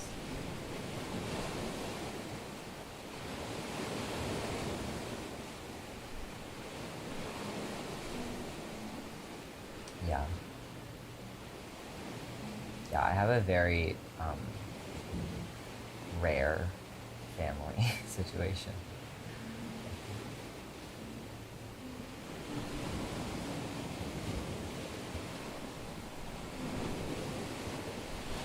For the most part, I feel very lucky.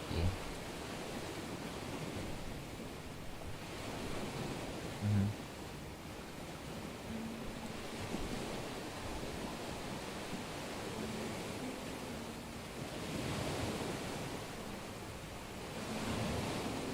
But I'm in like a phase of my life right now where like living at home makes a lot of sense. Like I'm not seeing anyone romantically, and yeah, I don't have like my own income, and so it's just easier.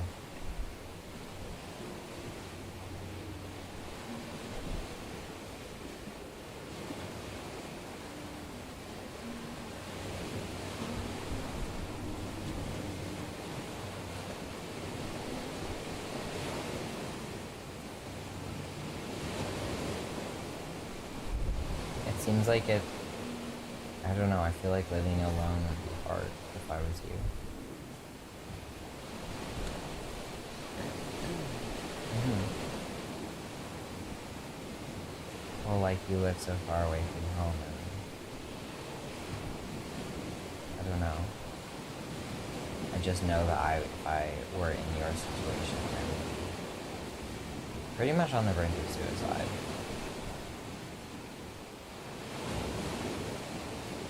True that you are, or true that I would be?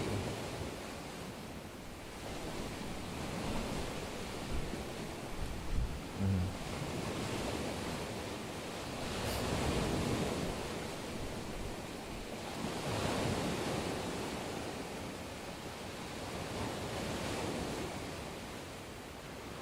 You need a lot of people around to feel good.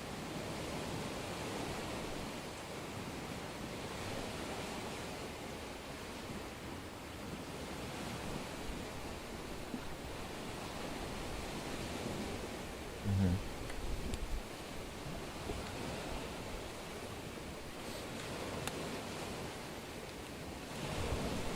Are you lonely?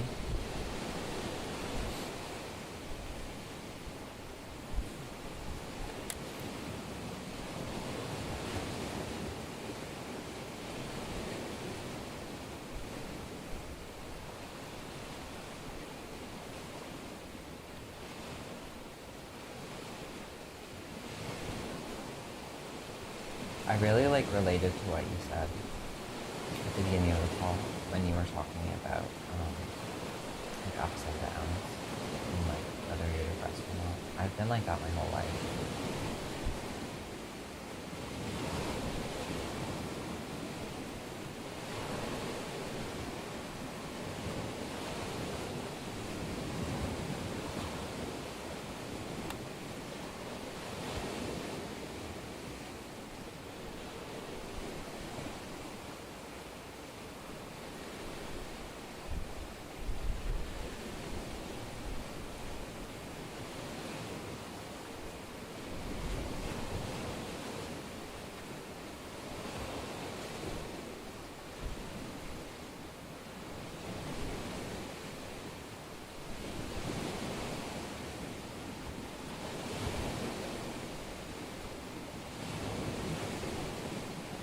I wish that you didn't have to have to deal with it. It's hard.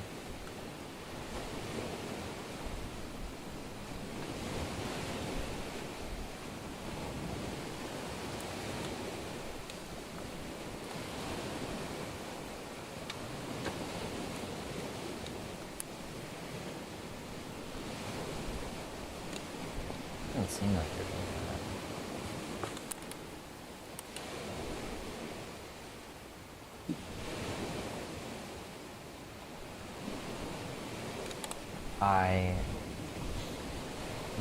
I am also very optimistic, and I also am sad a lot of the time. I think it's like that whole thing of like good art like comforts the disturbed and disturbs the comfortable. And I think like everyone is like, mostly every artist falls into one of those two categories, and it's like if you have like a very hard or like are kind of sad most of the time, like you will make better art if your art is more happy. It makes you feel good, and then if you're happy most of the time, it gives you like your art is like you make a lot of good art that is very depressing and like upsetting and stuff, and I think that like makes a lot of sense.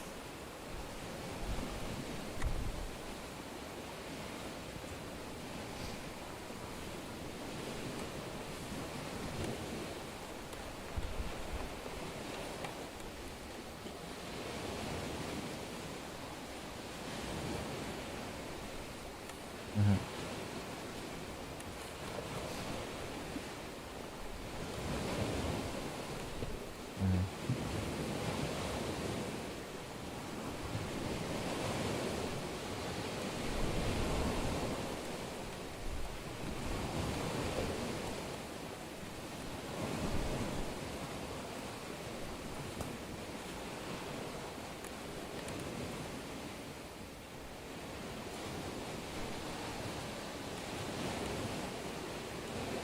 But if that's what makes you happy, then that makes sense.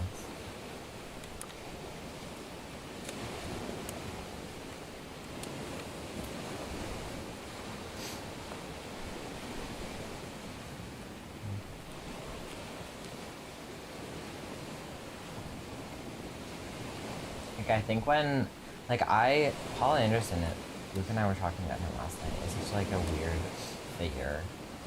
Because he'll make like, Paul Anderson, is that his name? Paul Thomas Anderson, yes.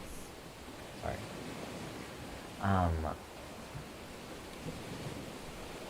He, like, I think his art is just like, needs to be disturbed with the comfortable. Because he's so, it just like, every time he makes, like when he makes like his comfort movies, I'm just like, what the fuck is that? Like, it's just so crazy. Like Licorice Pizza. Oh my god. Oh, it's.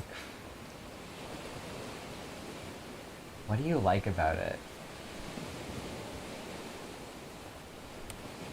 Is it?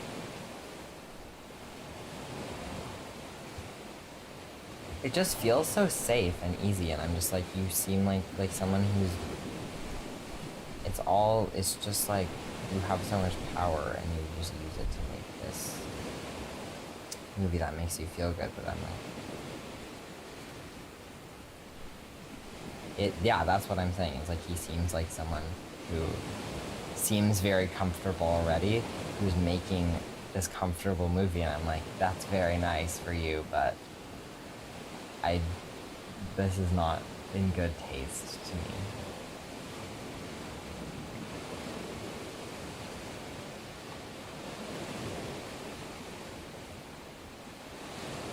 You can judge in what's good taste for yourself.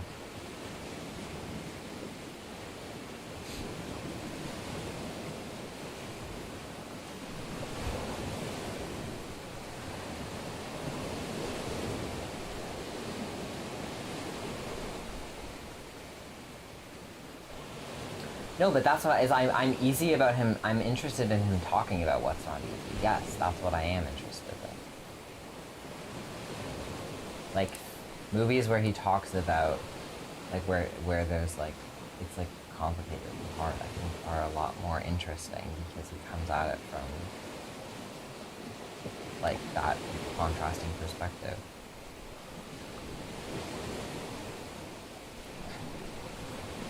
I don't look at him and think, oh, you've had an easy life just because, what, like, he's, like a white cis man with, like, a lot of money. I just feel that in Licorice Pizza.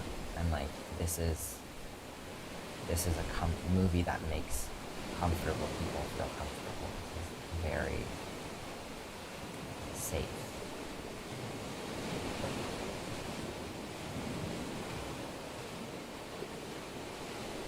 I love Phantom Thread.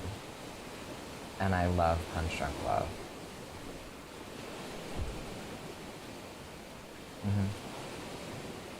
Yeah.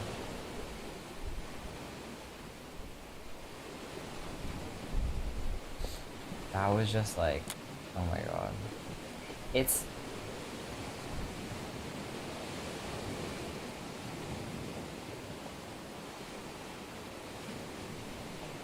Yeah, it's like, but that's, it's like, it's not like realistic, like it's not like every character is like good, but I think I really appreciate that about the movie because it's so just the inside the head of this one guy, and I feel like to him she is just his love interest, and so having her be his love interest as a character in the movie is so in tune, like in harmony with that.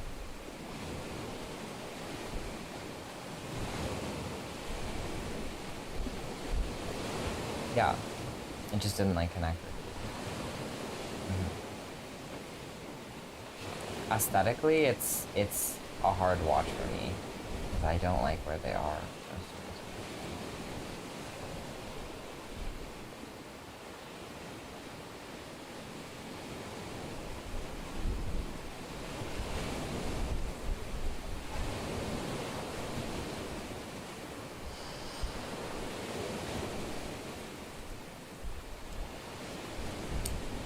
Luke is like, oh, you have to watch There Will Be Blood.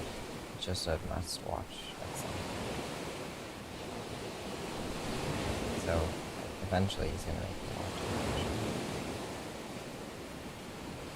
it. You always like don't like when I say stuff like that about that Luke like makes me do things.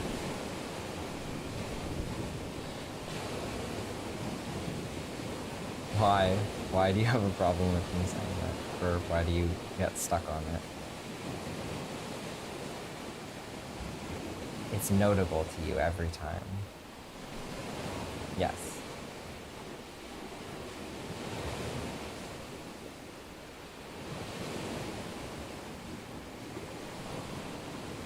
Why not? Why shouldn't I let him make me do things?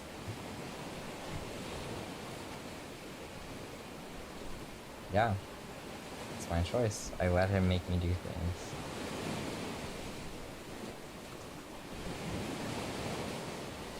But he really does though, like, if I say I don't want to watch a movie, the odds that we'll be watching a movie at the end of the night are incredibly high. Like, it's something that we've talked about a lot and struggled with, but it's like also a very good part of our relationship, so.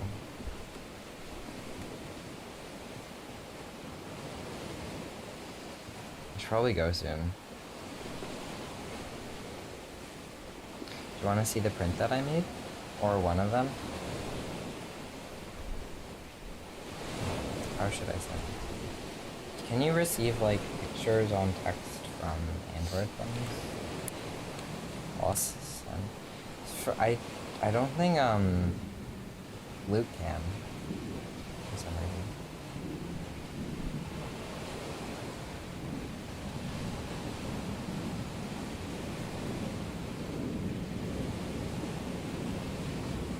Yeah, you got it? Thanks. I'm really happy with it. It's French onion soup.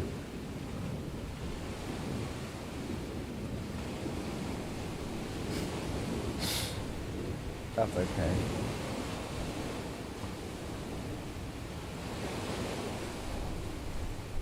Why not? It was really tasty. What about it? It looks crazy.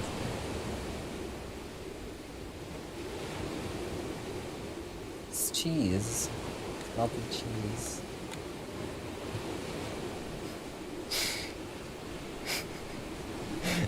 I respect your decision not to eat that though.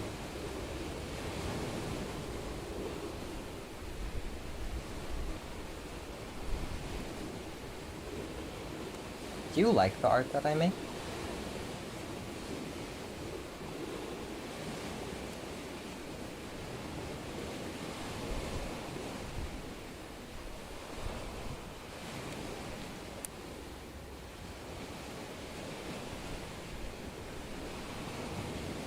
I haven't seen that much art that you've made. Like, I see, I don't know, I guess.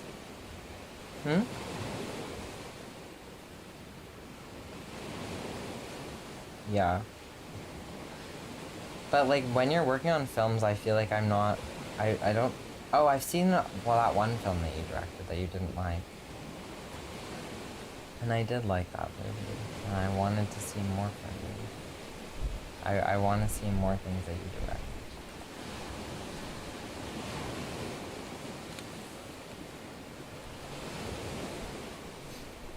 You gotta get past this, like, perfectionist thing, It's so detrimental to you.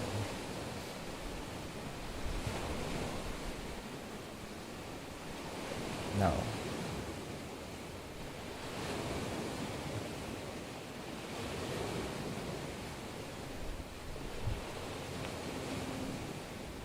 But I think you're not out of it because you are holding on, like, you think that it's a good thing. You're like, but it's kind of good, and I think you'll only change it when you stop thinking that.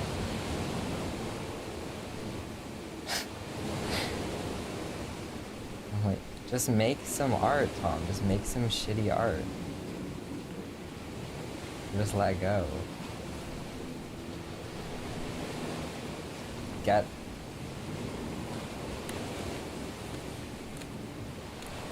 Yeah, but it's just free to just be free and make things that, like, you might make things that you like.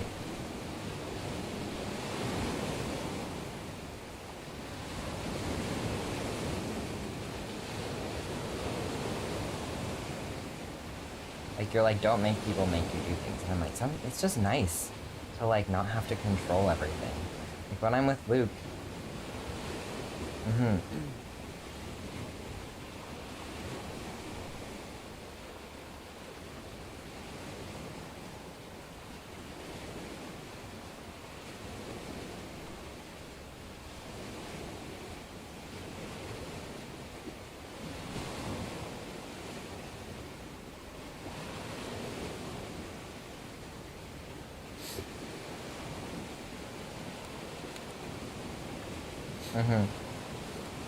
yeah.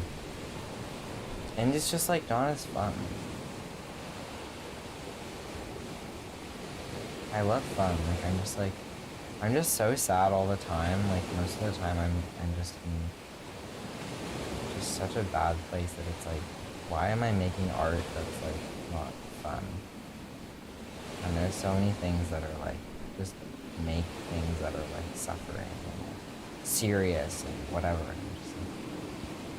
Even if I get a bad grade, like, I just had fun making this print, and I like how it looks, and it makes me happy, so...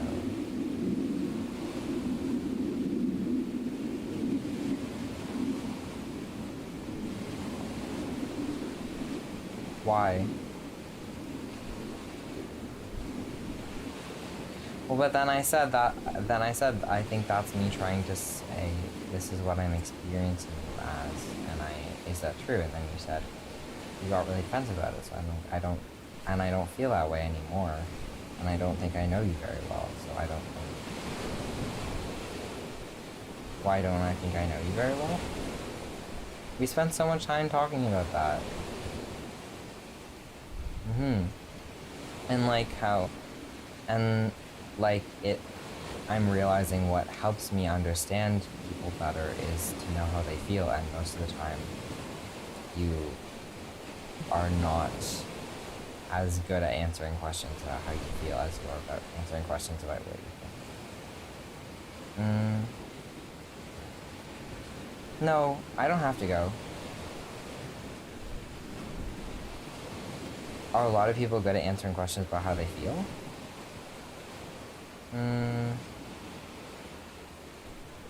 Not a lot. I think it's a problem in our society. People don't know how they feel.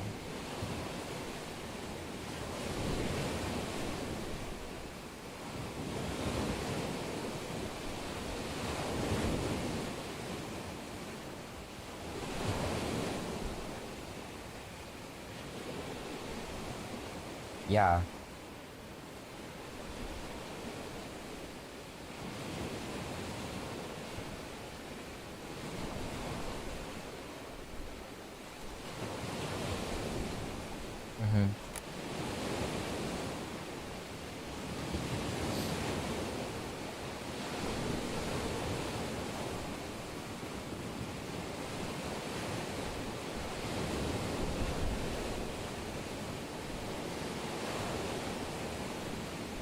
I'm just like zooming really far into this print and like going around it and looking at all the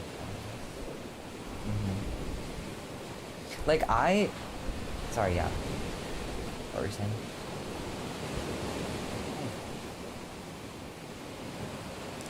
I look at my art and I'm just so happy that I've gotten to this place. Like, I make art and then I just stare at it for so long.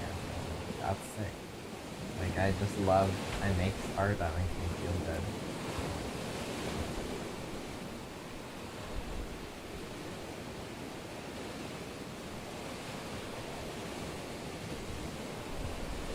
Like, that fan servicey thing that your writing professor was talking about is like,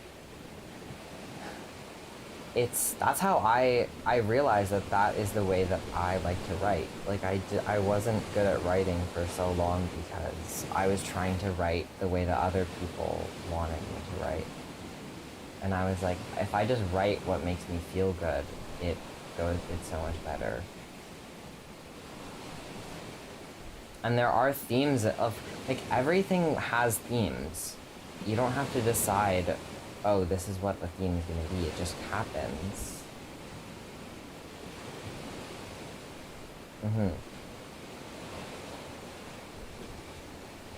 I'm sure she's a terrible professor and she deserves to burn in hell. Yeah. It's nice to have teachers that are teaching you on purpose, though. Like, on purpose. Like, they sort of have this feeling that you're, like, safe with them, that that they know what they're doing. And I feel that with directors, too. Like, there's a lot of movies that I might appreciate some things with them, but I don't feel safe with the director.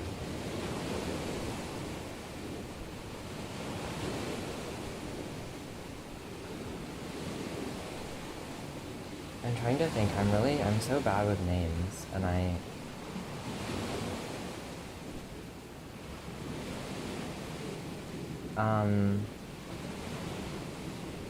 what's that guy on there?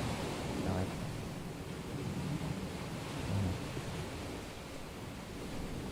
I feel, but there's a lot of, there's so many, I just can't think of them right now.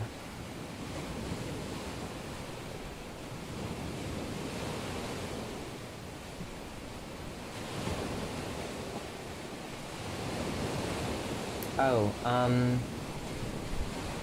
it's a good movie. It's got some interesting bits and stuff in it, and there's a lot of beautiful things. And it didn't stress me out as much as I thought it would. I don't like plots where people cheat. I don't like cheating. It's just stressful. I don't like secrets and lies.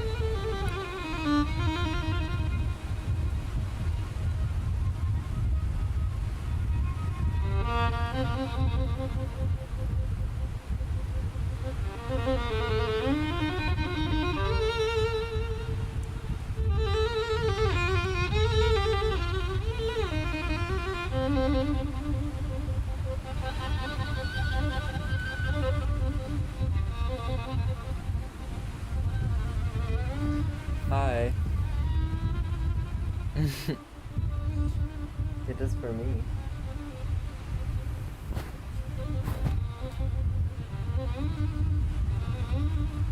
Yeah, that's crazy. That's a lot. Is that?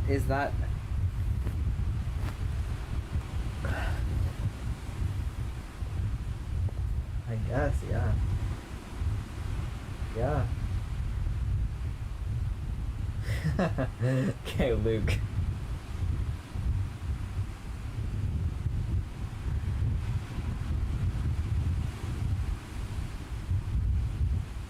Yeah.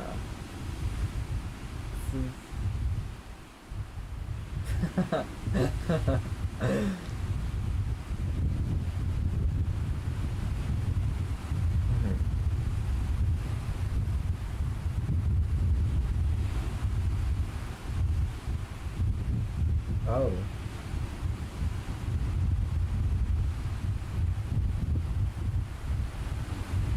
That's horrible. I don't want to talk about this. This is so scary. Like, was this good that you did it and now I have to do it by proxy?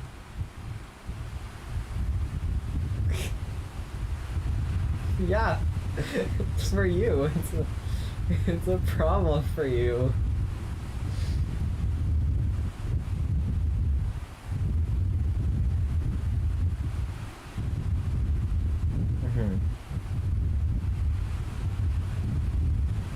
Yeah, I remember that question.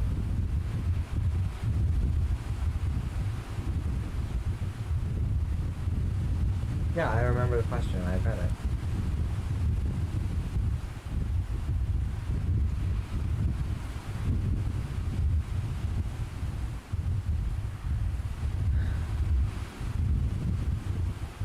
I feel like you can talk about the modern, like anything you want, as long as you defend why you think it's relevant. Do you think like, I bet you just haven't defended why it was relevant, and if anything, you take marks off for that.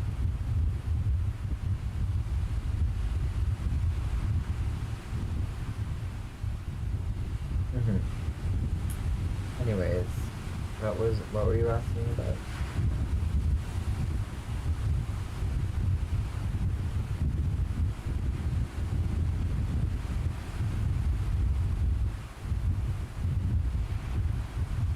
So did you agree with him or disagree with him?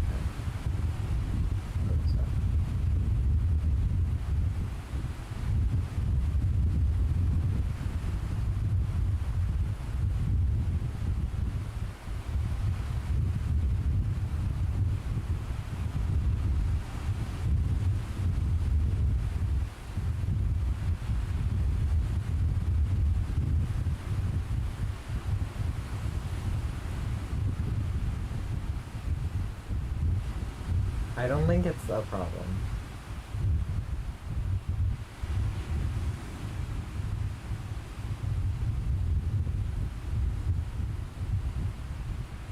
That's very well written, Luke.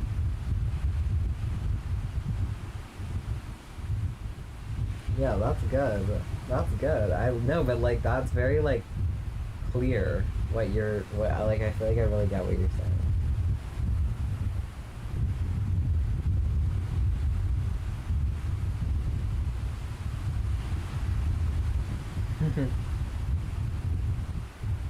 Yeah. An 80 always hurts for me. Yeah. Yeah. Yeah. You have to say excelled. Like if it's excellent, you excelled, and if an 80 is not excelling.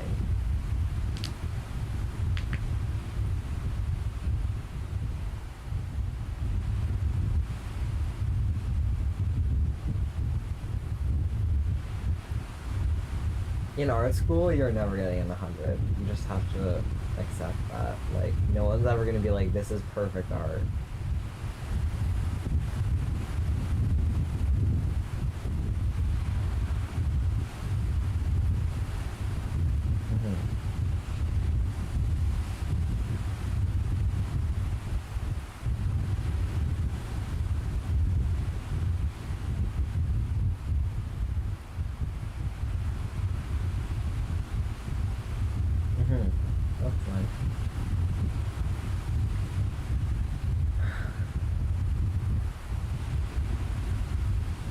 You're not in art school though, that's the thing.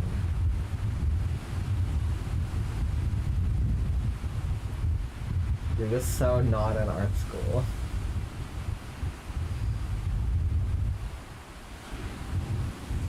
I just know what being in art school feels like and what not being in art school feels like while doing a creative profession training thing, and it's just not.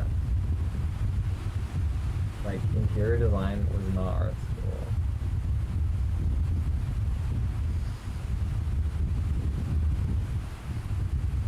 No.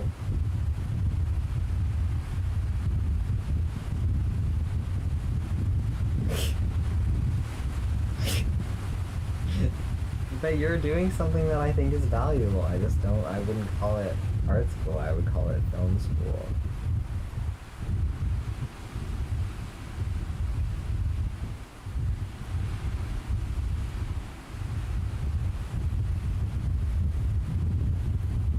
That's nice of them. In the like pro anorexia like Tumblr, there would always be just like so much like self-care, like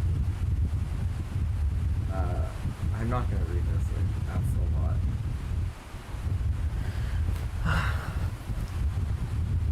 I have such a bad headache, and you're just filling my sad little brain with like all these like really big ideas. I can't handle it.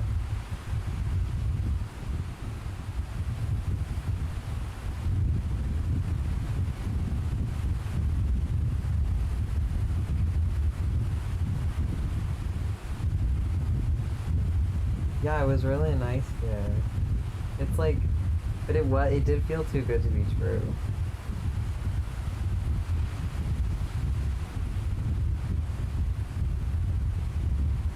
You did.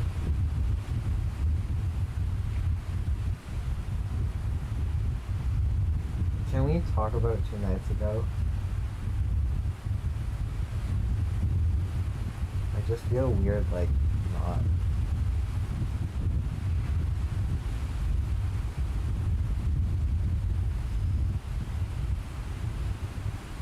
Yeah, I know. I didn't feel like we were avoiding it either. I just feel like now is the time that I would.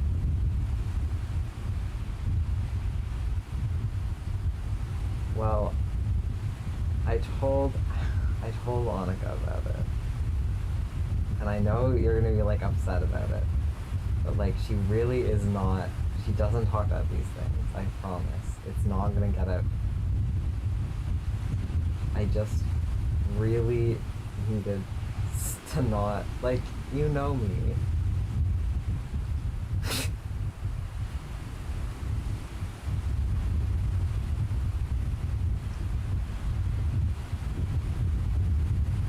If I had another close friend who wasn't so, like, connected to the situation, I would tell them, but, like, you're all together.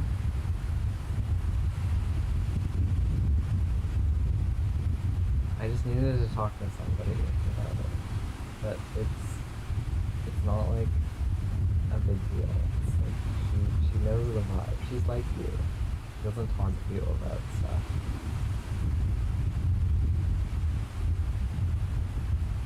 I don't know, we talked about a lot of different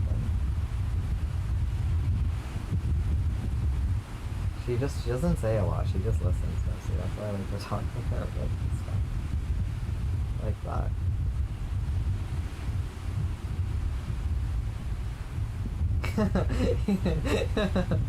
Yeah. That's like a lot. That's like, I would have been so upset. Like, I can't.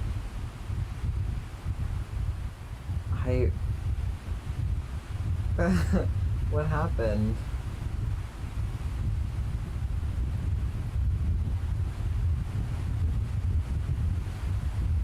Yeah.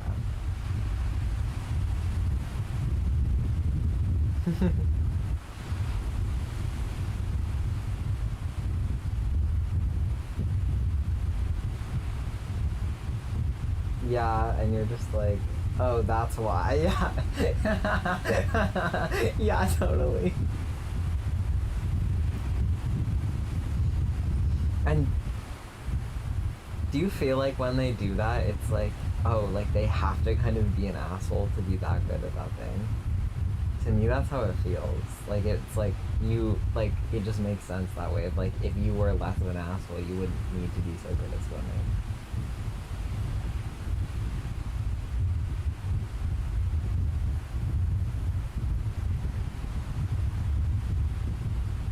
No, I don't know. It just like it's like it just makes sense for those people for me in my mind. Like it feels like it comes from the same place. Not that like everyone who's good at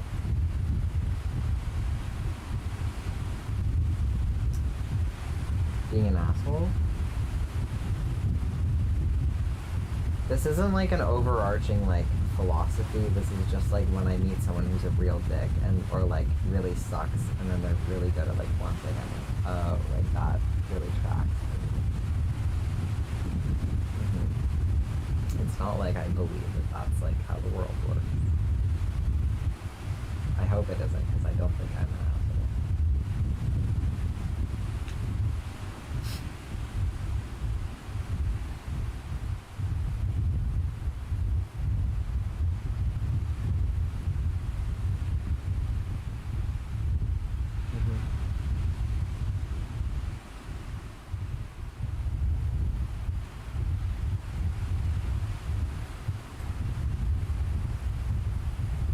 I don't know, I just wanted to like, I just wanted to know, I don't know, the thing I was like worried about is like, you know, it went like farther than usual in one direction, so like there's gonna be like a kickback, the same the same intensity in the other direction.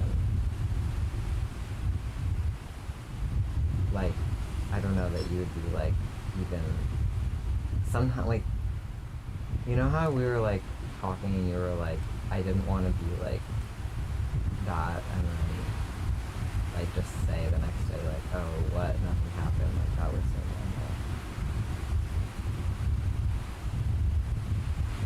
normal. Like sometimes, like usually it's like something a little like, you know, something will happen, and then the next day you do that, and you're like, oh, that was so normal, like whatever. And I don't mean like lying, but just, you know, there's like a kickback a little bit.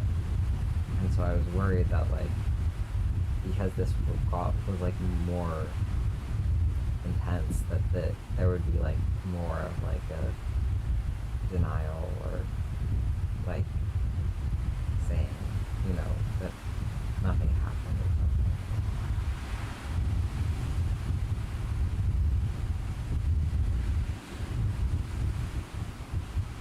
That's all.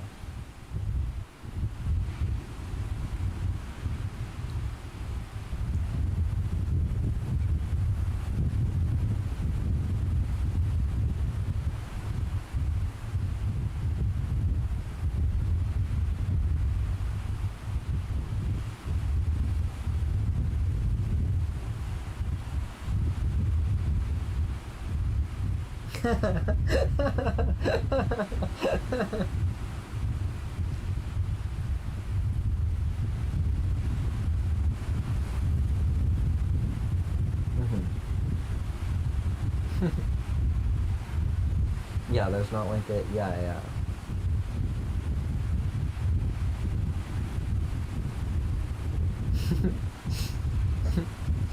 But there is like, I think I'm just like, there's like a admission and retraction emotionally when we get high. There's like things appear and then they like go back. So I think that's where like my precedent.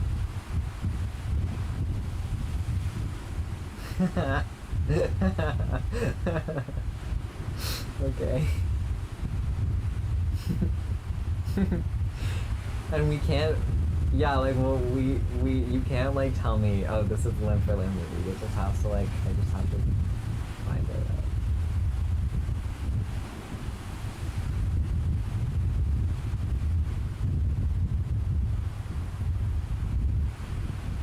I feel like I finished my thought. I was just, well, you asked how I felt about it. But then I kind of told you, but you were coughing out, too, so it's like...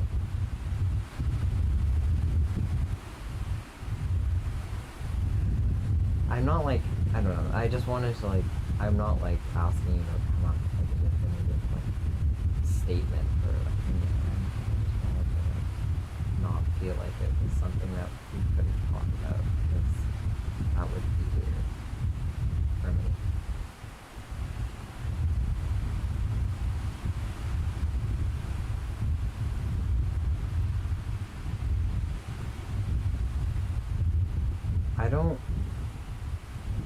I don't know if like, I don't know, because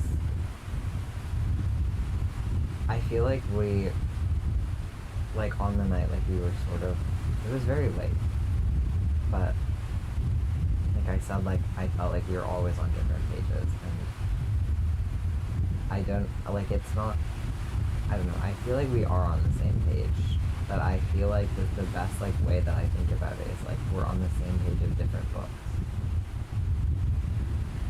Where it's like, I just feel like we come at things from so different of like a place, but like, it doesn't, like I don't want anything to change about like our dynamic.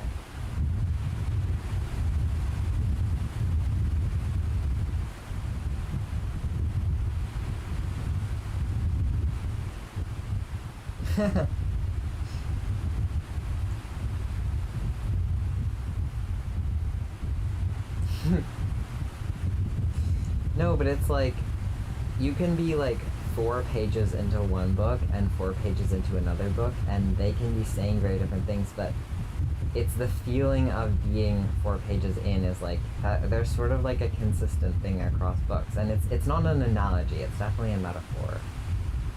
Like it's not like meant to be exact, but I'm like, it just like, I do feel like in a lot of ways we are on the same page, but I feel like to just say, oh, we're on the same page is misleading, because I feel like that communicates that we are like feeling the same way about something. And I feel like we never like are feeling like the same way about something.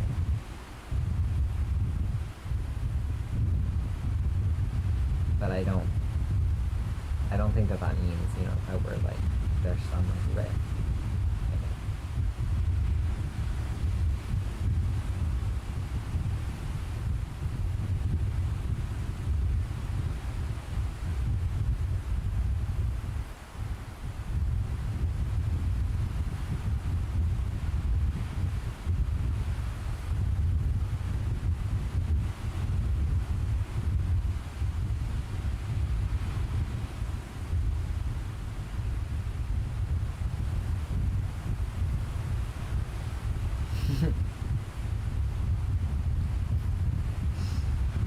Yeah, and that's how I feel too.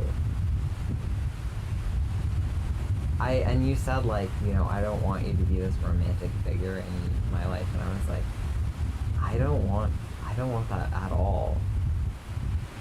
Like whatever idea of like what the word like romantic means, I just like being how I am.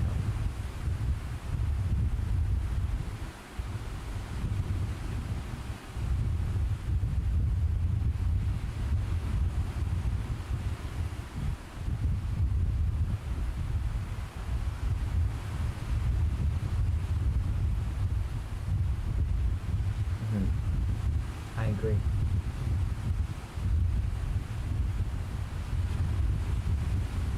I think it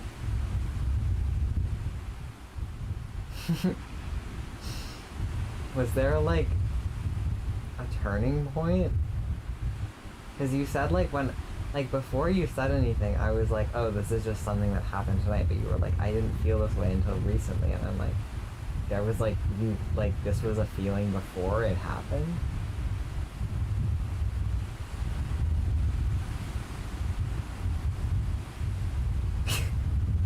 Okay. Yeah. It's kind of just vague.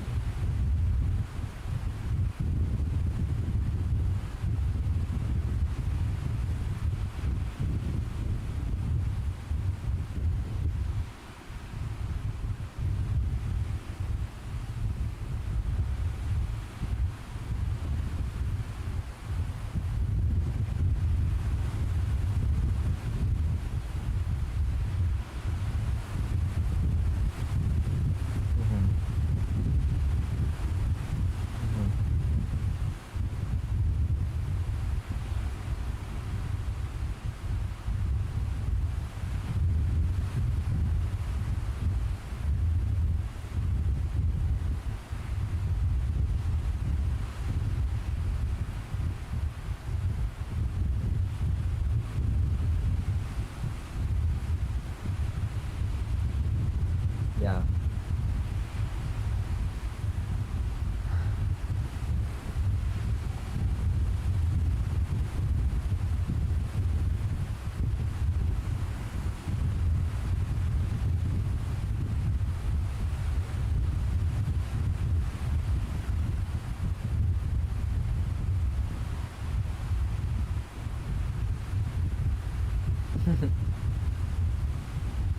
No matter, like, I don't know, just like, yeah, again, this like thing of like whatever, like, direction, like, not direction, but like whatever, yeah, I guess direction our relationship like takes in the future.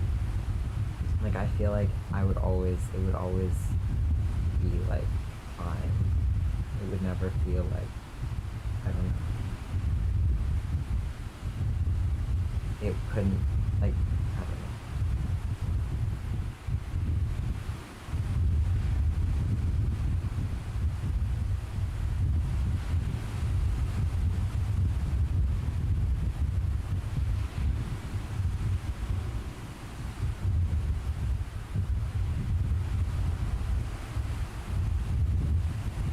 know.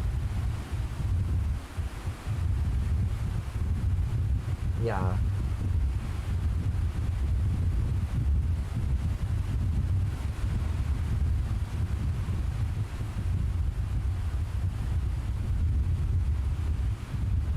Yeah, it's definitely, because I know what that feels like to be using someone for that, and it's not like that.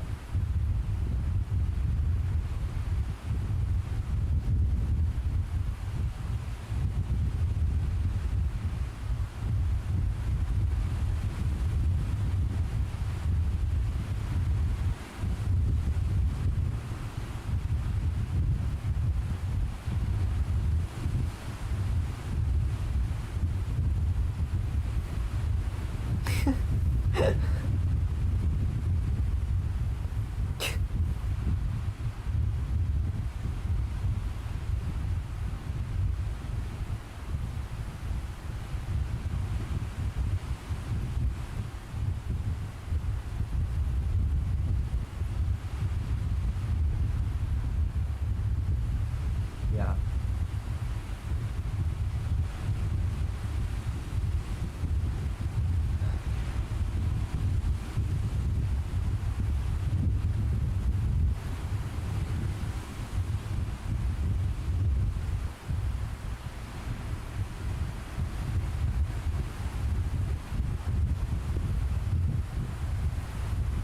Yeah.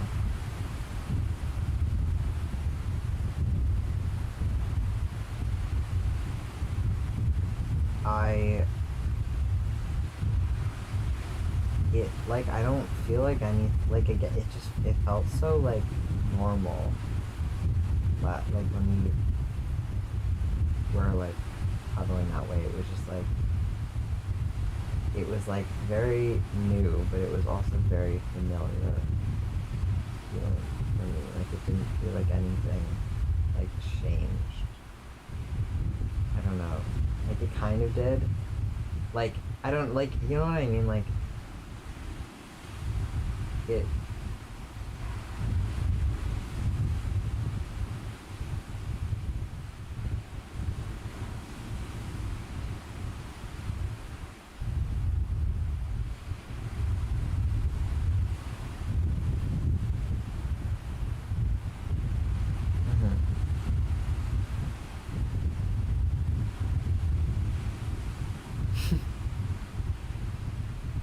But I think, like, it changed the way that I feel about, like, other parts of my life. Not about our relationship, but just, like...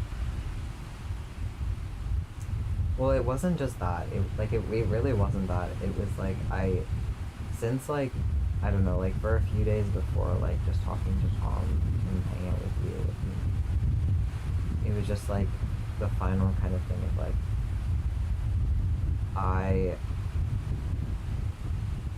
I guess I thought that, like, for anyone, I don't know, like, I thought that, like, that if I was going to like, I don't know, do certain things or like have like a physical connection with someone, that it would have to feel this very specific way. That is like the kind of people that I normally like go for. Because like Ken and Tom, like, where they're kind of like scary and it doesn't feel very safe, and they kind of like, it feels like I'm kind of being put on like a pedestal, and like there's all these like weird emotions around it, and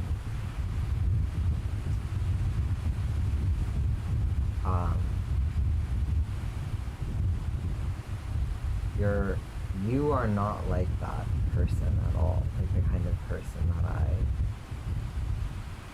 am like drawn to that way. But I think like no matter what happens with us, I think I need to stop going for people like that, because I don't think it's good for me to feel like when I'm with someone, they're like attracted to me in this way where like they like to look at me and they're really like obsessed with like, I don't know, just like the idea of me. Like it was just nice that, you know, I just felt like you look at me and you just see me and it's not like a weird thing. And then we were like cuddling and stuff, and it was just like we were having like an experience together, and that was nice. And I want like other parts of my life to feel that way. I don't know. So it's like, and it.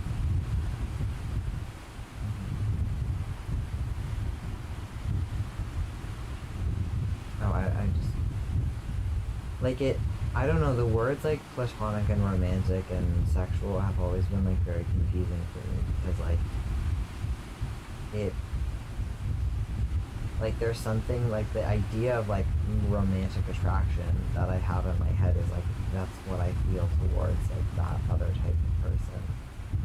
And then what I feel towards you feels very like comfortable, what I normally call like platonic.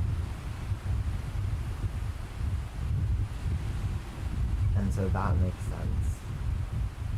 And then, but then also like our relationship to each other and perceived from the outside is not like any other relationship that anyone else calls platonic.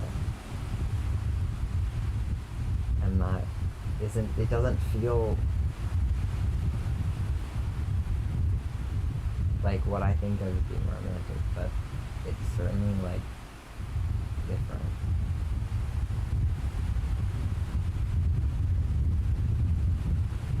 For me, and I don't know, and I know it's for you, and so I just don't, you know, if you need to like be living this like it's this thing of like, oh, we can like do this, but we can't. And that we can just be like, oh, it's just like, you know, this physical thing, and it doesn't, you know, but it's totally platonic and whatever. And I don't know, like, I don't want anything, I don't want to be like, I don't know, like, different than I am, but I just feel like what I am is not.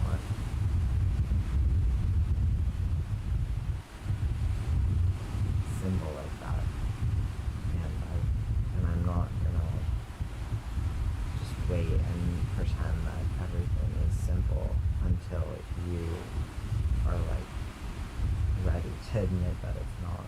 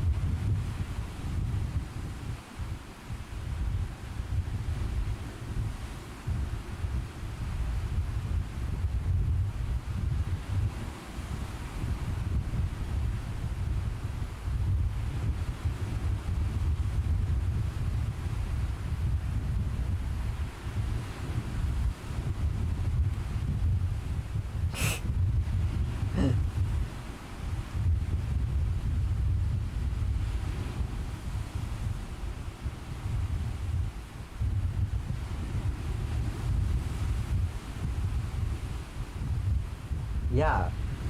And that's how I feel when I look at you. That's exactly how I feel when I was like, I feel like anything that happened would have to be in the dark, because I look at your face and I'm just like, that's Luke.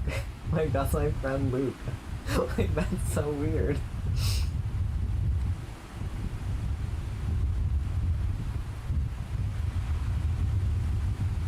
But I hate, like, every time in my life that I felt like I look at someone and their face is an image of desire, it's been associated with incredible, like, stress and discomfort.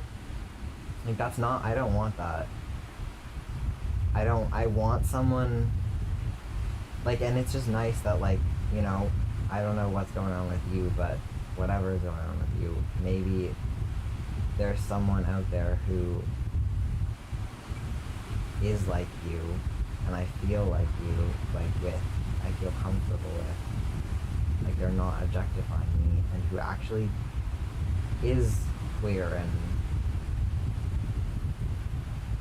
like, I can, you know, have an actual relationship with.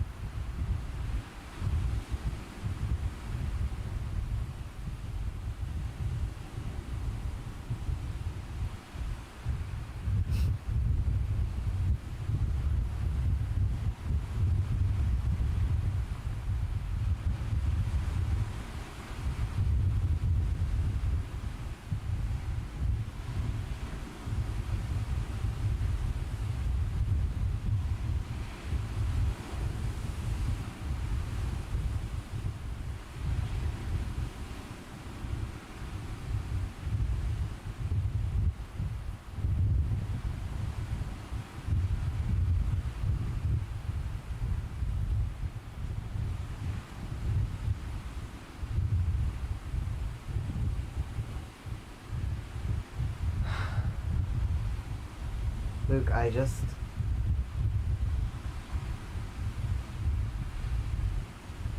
did you ever think this was gonna happen?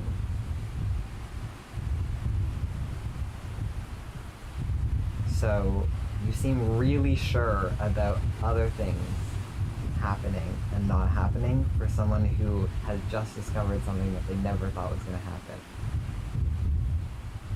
And you can say, oh, I'm so sure about all these other things in the future. And I'm like, okay, but you were so sure about this thing too. Like, so it's not that I don't know, I want, like, to believe you because I trust you and but, like,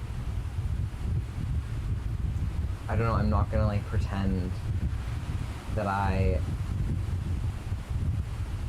think that, like, what do you think's gonna happen if we kiss? You think that's just gonna be like, yeah, whatever. That was fine. Let's just, that was good to know what that was like. Now it's done.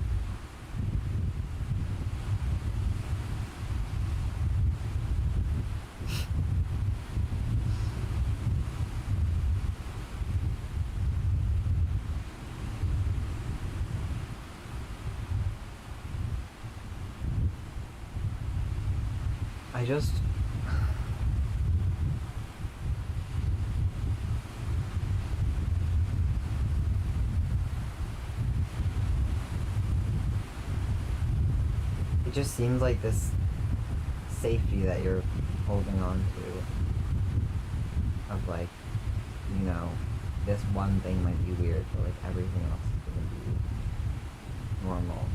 And I'm just like,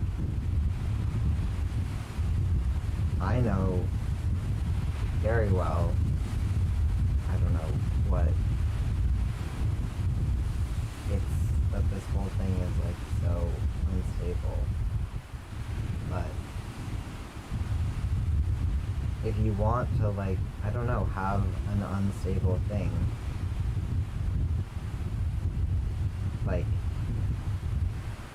I don't have, like, this safety net of, like, that I get to, like, fall back on, of, like, oh, you know, whatever we're doing here, or I guess I could, like, what, you know, oh, whatever we're doing here, like, you know, this isn't, like, you know, I'm gonna, like, there's gonna be some girl that I haven't met yet, and she's definitely real, and I have a imaginary relationship with her, and that's important to me. And it's just like, that's,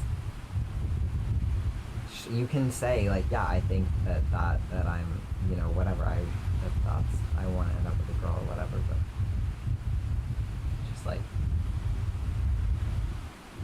there's distinctly other things going on here, and that are happening.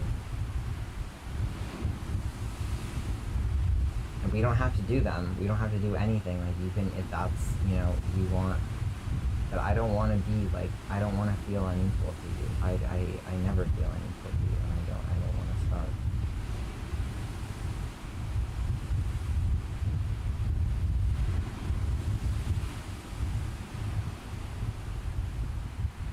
I don't know, where I'm like trying something out and being vulnerable with it, and you're trying it out, but with this like, I don't know, like you get to have like one foot in, one foot out. Where like you're saying that there's no possibilities for anything when you don't know yet. Neither of us know.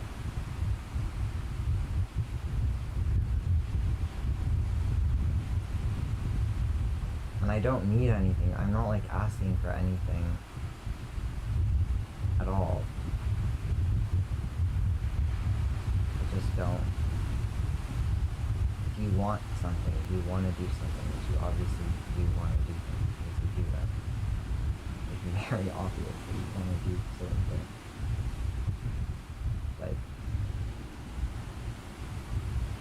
Like at least like commit to the experiment.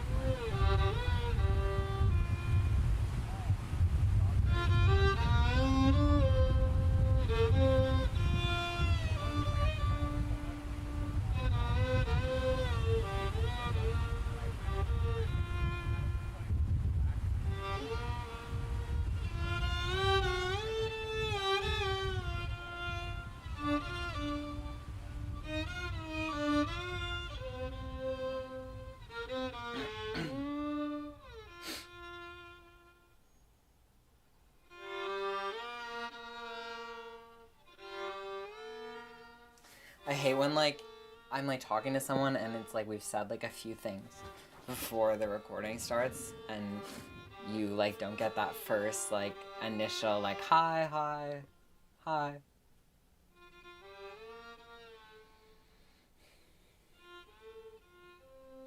Thank you. Yes, my hair. Yeah, it's getting where I want it to be. The back is too long right now. Luke's cutting it today. It's just me like an inch shorter. And then like the goal is like for these to be like down here.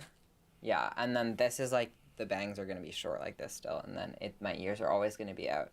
It just like, this is the hair that feels like right and like also like looks right in like every way, and I just feel like really like I found my hair. And I hate when hair like covers my ears, but I love when it's long. So I just cut the hair around my ears.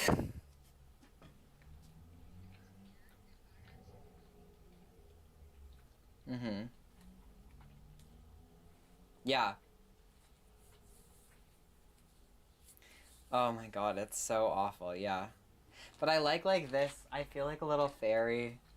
Like, yeah, but definitely like, I don't really like this part of my jaw being so visible. Like, I would like it to kind of frame my face more. So, but that's, yeah, it's just getting there. I know. Um, oh my god. Janine, it's been crazy. Janine, oh my god. Like, I...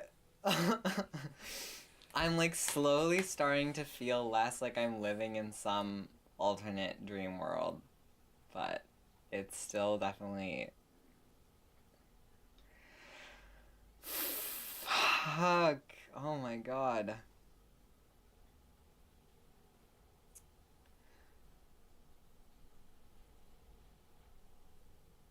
We see each other like all the time.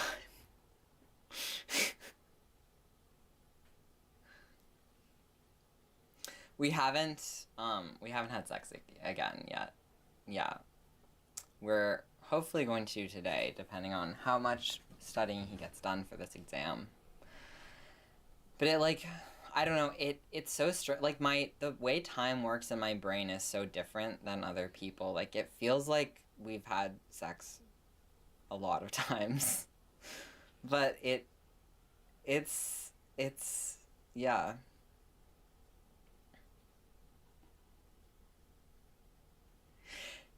Yeah, like it's just so like I think like I'm just very able to see sort of like the logical future of things sometimes, so it feels like yeah. Yeah, so it's just like of course yeah, but it's I mean, and it's so nice to be around him and not feel like we have to have sex. I've never like felt that way with someone who I've had sex with where I'm like we're together and we're like touching and I'm like this is what I was getting from sex. This is what I was trying to get from sex before. And I'm getting that without having sex with him. And then when we have sex, I'm getting something that I never even knew that I wanted. It's like it just and it doesn't feel like for either of us, like we've talked so much about it and stuff, that like it's so different than any like sexual relationship that we've had before, because it's like I don't, from my side of it, I don't feel like this sort of like objective interest in him. Like he's just like when we're together it feels a lot more like we're looking at the world side by side than we're looking at each other. Yeah.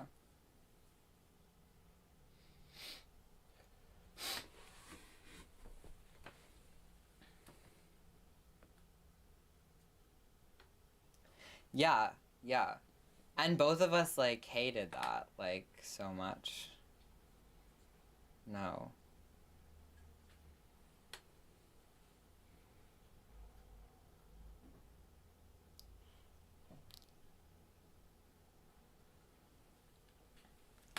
I know. I mean, we are best friends. We're like, I mean, we've been like actual, I don't know, we're still like, we're like all of the, it's really nice. Like, it's just also, it's so, there are just so many things that it's like, we're just so stressful before that are just not like a problem. Like I feel like I told him like I feel like I've been riding a bike that like the handlebars go the opposite way of the wheel for so long, and now I'm like riding a normal bike and I'm like, "Oh my god, like this makes so much sense." Yeah. Like I was getting like I was just so happy, and it was like I get really stressed out when I'm like, because it was all I could think about, and I was like I don't, I hate that feeling that like I can't, but it's like I don't like, I don't know, I don't feel like I knew that it would go away, and it didn't feel the same as like with other people where it was like I knew it would sort of settle, but then every time I was with him I'd be so like happy, it was like crazy, and it was just getting like, there was like this very like sort of romantic part of me that kind of gets swept away by stuff like that. But then I hung out with him, and I was like, I felt like shit, and like he did stuff I didn't like, and I was like annoyed at him, and it felt really weird. And I was like, I went home and I was like, that feels so good that can be that he doesn't always make me feel good, and that he's fine with that. Like,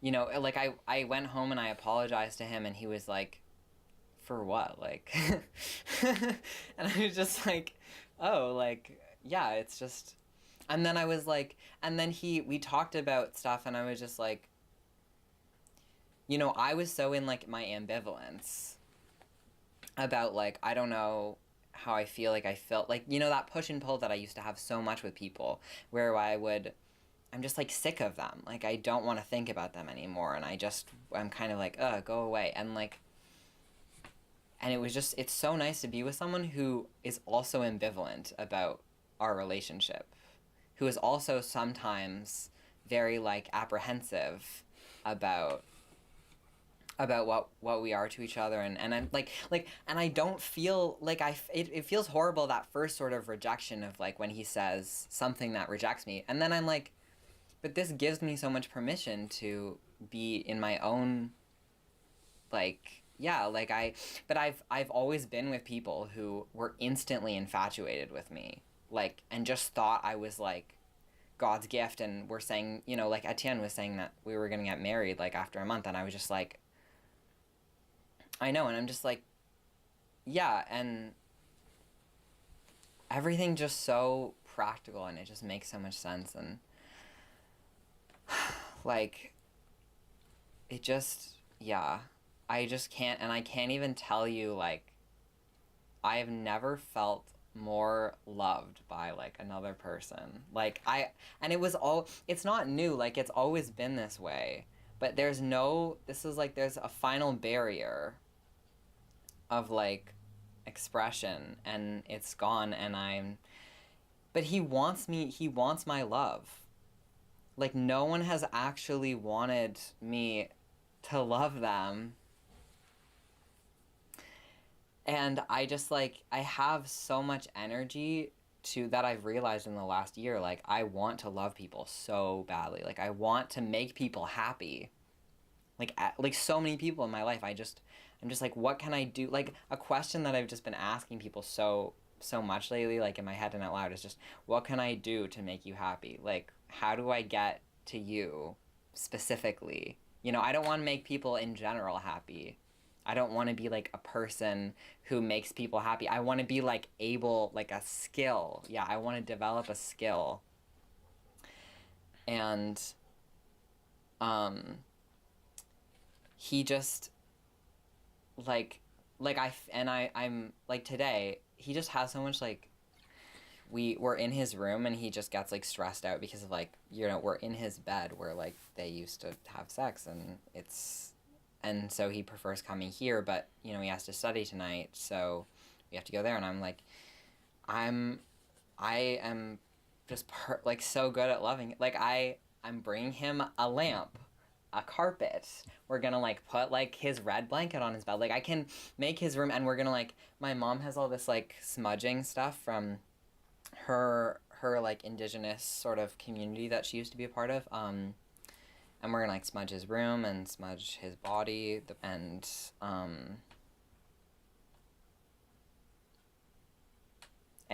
he said, and I said that, and he was just like so happy, and I was just like, I have all this like ability to do these things that I know will make him happy, and I was like, why did I not do this? I used to feel so stressed out when Etienne would want me to do these things, but it's like, it's because it wasn't in it actually being invited. Like when I wanted to show love, it was so, all this fear, they were like so afraid of my love, and it's still kind of like, I think both of us are kind of like unlearning a lot of like, you know, that the other person isn't gonna be the way that it used to be.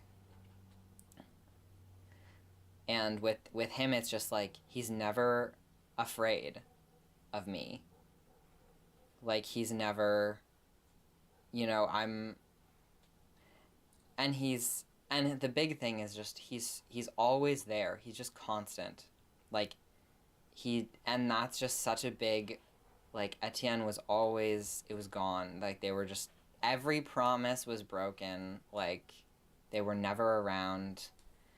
And Luke is just so, like, I've always just been able to, no. And then I'm like, I don't, like, keep secrets. I don't, like, everything's out in the open. And that was a big thing with him, of, like, everything had to be sort of kept under wraps with her. So it's like, you know,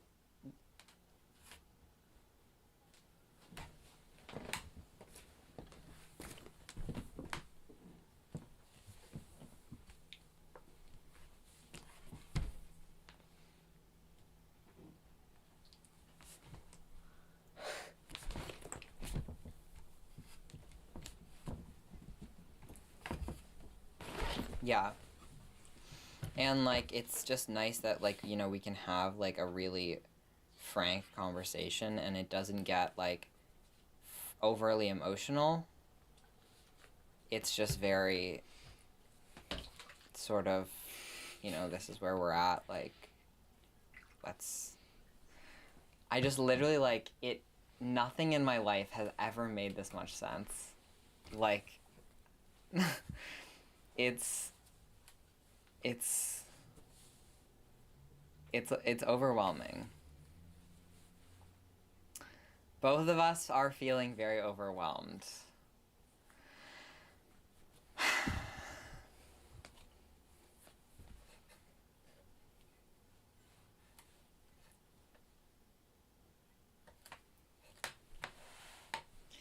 It's so, yeah, it's so natural. It's just,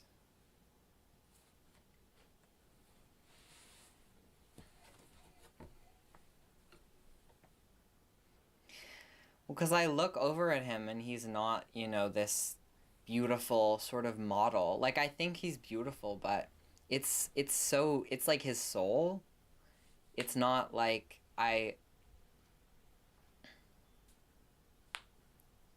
yeah. And I'm attracted to what he does, not who he is.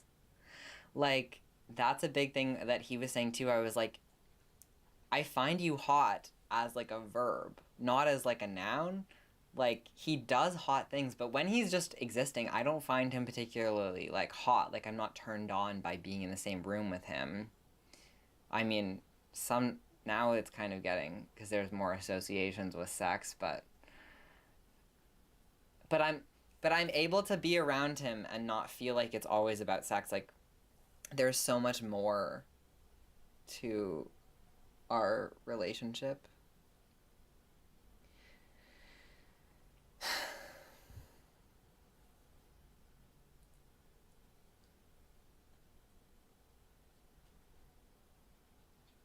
Yeah. And I think we learned, yeah. We learned each other in a way that I don't think we could have if we had been having sex. Like, there was, like, a safety to our relationship. And it just, like, there's no other way that I would have gone about this. And now, like, you know, there's still problems. Like, it's not like everything is... but it's so nice that there's still problems. Like, there's still, you know, he's still... We're gonna fight and have... Yeah, I worry so much and he worries so much, and... when I'm with him, I'm just like, it's gonna be okay. Like, like, it just feels like nothing has felt okay before. Like, okay is such a meh, whatever. But when I'm with him, it feels like meh, whatever. Like, it feels like everything's just gonna be okay. And it's not this dramatic, you know, like, mind-blowing thing. It's just, yeah.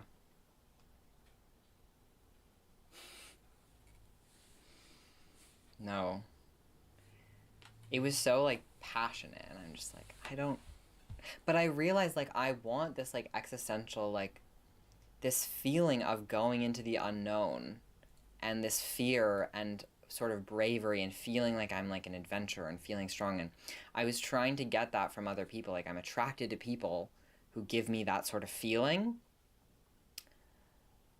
Because that's just my calling in life, is to go into that sort of abyss, like emotionally. And but then I'm just like, I realize like that can't be like my person.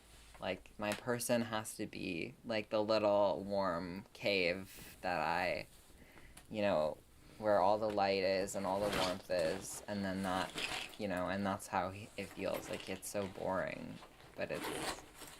But then again, I'm like, it's so boring just in the ways that I'm. No, but like, but it's boring in the ways that I'm used to. But then in other ways, it's like he's so deeply like fascinating to me, and just like, but not in this way where I have to fixate on him. Just in this way where it's like, he's just there, like being, like, amazing, and I just get to like I can just think about him when I want to. Yeah. I know, yeah, it's like, but it feels like that's just gonna slowly kind of ebb away, like, and it's gonna be normal.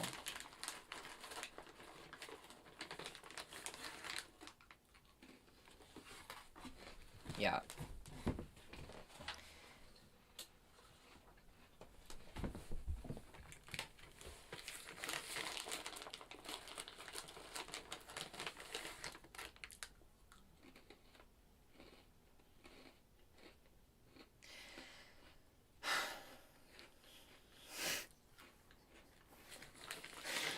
I know.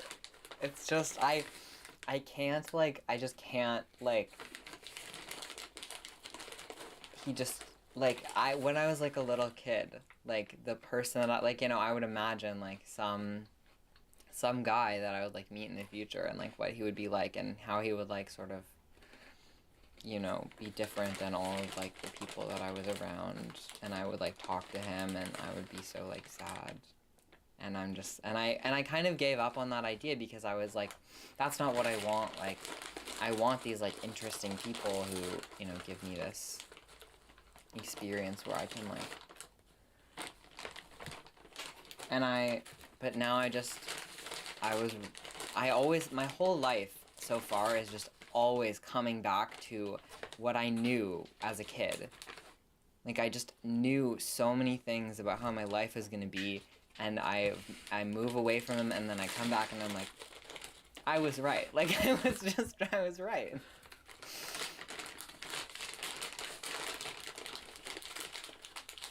And it's such a good, I think it was so good for me to be with people who I really could, like, explore this sexual sort of objectification with, because it's like, I don't know, but not that I don't know, it just worked out. It was good. It was...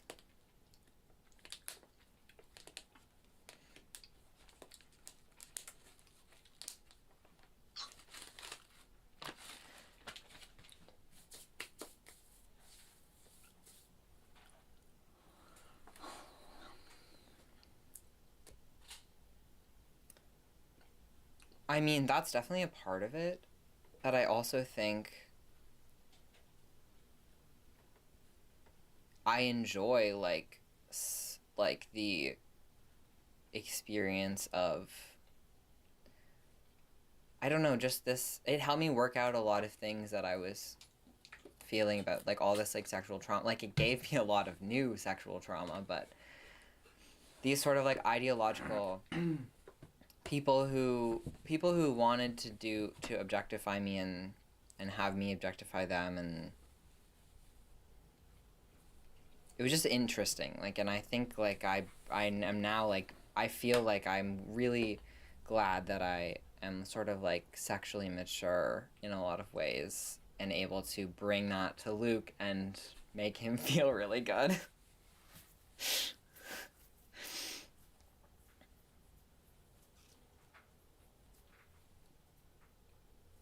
Yeah, like, I'm just good at, I know, yeah, But I never was felt safe enough to actually do that with the people that I was with. Like I felt so passive.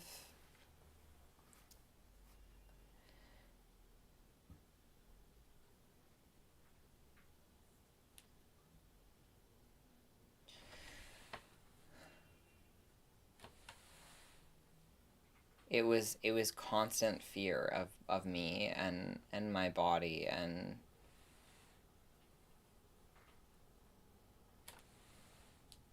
I felt so breakable, and like Luke doesn't treat me like I'm like I just really what like all these things I realized like I was doing these like insanely like kinky, like unsafe, like emotionally unsafe things because I wanted something that can be so subtle that I was just never able to get in like a subtle way. So I was like I needed to like push and push and push until I was getting it in this really intense way. But I was like sex with Luke did not feel kinky, but it didn't feel boring. It didn't feel it like because it I know it just like he literally will just not without asking just position my body like it, but it's just like and that like this not asking permission for everything. And I was like trying like I was doing all this like kink about around like non-consent and stuff like that because I was with people who were so afraid of my body that I wanted that just in the way that I could get it. But I'm like I don't have to like tell Luke not to ask permission. He just doesn't. And that's just and then he does ask permission for so many things. But he doesn't ask permit like he just knows me and he doesn't ask when he doesn't need to. And if I say no, he's not afraid of doing it. Like later. And he still won't ask and that like is a little bit of like a problem like that we've worked on for 5 years about, what does it mean to sort of respect my physical space. But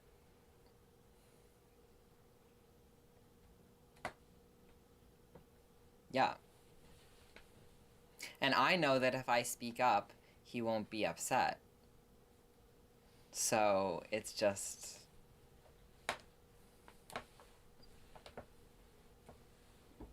and then he makes me like we're equals. Like we're just so equals and he makes me feel strong.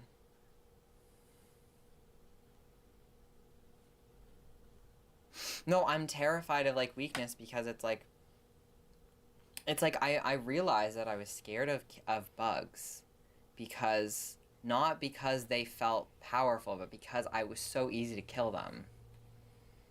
Like I realized that a long time ago, and it's like this fear, that I will have it's godlike power that I'm not able to wield properly. And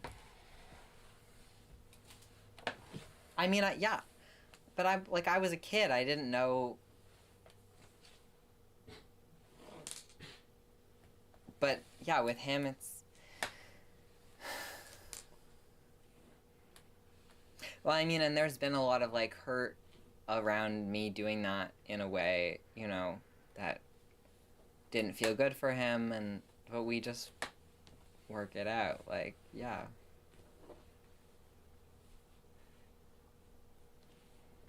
Mm-hmm.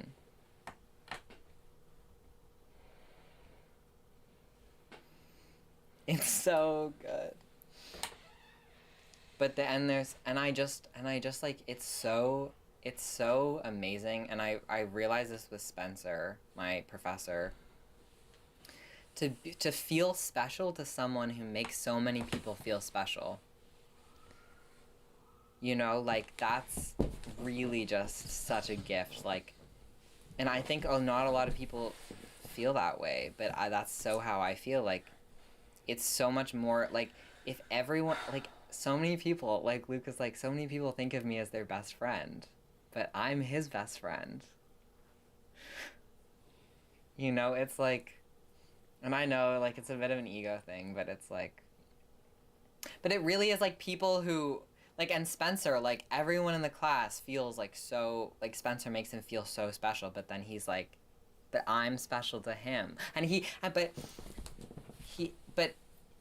they are special to him. Like, everyone in the class is special to him, but it's just, like, different. And yeah, it's just, oh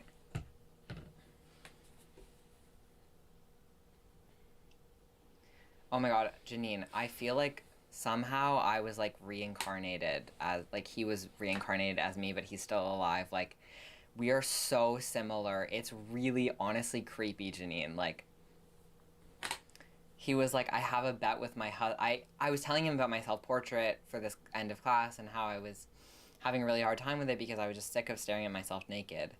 And he laughed and he said, I have a bet with my husband for $2 that you were going to do your self-portrait was going to be nude. And I was like, why?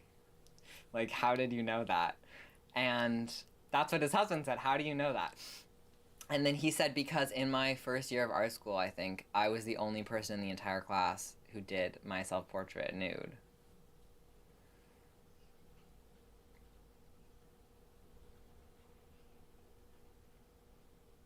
Yeah.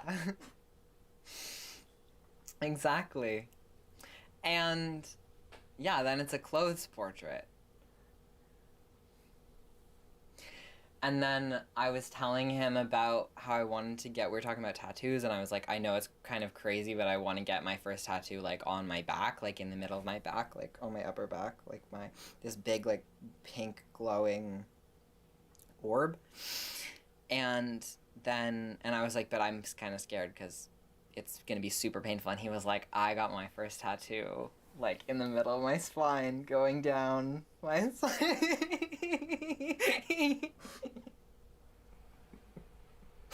Like, this is what I mean. It's like, it's so crazy. We're so similar. And his husband, like, sees me on the monitor. Like, his husband doesn't go to church, he watches online. And he sees me and he's like, did I tell you about that? I think so. I don't know. His husband sees me.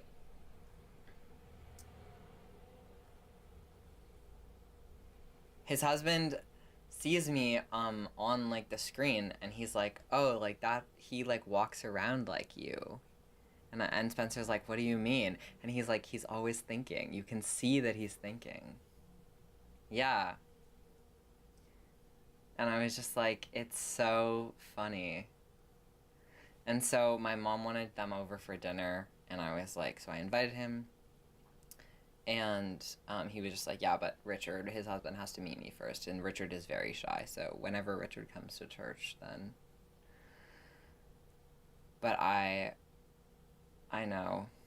And I just... Being around him, though, I'm just like, this is just... It's so nice to just have someone who's similar to me, who gets me, and is just the kind of person that I want to become. And I can see, yeah.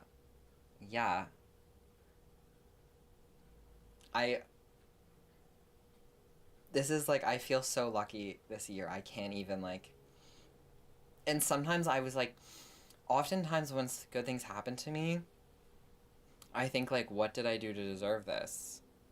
Like, I can't imagine what I could have possibly done to deserve something as good. But with Luke, it's just, like, I feel like I do deserve it. But I never feel like that. I don't know.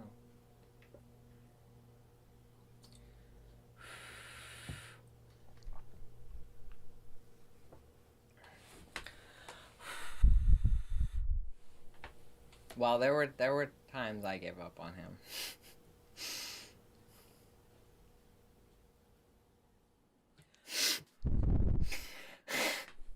There were just times where I needed... Well, and he said, you know, like, I know what it's like to be pushed away from you. I know what it's like for you to push me away, and I'll be here.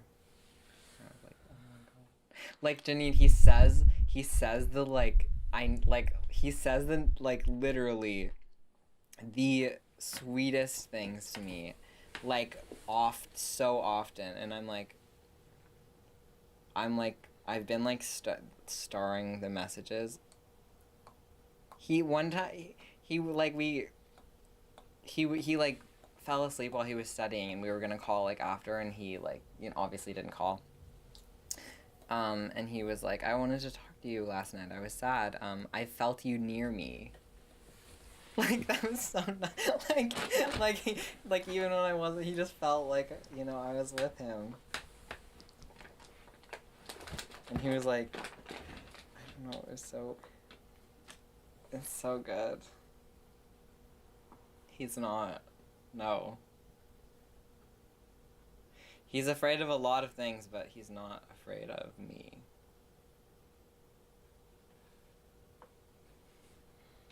Well, he's certainly afraid of... I mean, like, he's still...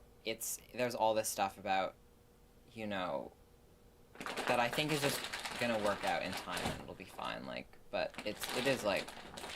It's just good because it keeps my, like, kind of self in check. But, because I can get, you know, really insane. But, just, like, you know, not wanting to tell people and still kind of hang on to this idea that I don't know, that we're not gonna basically, like, live happily ever after. But that's, like, good. I'm really glad that he is a lot more sort of, like, practical in terms of that than I am. And every time that I'm...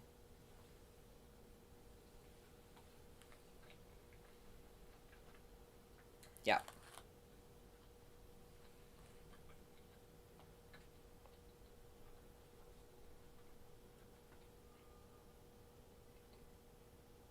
Mm-hmm.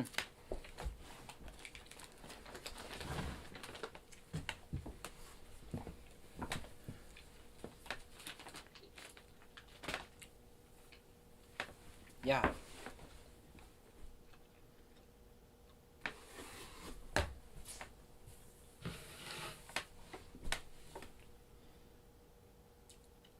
Yeah. It's just really good for me in, like, a very, like, real way.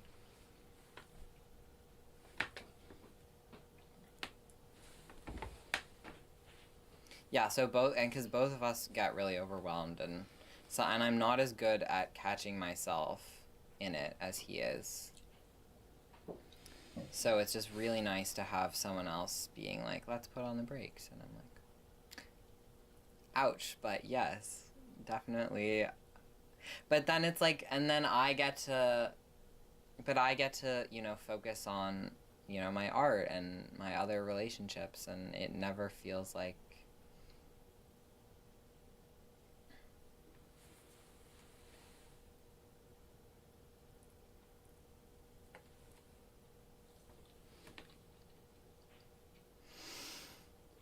And he's also really respectful of, like, which is definitely, like, something that is newer in our relationship, like, the fact that, like, he knows that, like, I do know a lot of things before he does. So, like, if I say, you know, if, like, he's like, I don't feel that way right now, but I do know that, you know, it's... Like, yeah. And that's good. Because I was like, you know, you don't know, like, he was kind of, like, setting sort of, like, low expectations, like, oh, I don't know if this, like, we might have to stop, we might have to, like, whatever. And I was just like, I hear you, like, saying that you're feeling like you aren't sure right now, but I don't need you to set my like, I need to know how you're feeling, like, what you're on. But if you don't know, don't start speculating things in the future, because I know a lot more concretely where I think this, you know, and so don't, you know, make me consider these other worlds that I'm just like, would be so weird if it happened. So then I'm thinking about these sort of oh, what would logically have to happen for that to be possible? And then that's like something really stressful, and I don't like that thing, and then I feel like I have to tell him I don't want that to happen, and I'm like, but I know, and then I'm like, I know that's not what you're saying, so just don't say it. Like,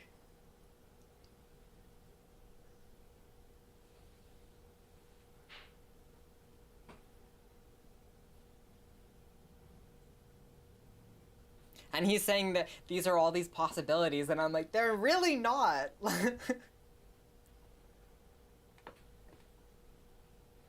Yeah, and that's exactly what I said, and he totally like understood, and it was just like, and yeah, it was just, oh my god. And then he was like, you're so clever. I was like, oh my god.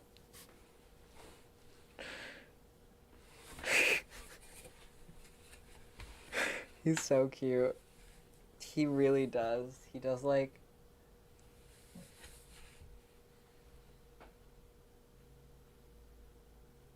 you have no idea. Like, you literally just have no idea. Like, I've been trying to write down the nice things that he says, and I'm like, I can't write them all down. He says another one before I can write it. Like, I'd be writing all day. I really would be writing all day. I know. And I have so much respect for him. That is what I do not respect or admire another person in the world more than him. Like,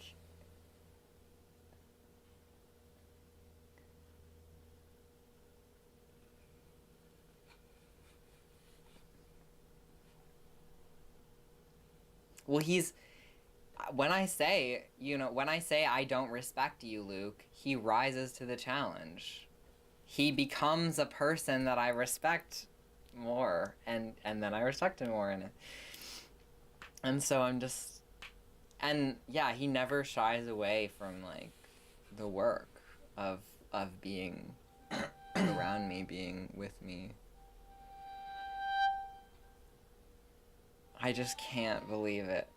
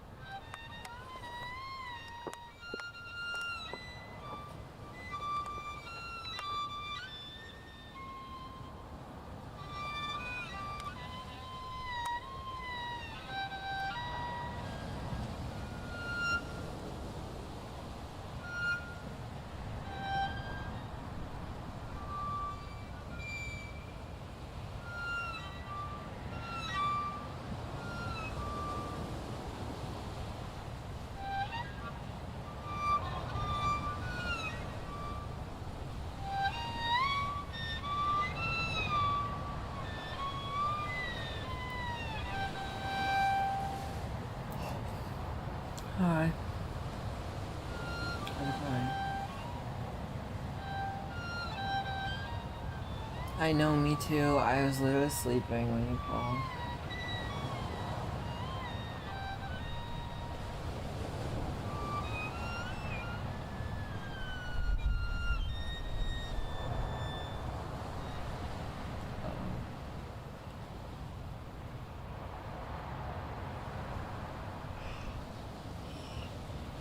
That's good.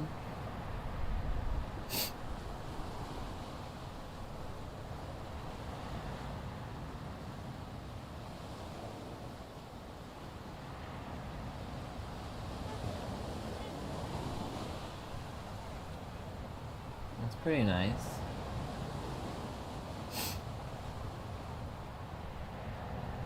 Yeah.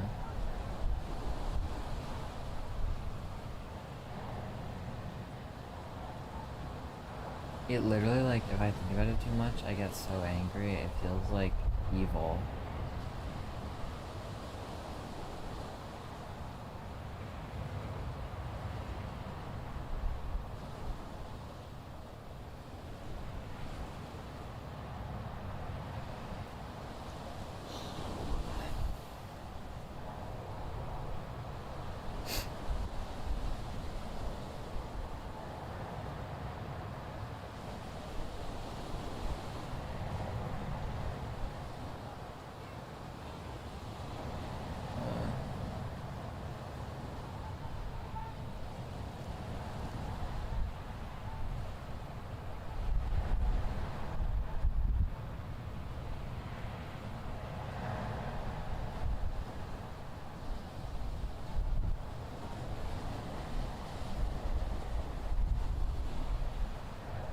Yeah, there's so many YouTube videos online of like how to do certain Apple repairs.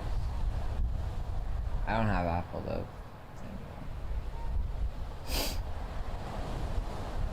Just have a techie house. Fucking, what is that? Android. Something.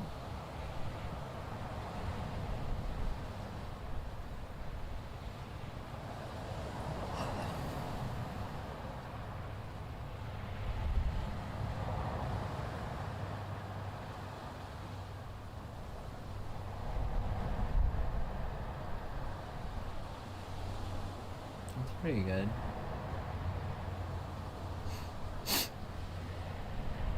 I got a film camera for Christmas, so I'm learning how to use it. He hasn't yet, well, because I was in Prince Edward Island, so. Yeah, oh my god, it was so crazy. Like, almost 20 hours each way. We were in the car for longer than we were there.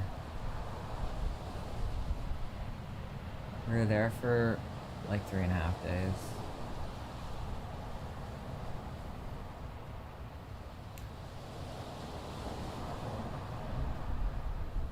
And then I was like so grumpy from being in the car, and I like went over to Luke's because he wanted to see me. And then I just like was so crazy at him, and then it's like, yeah, I should not have gone over. I should have just gone home and slept.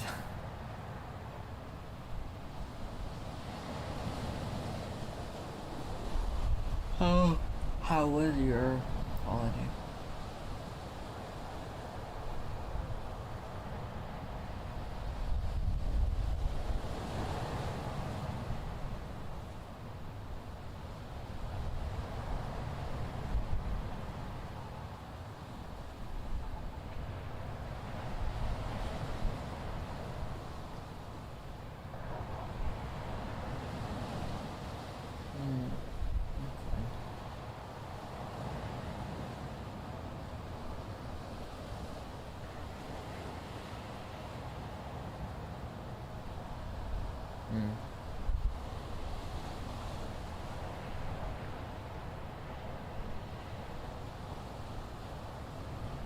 Oh yeah, were you supposed to get her a gift?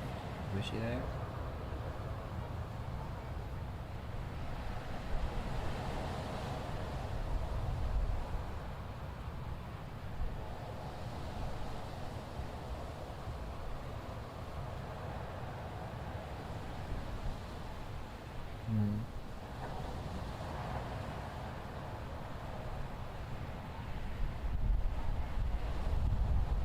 Yeah.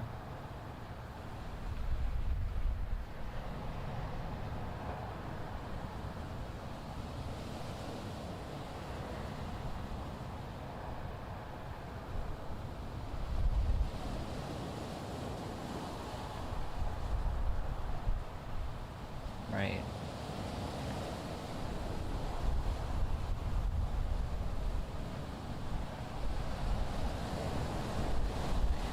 It's so crazy though. It's just like,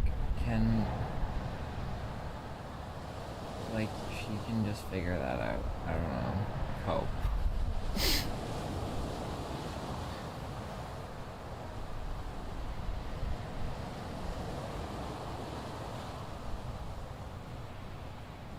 Yeah.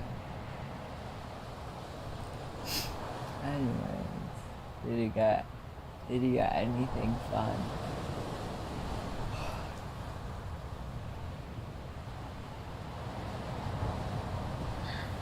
Oh, nice. Now I've got headphones too.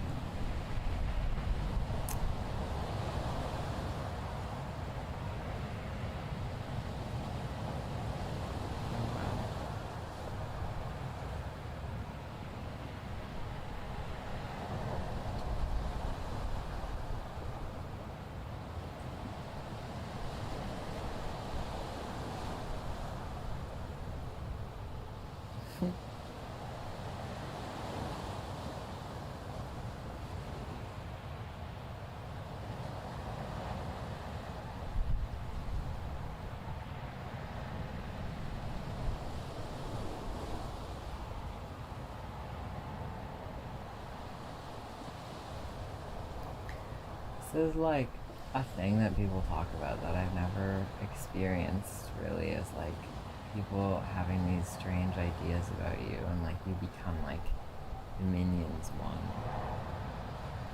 It's like, that's a lot. That sounds bad.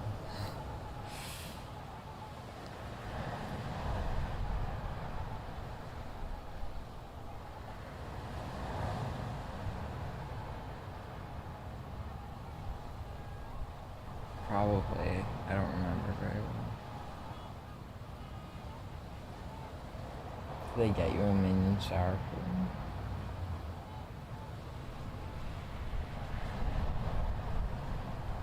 Oh.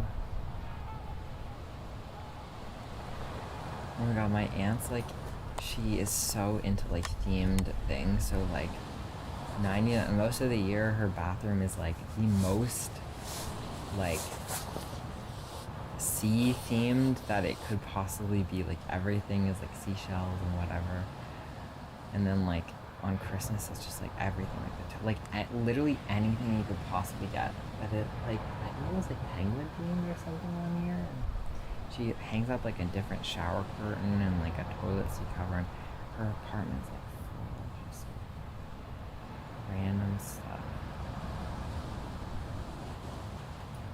It's kind of stressful.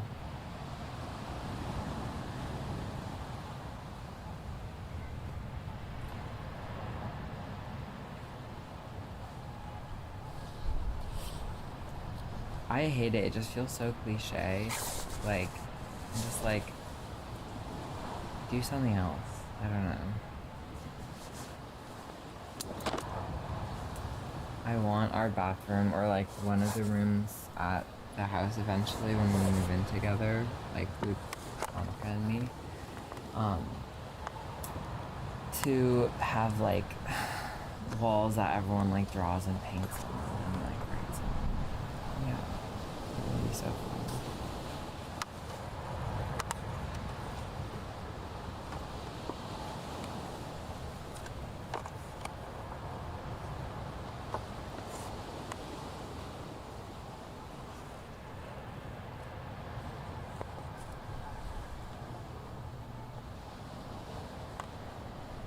What things?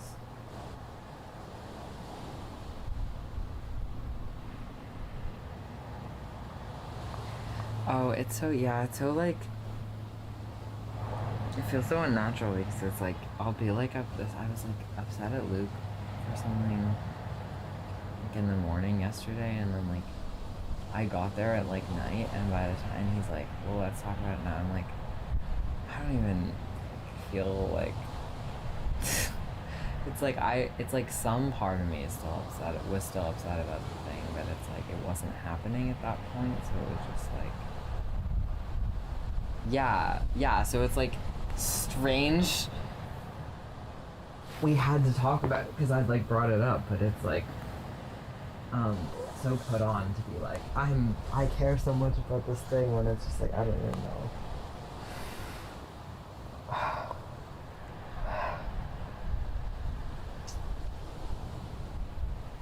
I don't know, it's just, I feel like we always are talking about things, and it's just like,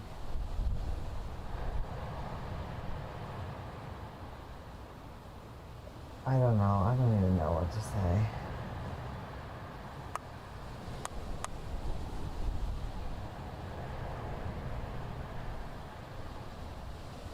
Sorry, I'm like, this is like combined with like me feeling like so like lethargic right now. Like, my brain's working at like 50%.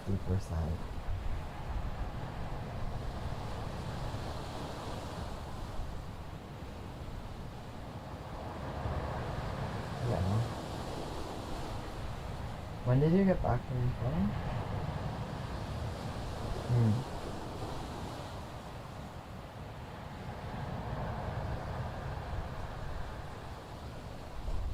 Well, now I feel like worse about, we shouldn't talk about it because you're already like feeling bad. It's like,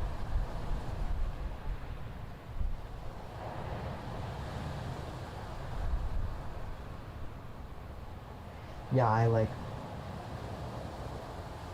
was, I don't know. I know it's like, I don't know. Oh god. I, um, what was I gonna say? Oh yeah, I felt really bad because I realized that I totally forgot about us calling, but I was just so, like, crazy in PEI, like, there was just so much going on, I forgot I was, like, a human.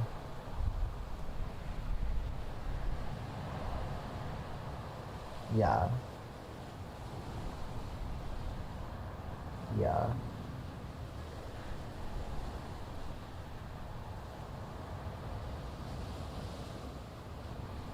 Yeah, it was a lot of, I feel like we were just constantly like singing and talking, and I was not alone. I wasn't alone the entire time for more than maybe 15 minutes. And if I was alone for 15 minutes, I was calling Luke or Annika. So, basically 0 alone time.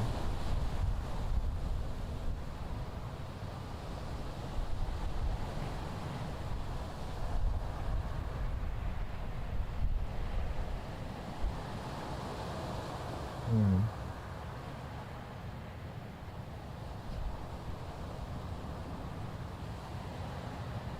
That's nice.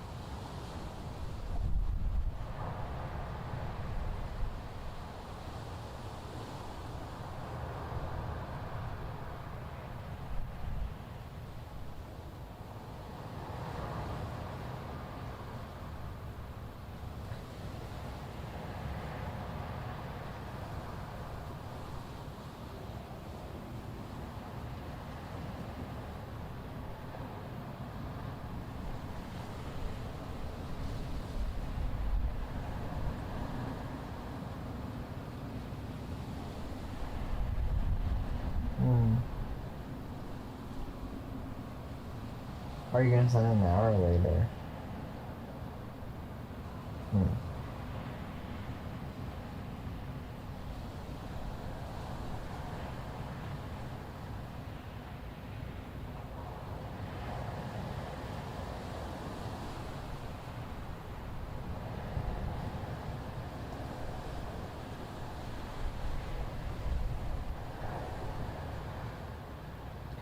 It's so weird though because some people who have Apple phones can see my messages over text, like can send me photos and stuff. Yeah, that's strange.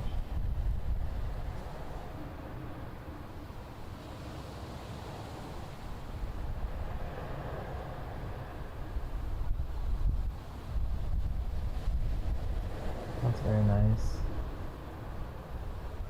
So moody.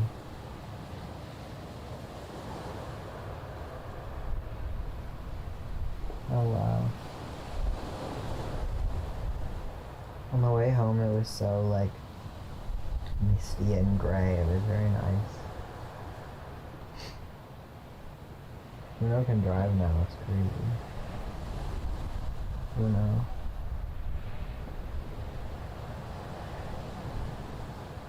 No, they have G2. Yeah, so I'm just sitting up there. I haven't got my G1, don't worry. I need to though. I feel like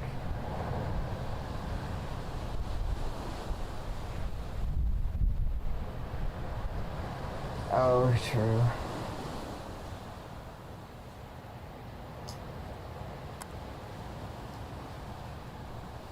I feel like I just like I need like the sense of autonomy. I just need to feel like I'm in control of the car. I think that would be very good for me.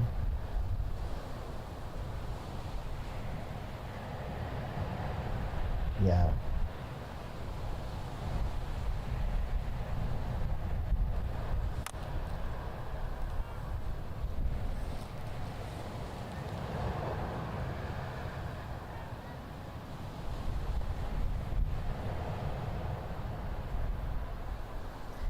I'm not sure if I would like it. My mom really likes it, so I think I might. But I don't know. It seems kind of stressful. Mm-hmm.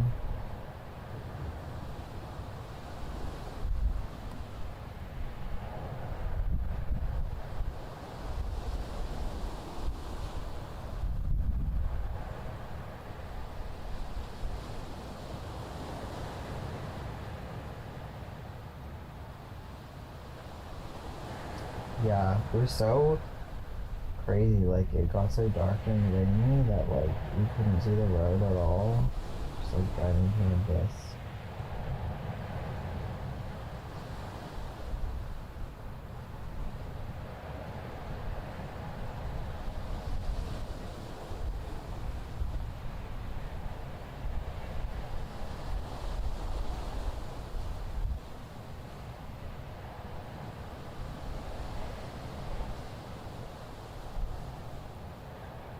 Hmm?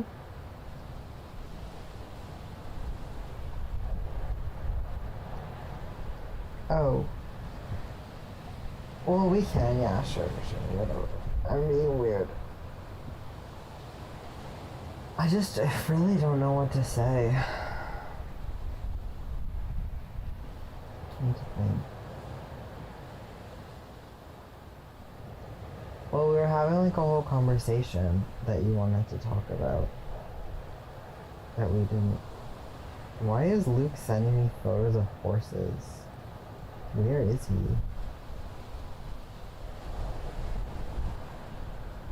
Sorry, that was so random.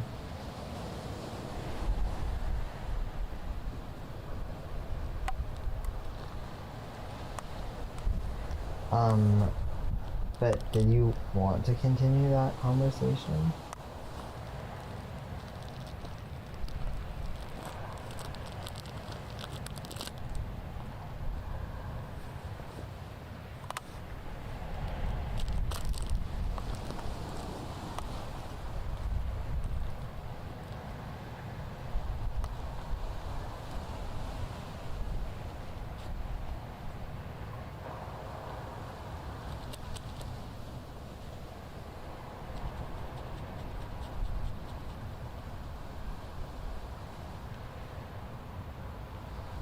Yeah.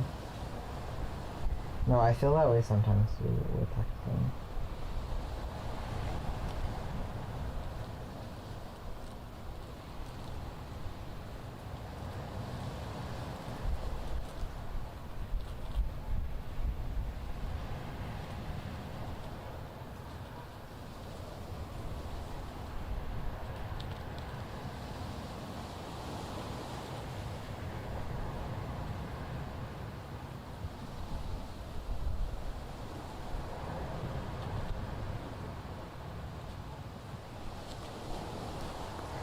I guess I just like don't like this vibe that I sometimes feel like I'm giving you all this like advice and it's just like this very sort of like I don't know, like detached thing where it's just like I'm just like, you know, you're having a problem or talking about yourself or something and then I'm just like it's very like I'm not giving you advice, like I'm trying to say like that there's something that's bothering me. But it's like comes across every time we talk about it, like comes across as though like it seems like you think that I'm just sort of a neutral party and that this is just like a you issue and that, you know, you're like, oh, I'm like figuring that out for myself and I'm like, well, it's kind of like affecting me. Like, I don't know, it's just we haven't like hung out or like talked in a while, so it's hard to like put concrete like, oh, this has happened. Like everything seems so distant.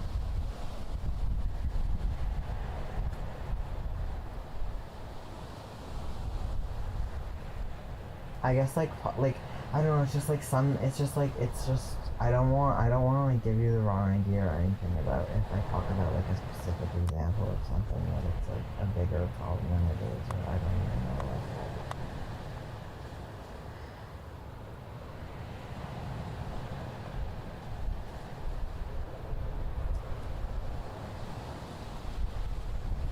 just like okay, like I feel uncomfortable. This is like just the biggest like area where it sort of comes up, is that like I like hugging people and I want to hug you, but I feel uncomfortable when we hug.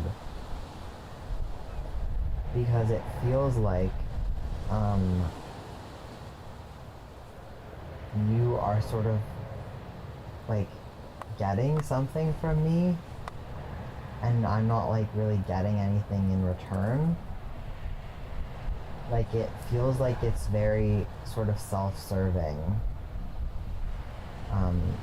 And it's hard to like put an exact, it feels like you really need to be hugged, but it's not like, you're not like concerned with really like, I don't know, making that like what would I be getting out of the hug? Like making that sort of like, it's like a reciprocation of care.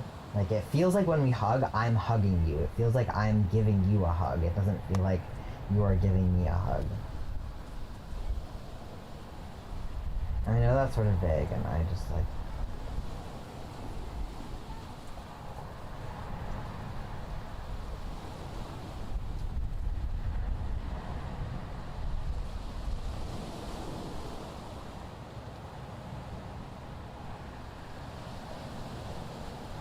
it just feels like asking, like this very just like, and this is what I was trying to say with like this, but I feel like I just get too into like how to solve the problem and going into that of like, oh, you need to parent yourself, like whatever. It's like, well, I just like, I don't like feeling like I am being asked to be in like a parental role. And you can say that like you're not asking for that, but it's just like it always feels that way. And like I feel like it's just a very like clear energy that you're giving off, is that like, I don't know, and you're like, you say that you didn't like, that it's not like a thing from like childhood or whatever, that you just need affection now. But I'm like, I don't think, even if everyone was like hugging you now, it would actually like make up, like I don't think that is actually gonna fix the problem of like how you're feeling, or like what is creating this sort of, I don't know, vibe.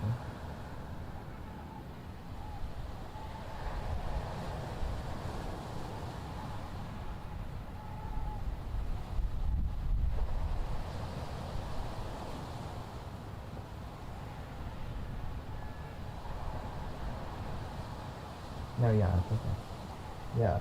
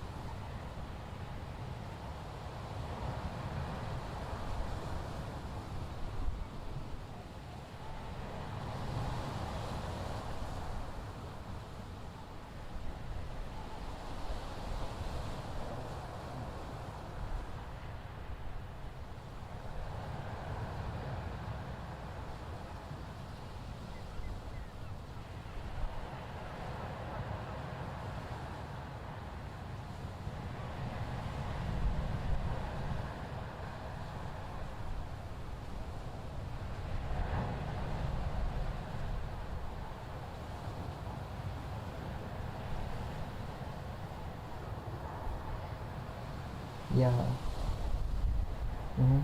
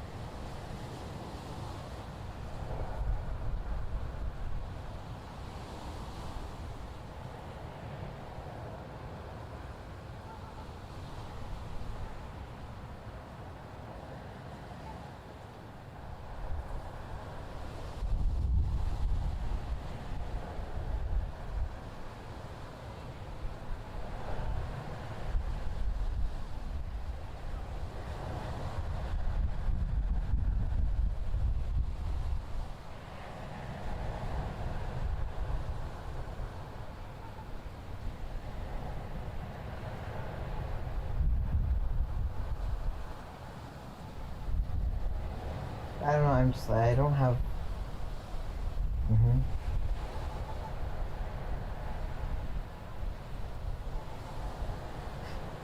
You wanna go?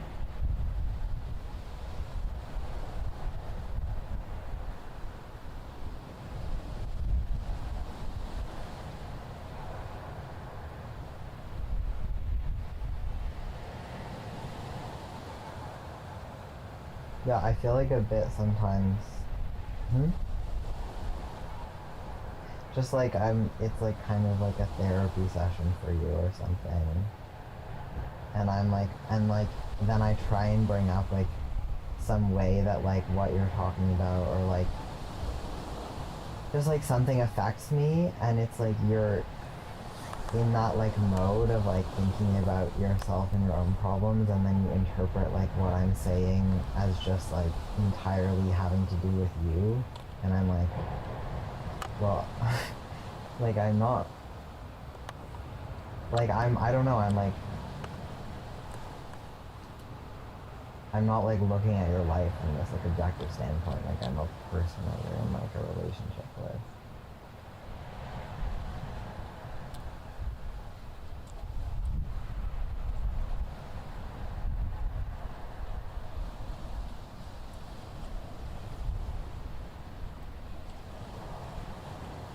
It feels like when we talk about it, you're always just like trying to like get all this stuff from other people, like that you need to like get all these things, like that you'll feel happy or fulfilled when you have like these certain types of relationships, and people like understand you in this way, and that you have like a certain amount of like physical affection.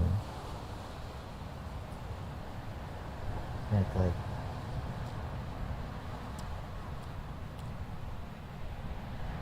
I don't know, it's like just like a very sort of like it, I think like in some ways life is like that, but like I don't know,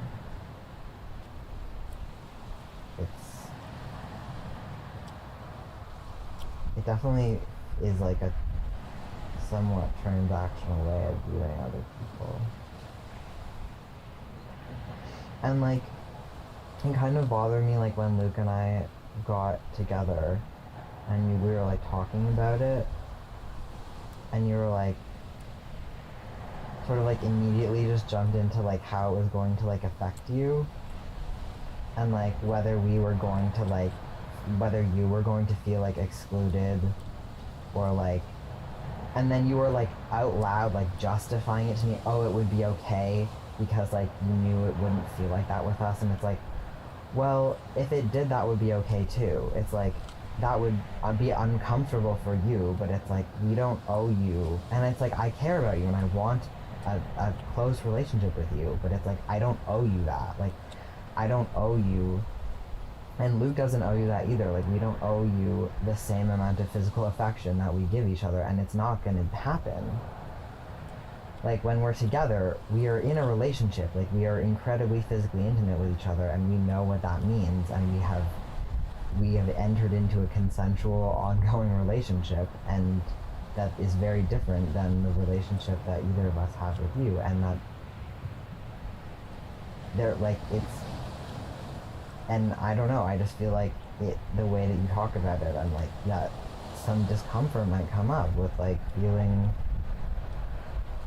excluded from that, but that's not like, I don't know, it would just have been nice like if you were able to like be like, oh, that's so great, like I'm so happy for you guys, and then like process if you had like feelings about it, like not immediately just bring that up and have to like make yourself feel better about that with me, just like be happy for us because you care about us. And then if it came up later, like we could talk about it, like, you know, or you could like, it's not that I think that having those feelings makes you like a problem or like that they're bad. Like, I get it. It just like would have been nice for you to like have been more happy for us instead of like thinking about yourself.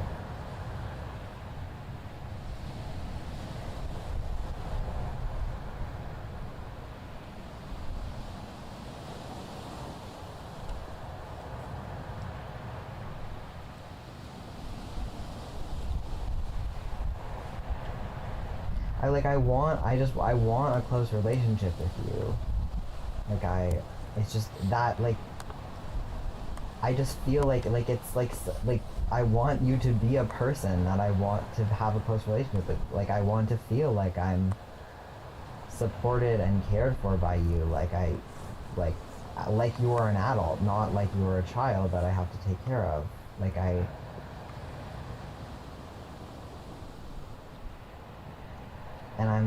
But this is the part where I'm just like, I get it. Like, I feel like I can understand very clearly why it feels like this in relationships. Like, I understand, I don't know, the selfish women, like, needy sort of energy, and I feel that so much, and I'm just like, I want to talk about it and be like, this is why I think this is happening. Like, I get it. Like, let's deal with it, like, together, I guess. And I don't know how you feel about that, but I guess it just feels,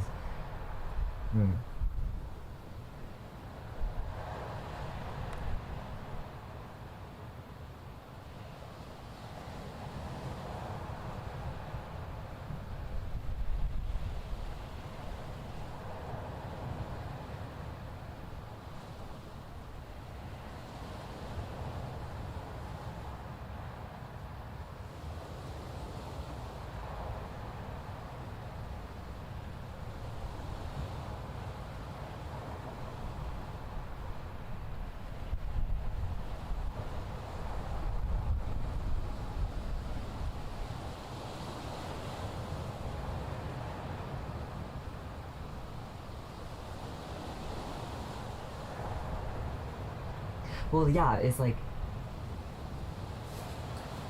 but I'm just like, I want to help because I had to go through this. Like, I know how to deal with these problems because I went through them. Like, so, and I, like, know exactly how you're feeling. And, like, I literally cried for, like, a year when I was like, my childhood is over.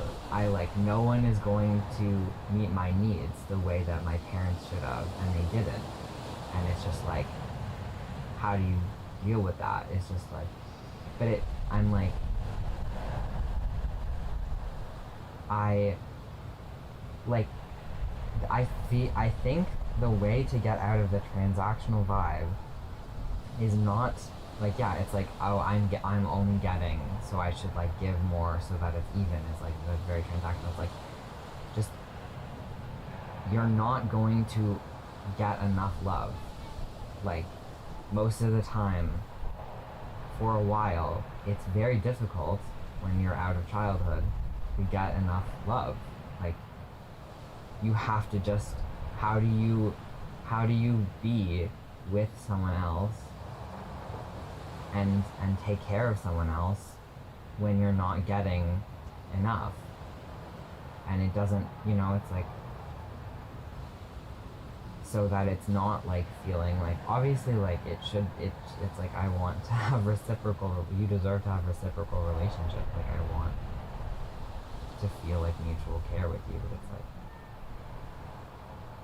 it just doesn't always feel like you're getting enough attention or love or whatever, and it's just like uncomfortable and feels painful, and you just deal with it. Like, but I want to be there when you, like, are crying for a year about your childhood being over or whatever, but every time I try and talk to you about it, you say that it's not happening and that you just need more affection and more love, and I'm like, I don't think that's gonna fix it.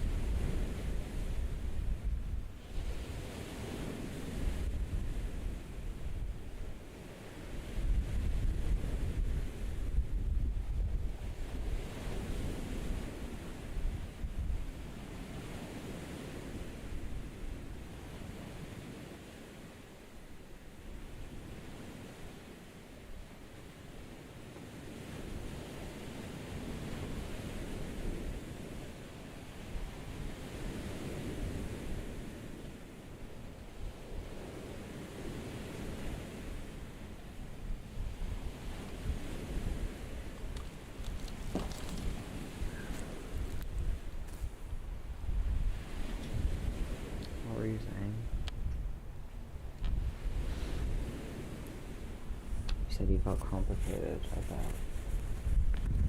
having to think about having to be tired. Just lost what I It comes from a real place, but I think it's more just that I need to be more clear when things are okay.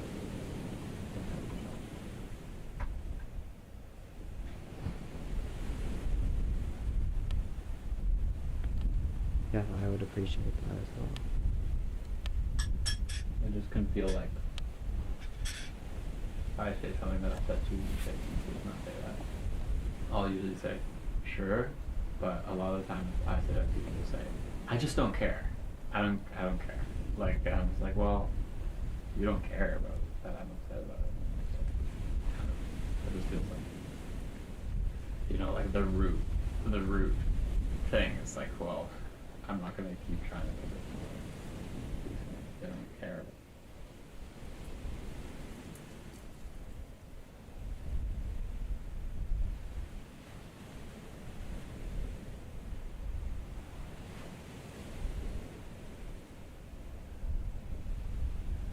I doubt that, like, under that circumstance, like, it's never that I don't care about you.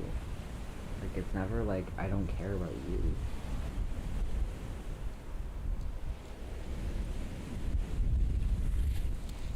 That's just, like, never true. Like,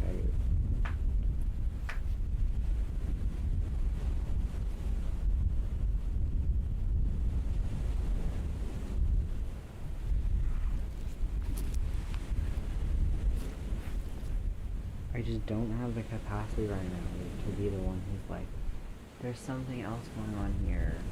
Like, let's figure it out. Like, I'm literally, like, in, like, a mental, like, health state. So, I, like, can't.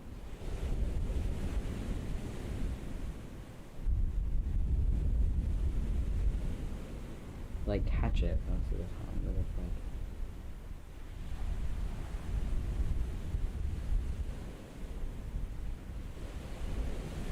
it's just like,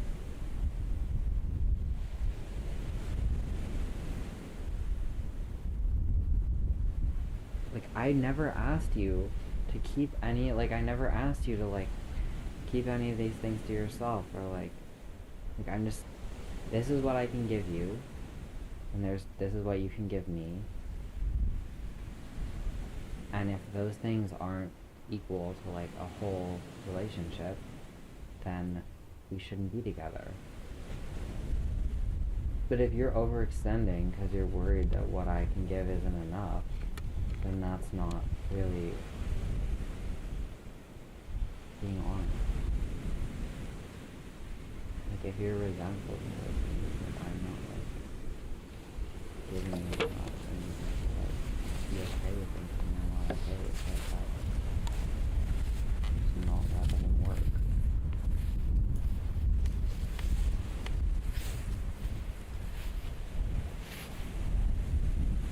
I can be okay with things very quickly. And that. Maybe it's that.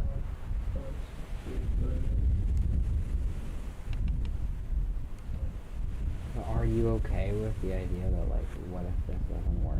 Like, this might not work. You have to explore that possibility. It makes me sad. It's okay to talk about it.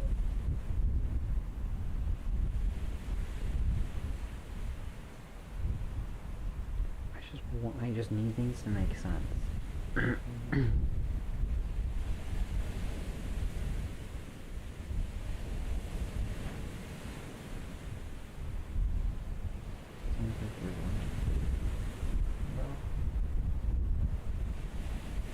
Just thinking about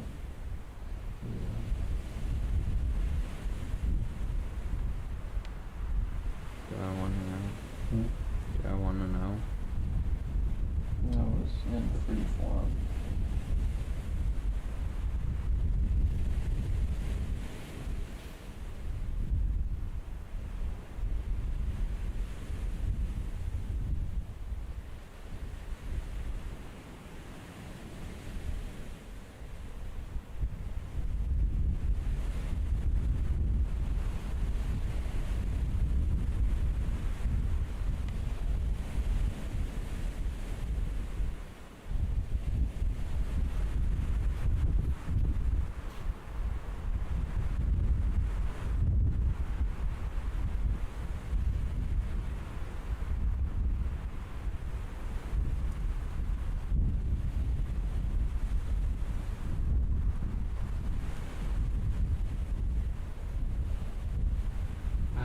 feel bad calling it dumb earlier.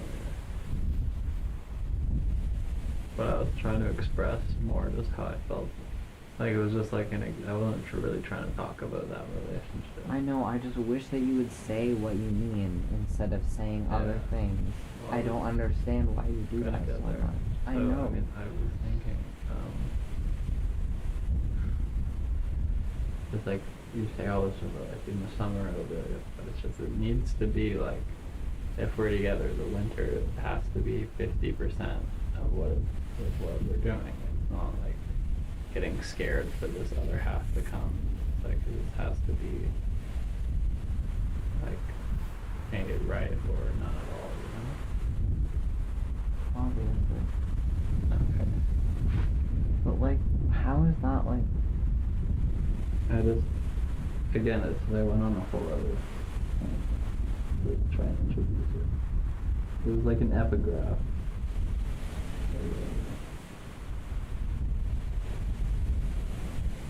But what does that mean? To try and introduce what? Like, what is your point with that, with saying that? Like, But that's not the role that I want. to break up every winter? Could you have said, I don't want to break up every winter? That's not doable for me. That's not how I wanted to. That's not how my brain came out. The other Could've things that said you something. said were very stressful and make me think about a lot of things that I have to do to make certain things happen that I can't do. And it's just like,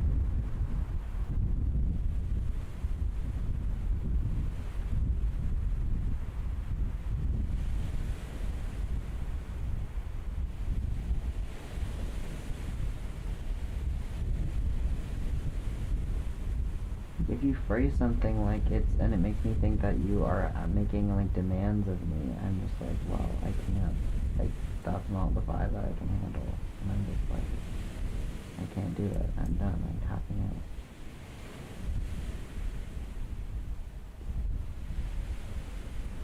Could you repeat that?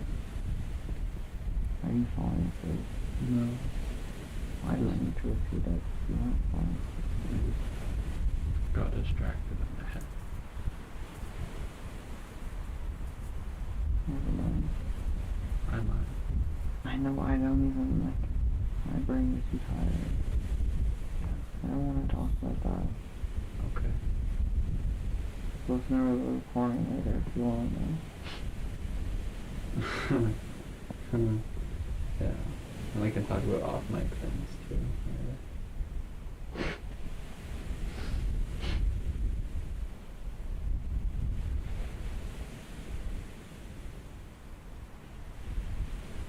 The subject is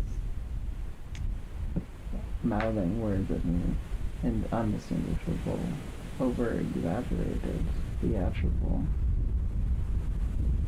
He's not Got it. doing it anymore. You got a grin on He his stopped face. like 10 seconds before he started describing it. For temporal fact checking. Very important. Time facts. Doesn't sound like a real thing.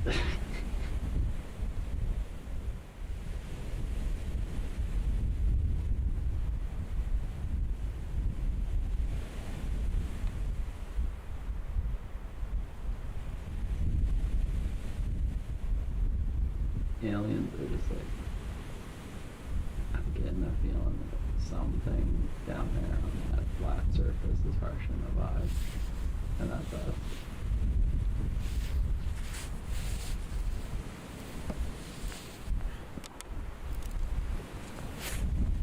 I don't have the brain power to understand or like decide if I should think about that right now. It's not important.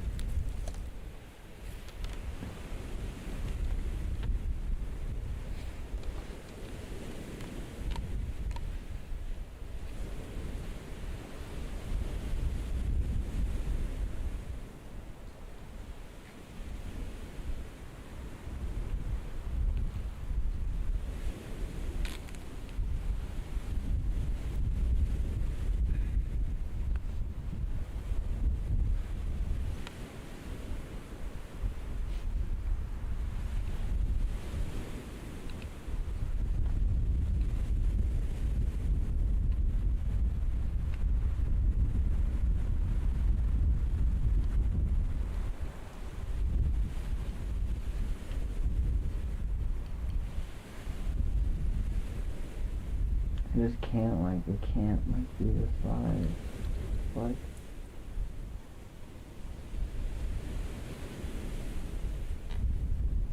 just, like, I'm just trying to, like, bigger things are going on than, like, little random bullshit every day.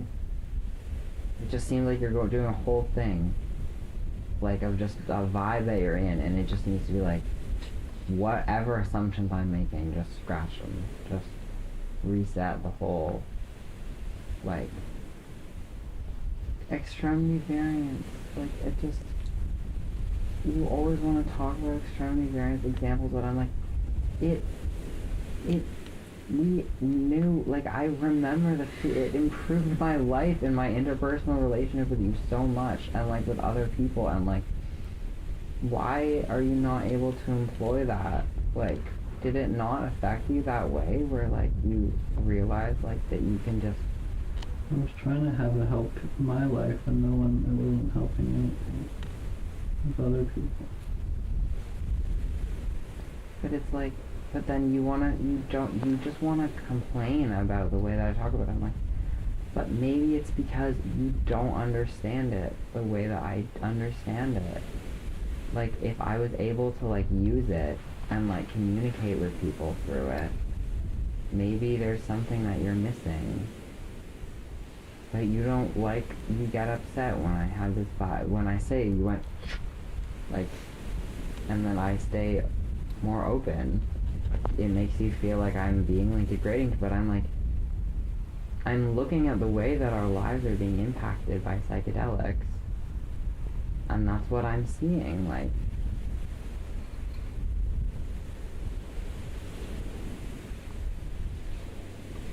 And I'm not trying to, like, degrade, I'm just like, it is a useful, like,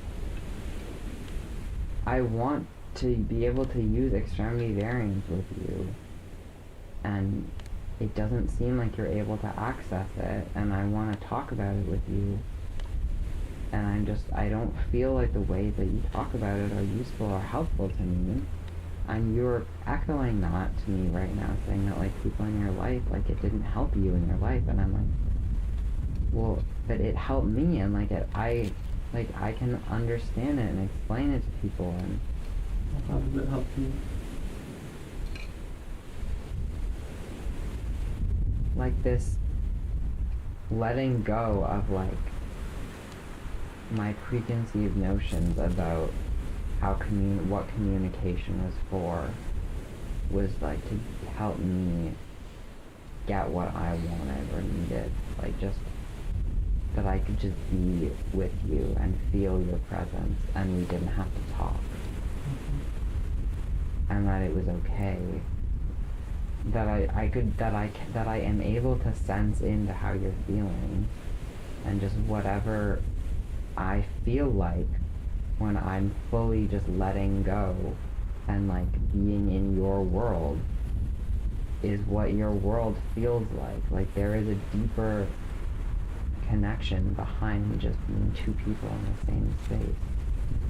And most of the time, especially lately, like, I haven't been able to do that. I don't feel, because it feels like going into the abyss. Like, it's like you, like, the other people are just like this massive, like, dark space, and I'm like a little traveler. But I don't, like, I need to be, you know, have my, like, backpack and my candle and, you know, have enough food to eat and everything to feel, like, safe to go into the abyss, but lately I don't have my candle on my laptop or anything. I'm just, like, naked and sobbing. Naked and afraid? Yeah. I don't know. That can help you. But you can't say that, Luke. You can't just keep saying that you're gonna help me and take care of me. Just stop saying it and just do it, okay? You're falling asleep. I'm just tired. I know I'm not you're, gonna but fall you, asleep here. you always fall I asleep. can't fall asleep in this spot. But, okay, regardless of whether you're actually gonna fall asleep or not, you're not, it doesn't seem like you're listening as much. It's hard for me to pay attention to certain things. I know, so I don't want to talk to you if you're not listening. following what you're saying.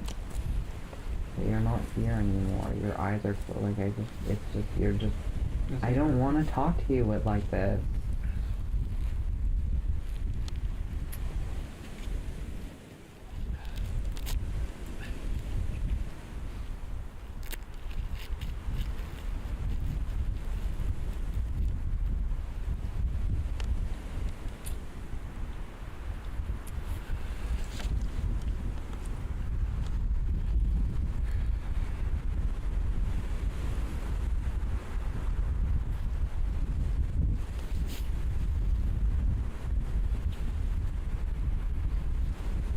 Like, what is actually going on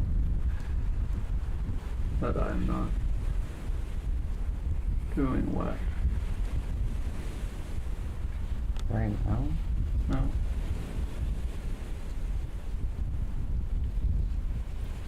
I'm not. What are you talking about? I don't want to talk to you if you're so tired that you can't keep your eyes open and you're saying it's hard to follow something. I know. You can't, like, Luke.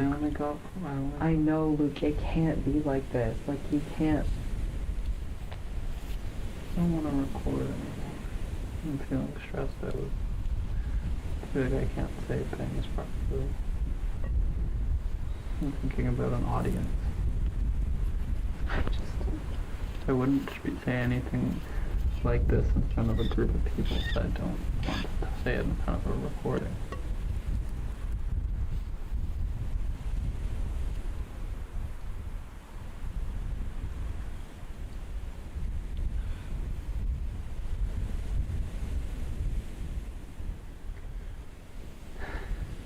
Okay.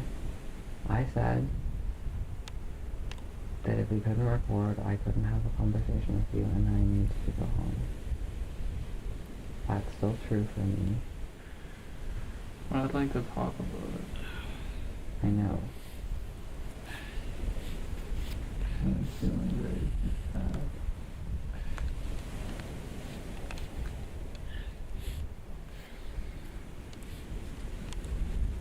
I'm not going to set your boundaries for you. What? I'm not going to set your boundaries for you.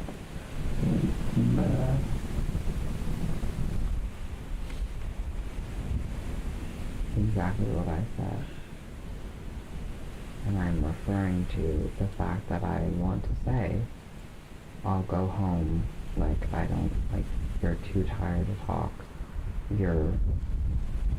It's making me feel angry. Made me feel angry when you said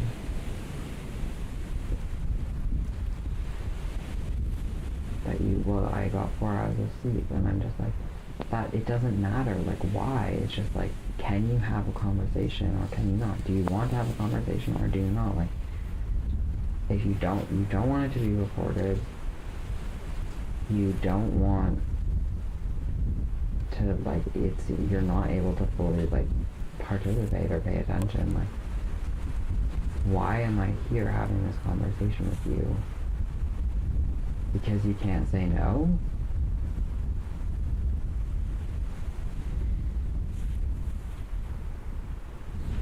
Not exactly.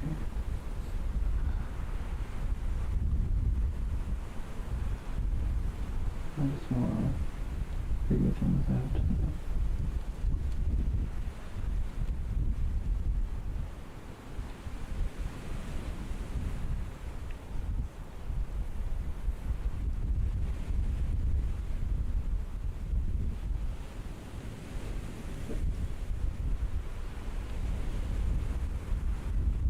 But it doesn't seem like it's able to happen.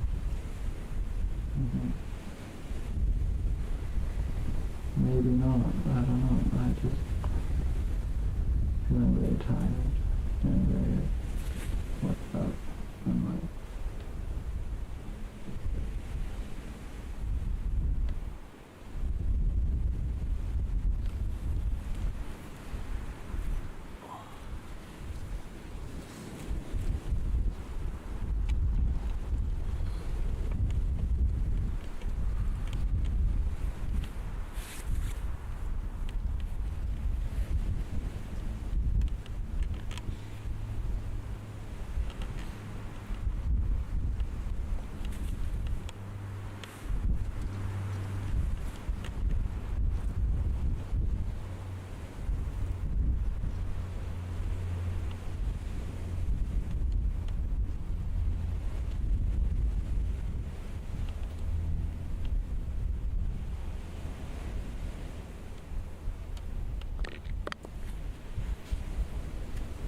and I need to take a nap.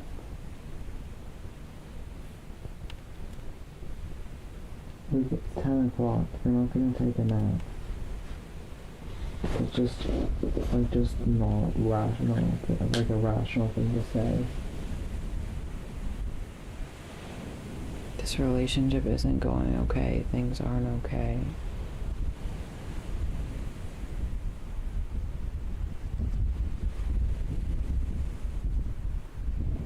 This doesn't, nothing is right. Nothing makes sense.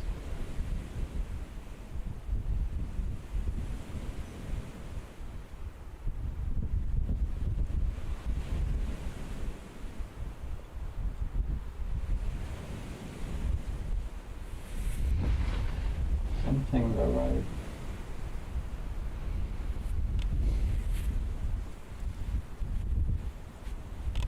I don't feel I'm angry that you didn't ask me. Like, you're just deciding that that's what you're gonna do without even saying, like, this is what I'm gonna do. I'm not taking a nap, I just wanted to be on the couch.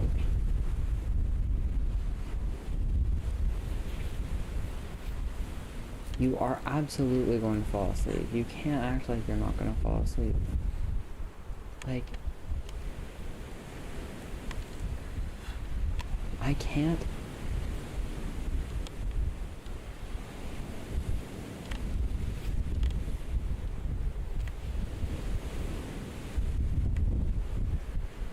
I just don't see how this relationship works. It doesn't seem like it works.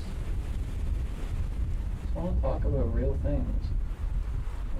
I am Just talking. like size it up and be like this instead of just like vibes. I know. I'm talking about. It look forever, and I don't understand how to talk about it. Extremity variance, like saying I don't understand it, it's like that's an impossible thing to talk about.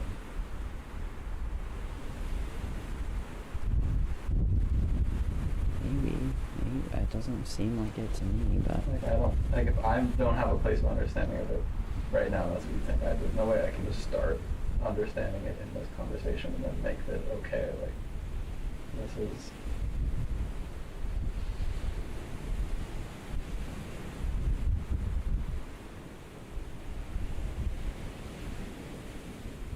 well, that's all fine. But until that becomes every conversation, and every time I talk about it, you just are like, well, I don't understand right now, so you're never gonna understand.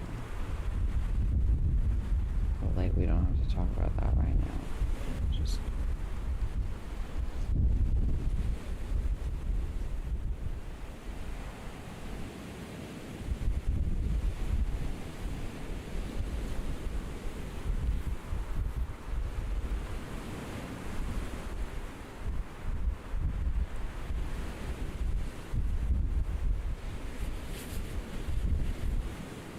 The real thing I'm talking about is me not being able to make good executive decisions about what we should be doing as a couple, because I can't even make good decisions for what I should be doing by myself.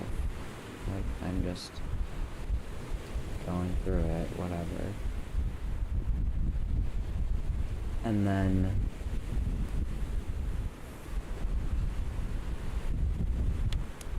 that preventing you from making, like, you needing support from me to make good good decisions for your own life. Like, say, I don't know how much sleep you get. Like, not being able to, being, sacrificing that for me because I'm, going through it. Not, putting up boundaries to make sure that doesn't happen.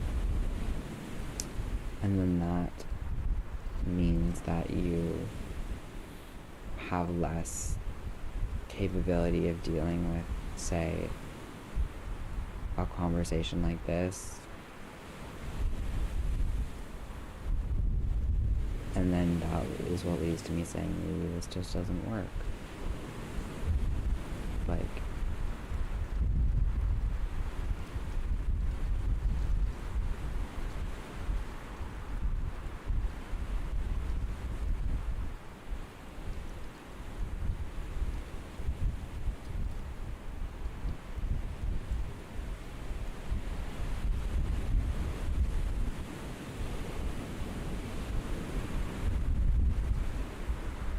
Because sometimes it feels like I don't have any room to feel what I need to feel about certain things. Like certain things you say that make me feel really like when you're like, look, if you're feeling like this too, then it's just definitely not. Like, it's just like, well, then I'm like, well, like, it feels like I have been given zero space. What does that mean, been given zero I don't feel the same way as you, but I can feel what I need to feel. And I feel like there's room for it. The little can get very like.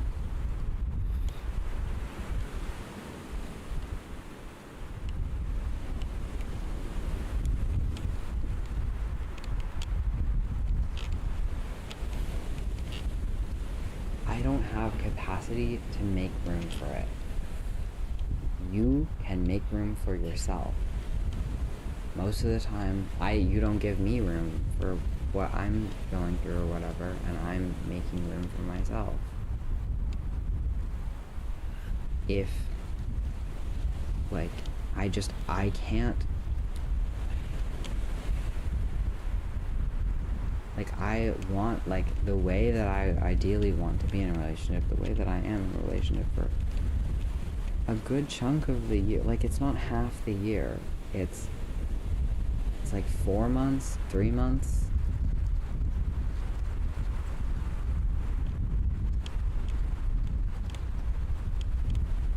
Is just, I just am making it clear what I can do and what I can't do.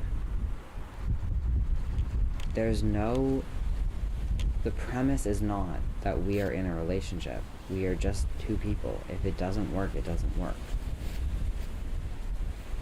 Like,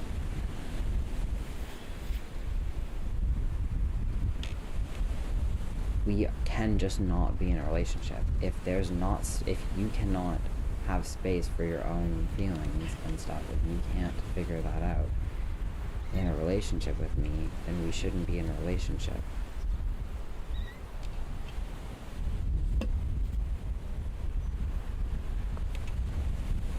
I would love to be in a relationship with you. I know you would love to be in a relationship with me, but, like, I can't be making sure that there's space for you. I just don't have the capacity to be worrying about that.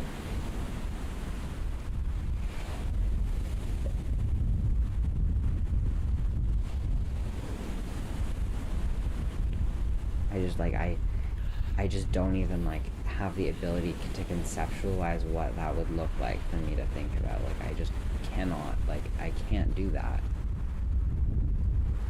So it's like there is space for you in the world. There may even be space for you in this relationship.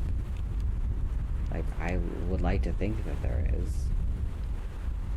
I would like to think that when there's space for me, there's space for you, that there's just space for both of us, that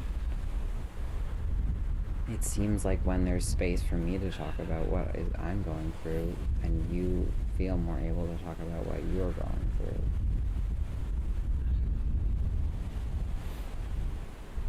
Tonight that happened. When I kept saying, you know, I didn't feel understood, I didn't feel like I was understanding you, whatever, and then you started talking about how you had been that you were upset about this church thing.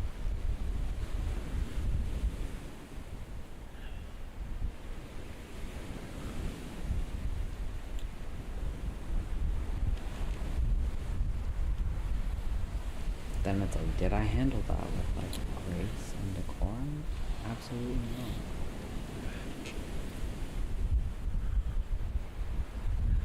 Like, if you have an idea of how you would like me to handle something better, please bring it up with me. I would love to hear about that. I would love to have your needs directly stated to me so that I can understand whether I can meet them or not. I just don't have the capacity. I don't, like, I can't figure that out for you. And why are you not telling me, like, I need to sleep? I don't understand that. I can't do with this, Luke. I cannot set your boundaries for you. I do need this. But I just decided that, just like I did the day that, like, when you went inside. I've been deciding. I've been figuring out your boundaries for you. Yes.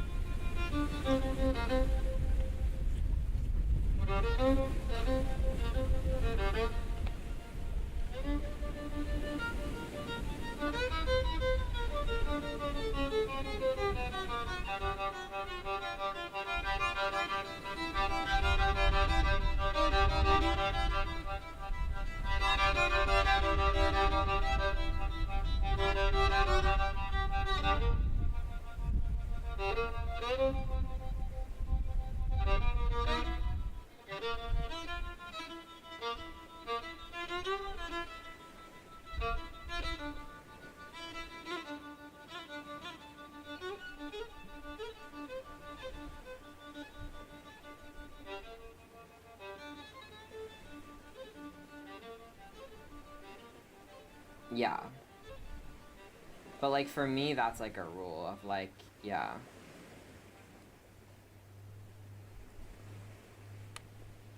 Yeah. But maybe, I don't know, maybe you're different than me. Maybe, I don't know, this is just what because I'm someone who is very, I can talk about things a lot without being comfortable with doing them. And so it's like really easy to like talk to someone about all my fantasies, and then it comes to doing it and it's like, well, and yeah, I don't know. And it was nice with Luke, like when he first started having sex, he was like, yeah, like don't tell me about it. Just don't tell me like, oh, I want to do these things to you, or I want these things to happen. While like we can talk about that while we're not having sex, but like in sex, we should just be there having sex. And that goes along with the whole like being in the moment thing.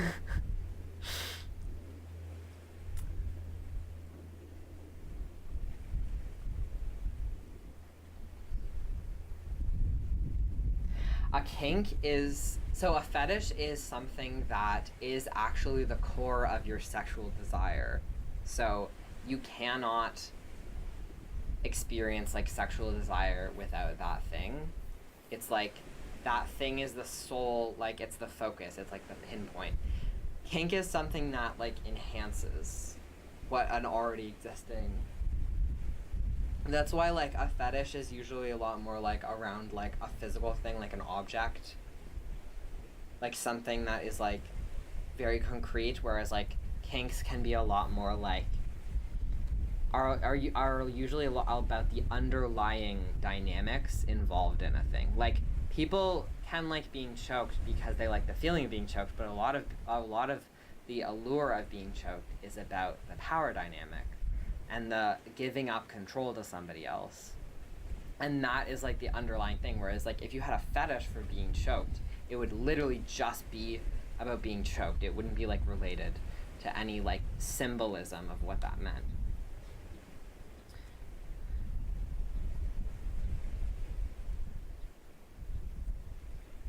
Like that's why people have foot fetishes, because like the part of, you know this, like the part of your brain that is responsible for feet is like next to the part that's responsible for genitals, so the wires get crossed. Yeah, so it's like that's like a fetish because there's no like underlying symbolism. It's just, yeah. Yeah. I don't know, I find sex is definitely like one of my special interests. I find it like so fascinating. Doesn't make, I'm like, it either makes me like a nightmare for, I'm sure like some people would be like, I'm like the last person they'd want to have sex with, but for other people I'm like, it's like a really, like a dream. I don't know. Kind of makes me crazy about sex.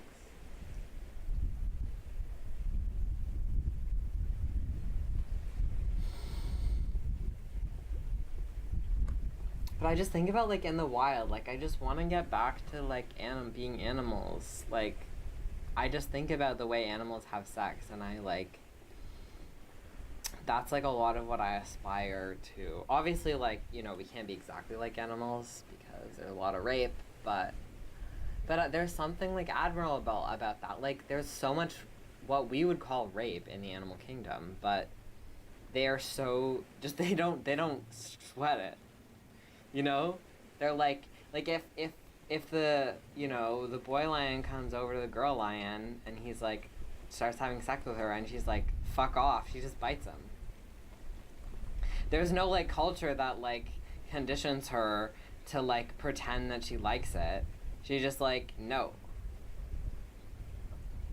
And I'm like I would be so much more happy in that, like, you know, but it can't be exactly like that, but I want to be more like that vibe.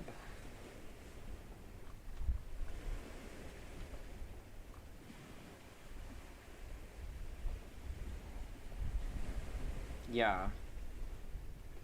And like not having all these, I don't know, like just hang-ups around, oh, you know, I have to make sure that they feel like okay and they're happy and I can't hurt their feelings and blah blah blah. That is so much of like what really like upsets me in sex, is like feeling like I have to do things to make the other person happy.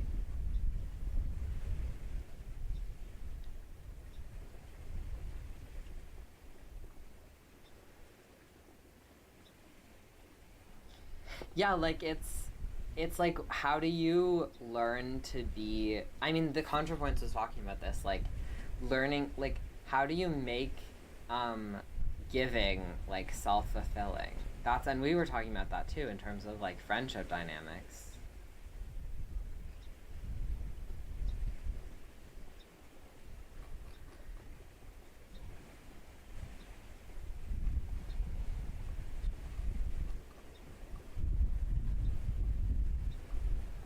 Yeah, and I think a lot of that is like if I'm having like an emotional problem with someone, it makes it very hard to like I can still have sex with them, but if I can't like give to them, and that becomes, and then but I'm unhappy because I like to give, and I'm like, what's wrong? And then but like I have sex with people who are often like fine with that, who will not be like, oh, you're not giving me like a blowjob, well, I'm not giving you oral either then.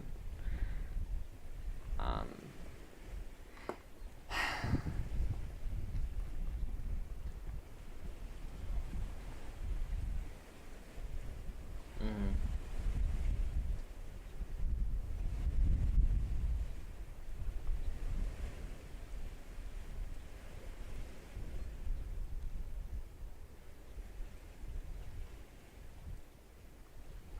Yeah. But it really is like sexual compatibility is just something that you either have it or you don't. Like, I think it's so easy to fall into like blame games of like resentment of like, oh, you don't want to do this thing to me and so I'm upset, and it's like, well, it doesn't have to be someone's fault. It's just sometimes it just doesn't work, you know, like.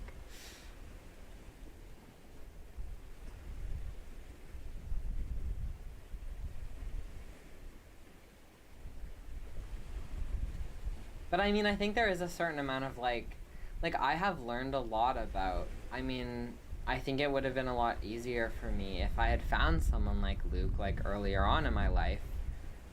I mean, but maybe not, I don't know, it's like, I think, maybe not for some people, but I think I'm like a very naturally self-exploratory person who I probably would have been a lot more comfortable exploring like more dominant aspects of my personality if I had been with someone with like Luke for a lot longer, because I would have felt more comfortable to do that. But like, I don't know, there's just so much of me that I like beat myself up so much about not being like wanting to be like this caregiving person in sex, and feeling like selfish or whatever for not, well, basically like wanting to do that when I'm having sex. But then it's like being with someone who like doesn't want to be taken care of is just very like, who doesn't need to be, you know, coddled and told everything's okay, who wants things to be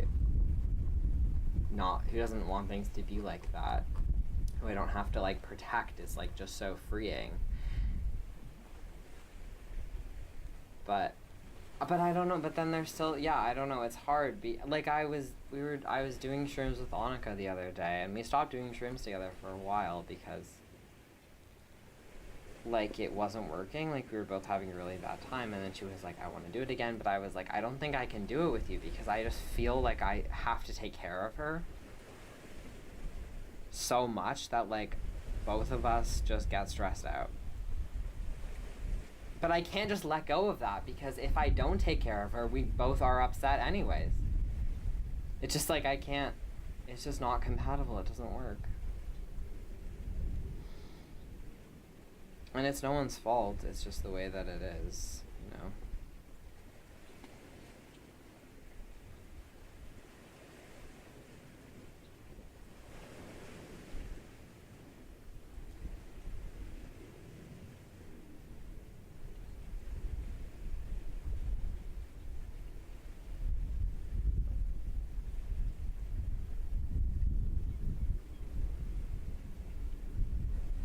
They were really upsetting you.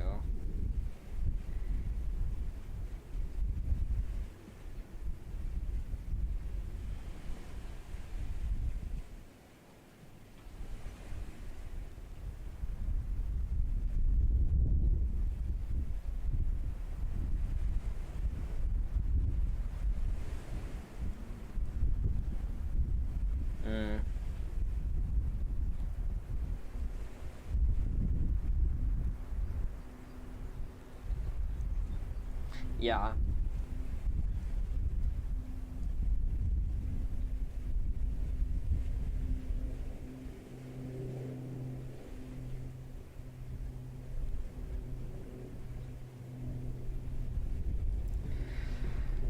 Yeah, I hope, like, someday, like, it will be different.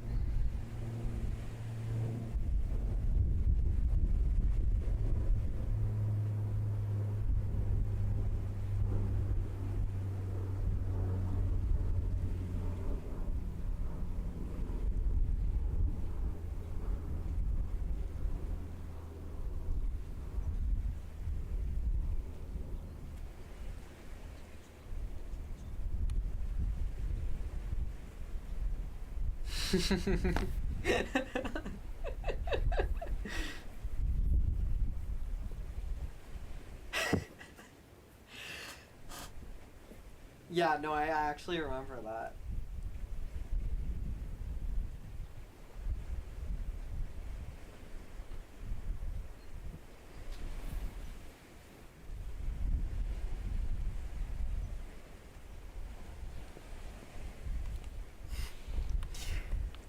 But yeah, but I don't know, I just like, it's like, I get where you're coming from. Like, I can be like a lot, and I think, I mean, it's so hard on shrooms to be like,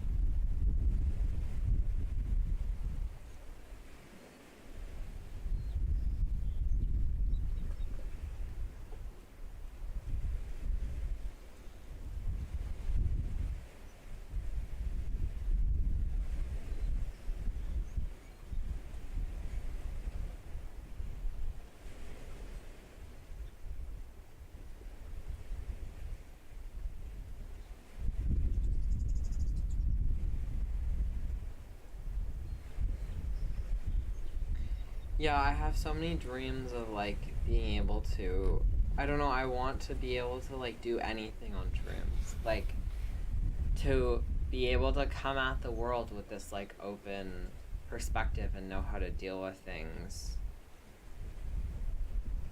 But it's like, ideally, like, what I would want is, like, for you to say that and we could talk about it, and then in this like incredibly vulnerable way, but there's all these, you know, like I appreciate that there's like blocks in you that like shrooms can help you work on, but like it's not really like I'm not the person who's like helping in that moment. Like it's making it harder.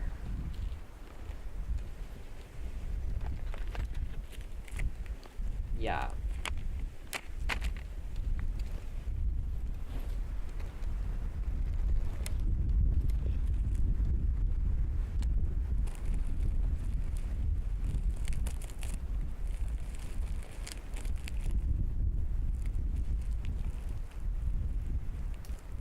Yeah.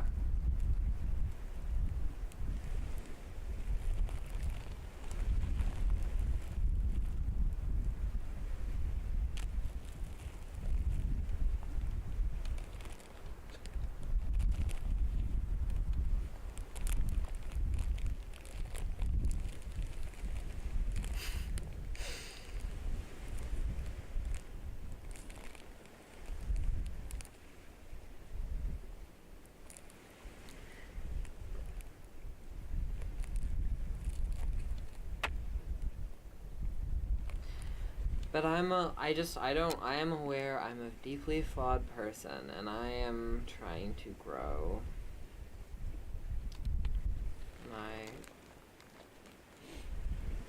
But it is true, and I do, like, know that, like a lot of the way that I interact with you is not the way that I, you know, want to, ideally, for myself. It is what it is right now.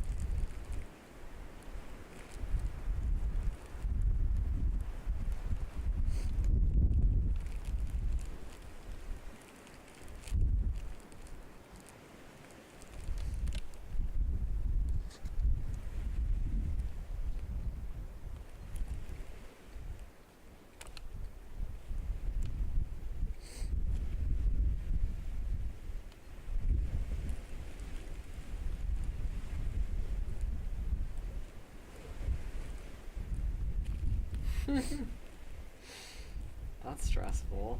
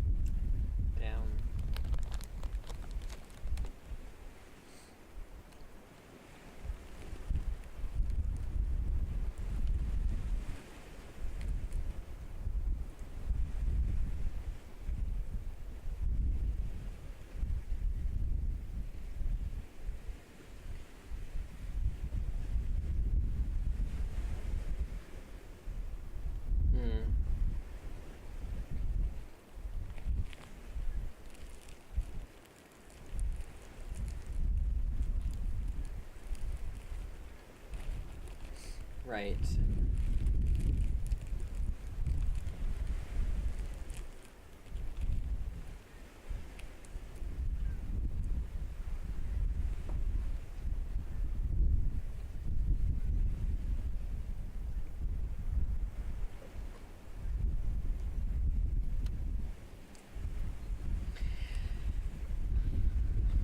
But everything that you write will be from your experience.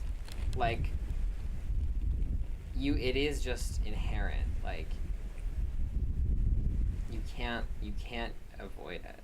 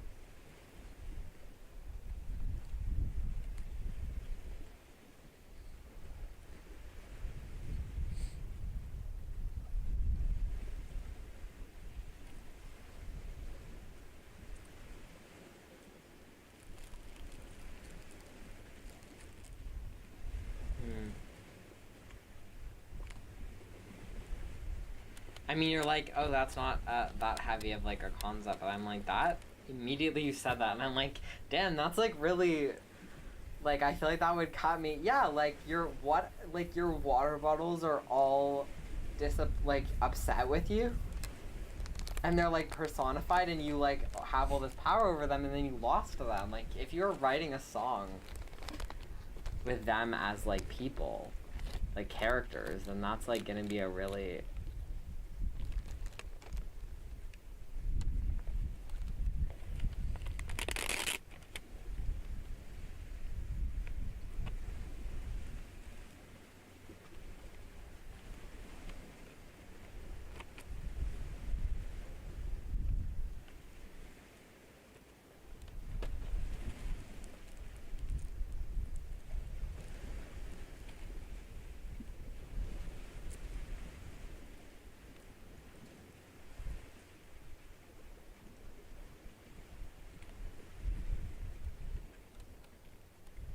wow. No, you should. You should write a song about me and Luke. I would love that.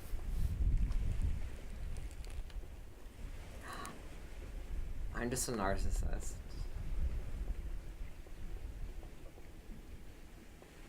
Like, yes, write about me. Write all about me. In fact, that's all you should be writing about, in my opinion. Never write about anything else.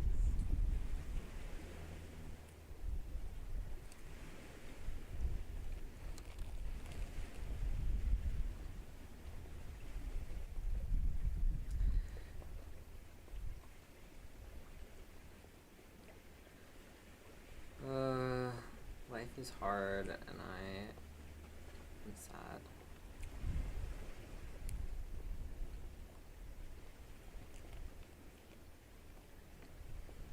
I've been so depressed.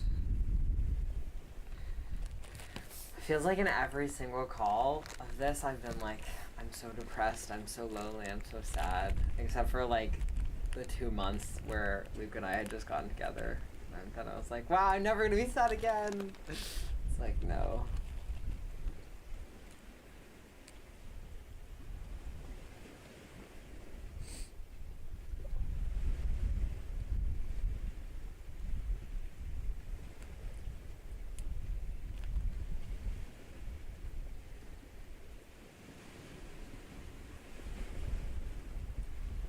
Mm-hmm.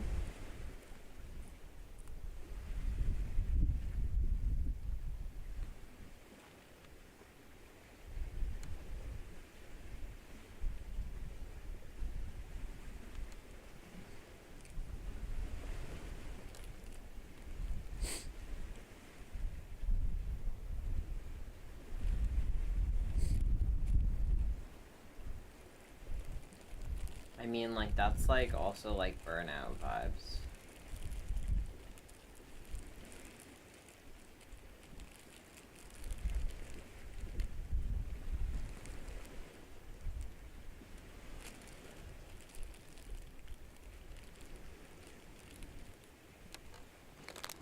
But it's, like, burnout is about, I feel like, things, like, no, but, like, things that are coming in are less than things that are coming out.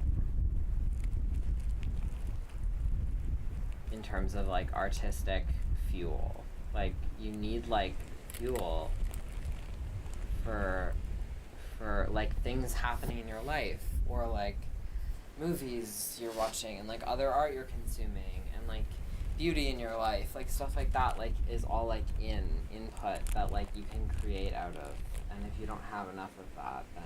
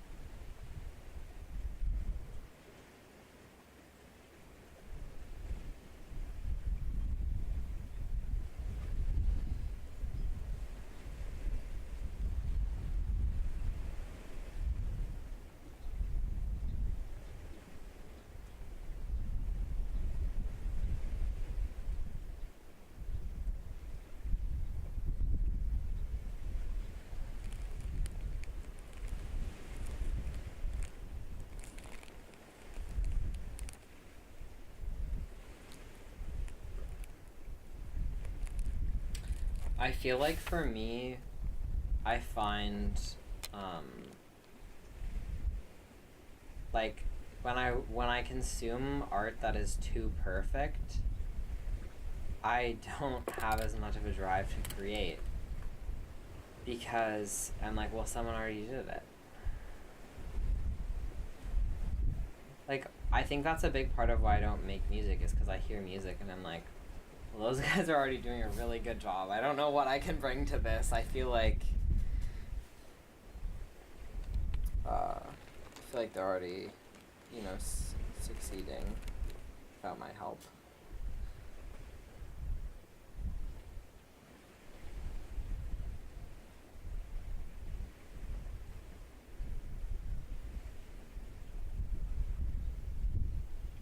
Mm-hmm.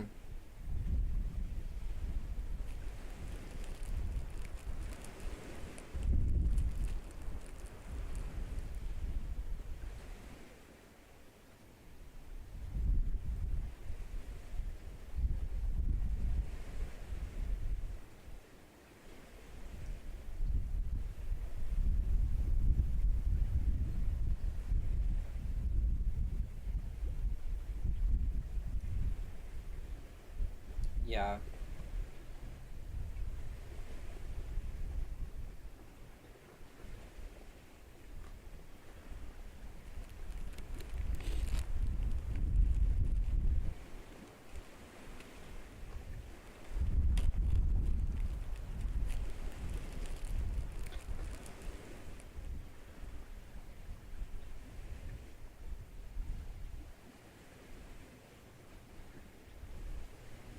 Yeah.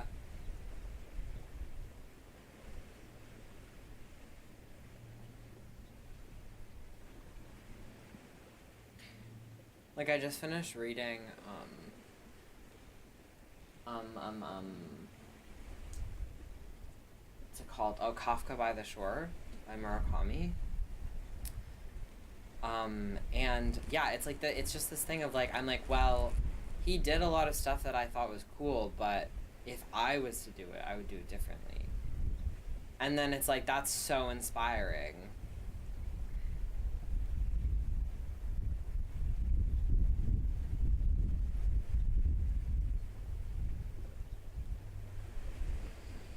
Should probably go do some work.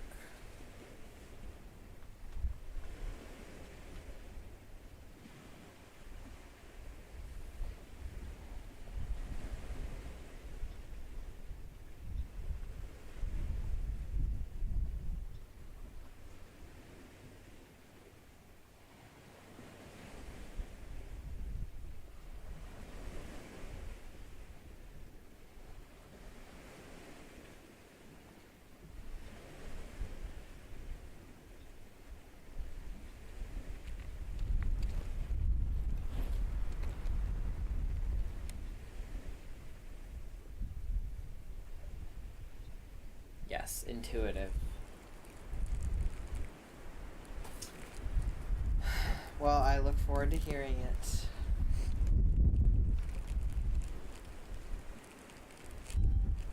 Oh yeah, sure. I love you.